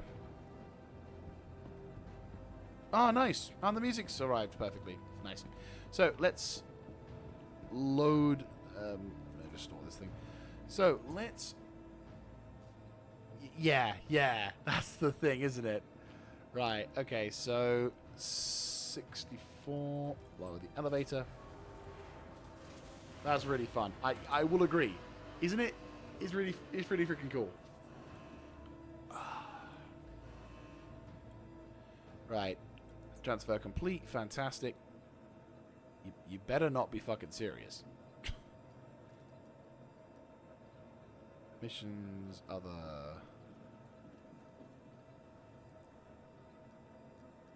Yeah, 65. There we go. Perfect. Right, so what I'm gonna do is I'm gonna take off the ship, and then I'm gonna put it into the... We're gonna store the ship, and then... Yeah, no, the track... Yeah, the... There we go. Game? There you go. And what I'll do is I'll store the ship up, and then we'll be good to go. But yeah, so basically... I've completed the Living World Season 1 to sort of wrap things up on that element. Yeah, get ready to take cover, mate. I'm taking off in a few seconds.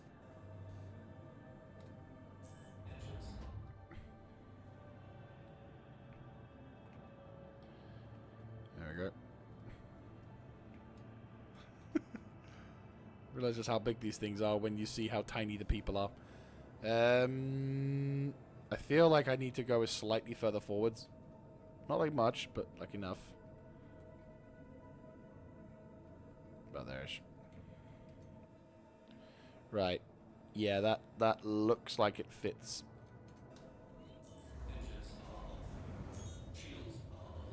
Yeah. Anyway, yeah, so basically what I might do going through the course of September is I might basically focus on completing the okay. Well, I will send you your fair dues. Whatever profit we get out of this, I will. Dude, you are fine. Thank you very much for offering. I appreciate the support. I'd be doing this until fucking midnight, like probably, if it were it not for you coming in. So I appreciate the backup on that. Seriously. Really? Please visit us again. Really? Fuck it. We're in the PTU. I can deal with a fucking fine.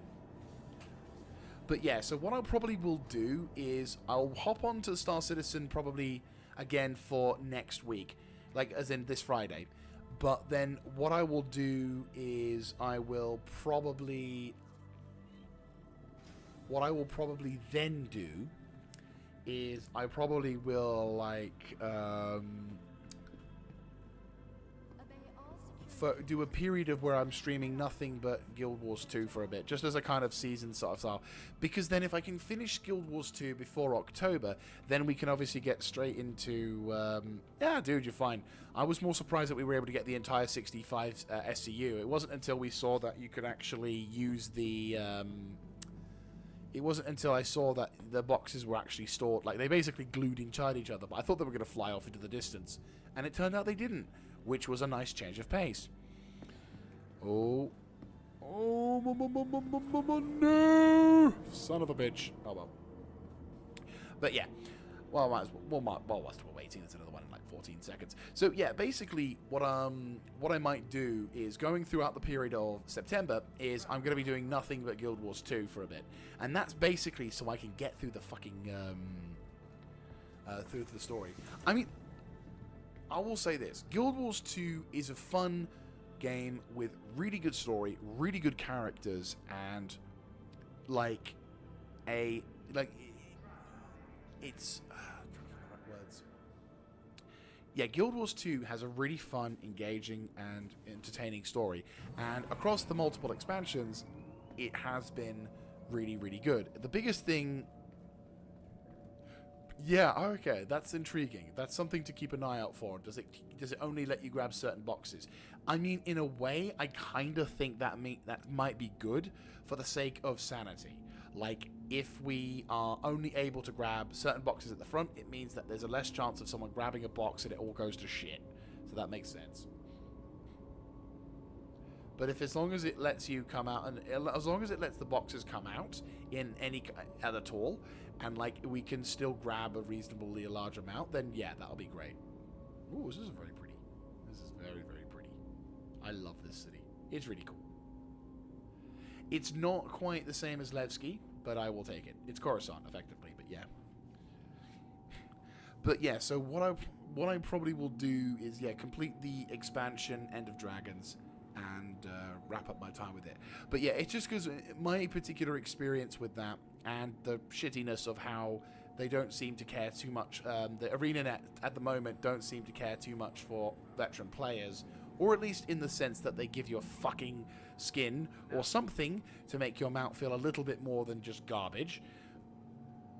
Then yeah, I'm basically what I'm going to be doing is I'm going to be completing the End of Dragons storyline, which is the last big expansion they did before obviously releasing the smaller ones, and most likely I'll uninstall the game and probably never play it again.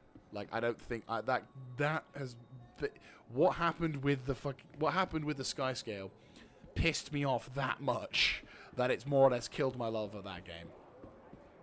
So, and that's not, it's a shame, but at the same time, it's like that could have been handled so much better, and the way that it was handled is just to the point where it just pissed me off to the point where I'm like, nah. So, yeah. Call me petty or entitled or whatever, but I just feel like if you're gonna make someone go through a fucking hurdle just to get the ability to fly, and then if you simplify that, you better compensate the person who had that ability. Doesn't matter how long for, with at least something to reflect the effort that they put in. Right, so select location, obviously area 18, recycled material composite, max selling.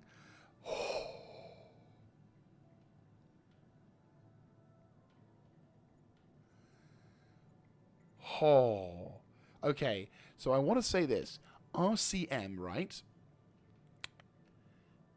One run. Sorry, 2 runs, right? 2 runs.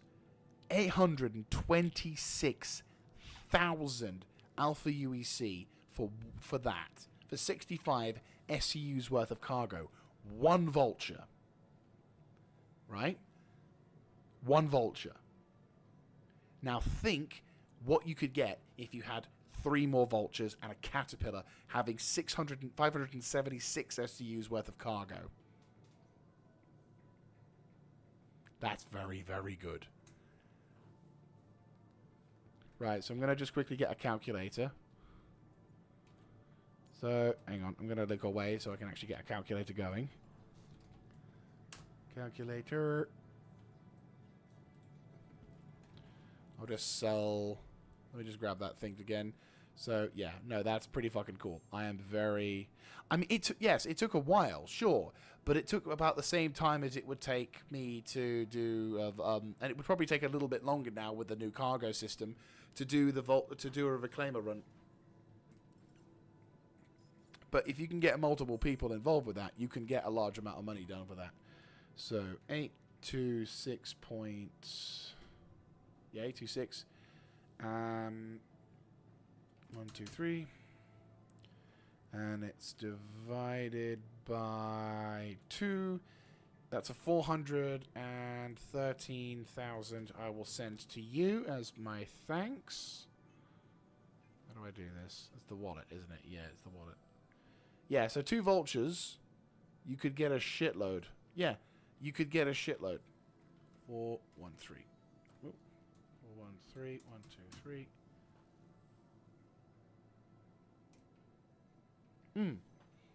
But there you go. This is yeah. So the thing is, you would have the same level. You would have high levels of engagement because people would enjoy their time with it. But you'd also get a large amount of you'd get a lot more value in terms of player enjoyment as well as money made from that. Now, yes, it's time consuming, but at the same time, if over the course of one evening you could knock that out.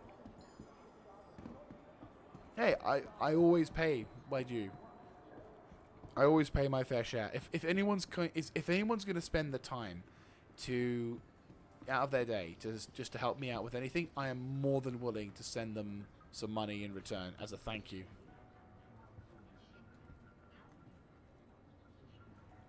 There's a lot of lights here.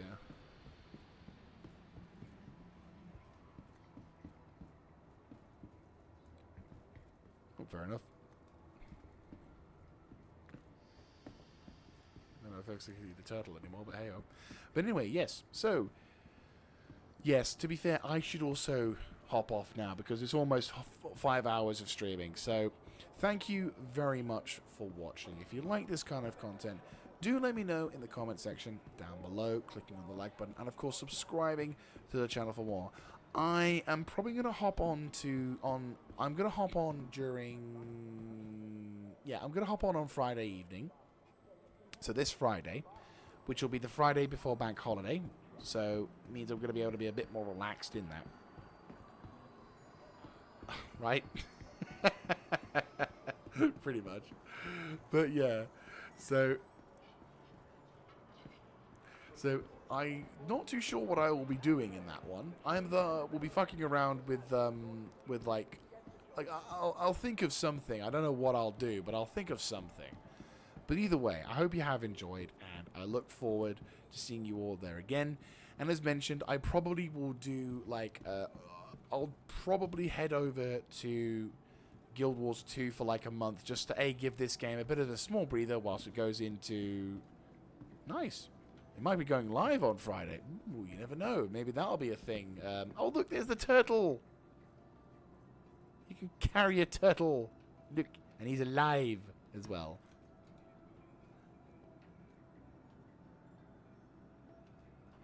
He's actually alive.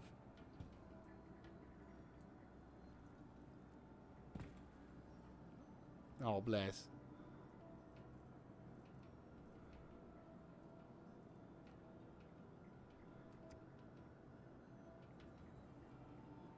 Oh, bless. That'll be a shame. But still, it'd be, you can catch up with some of the... Why is there another one? GG. There's another one. What the fuck? They're all everywhere. GG. But yeah, thank you so much for watching, and I'll catch you guys all in the next stream. Oh, look, Glitch is here. Well, I'll see you then. This is Mr. Jaeger, signing out.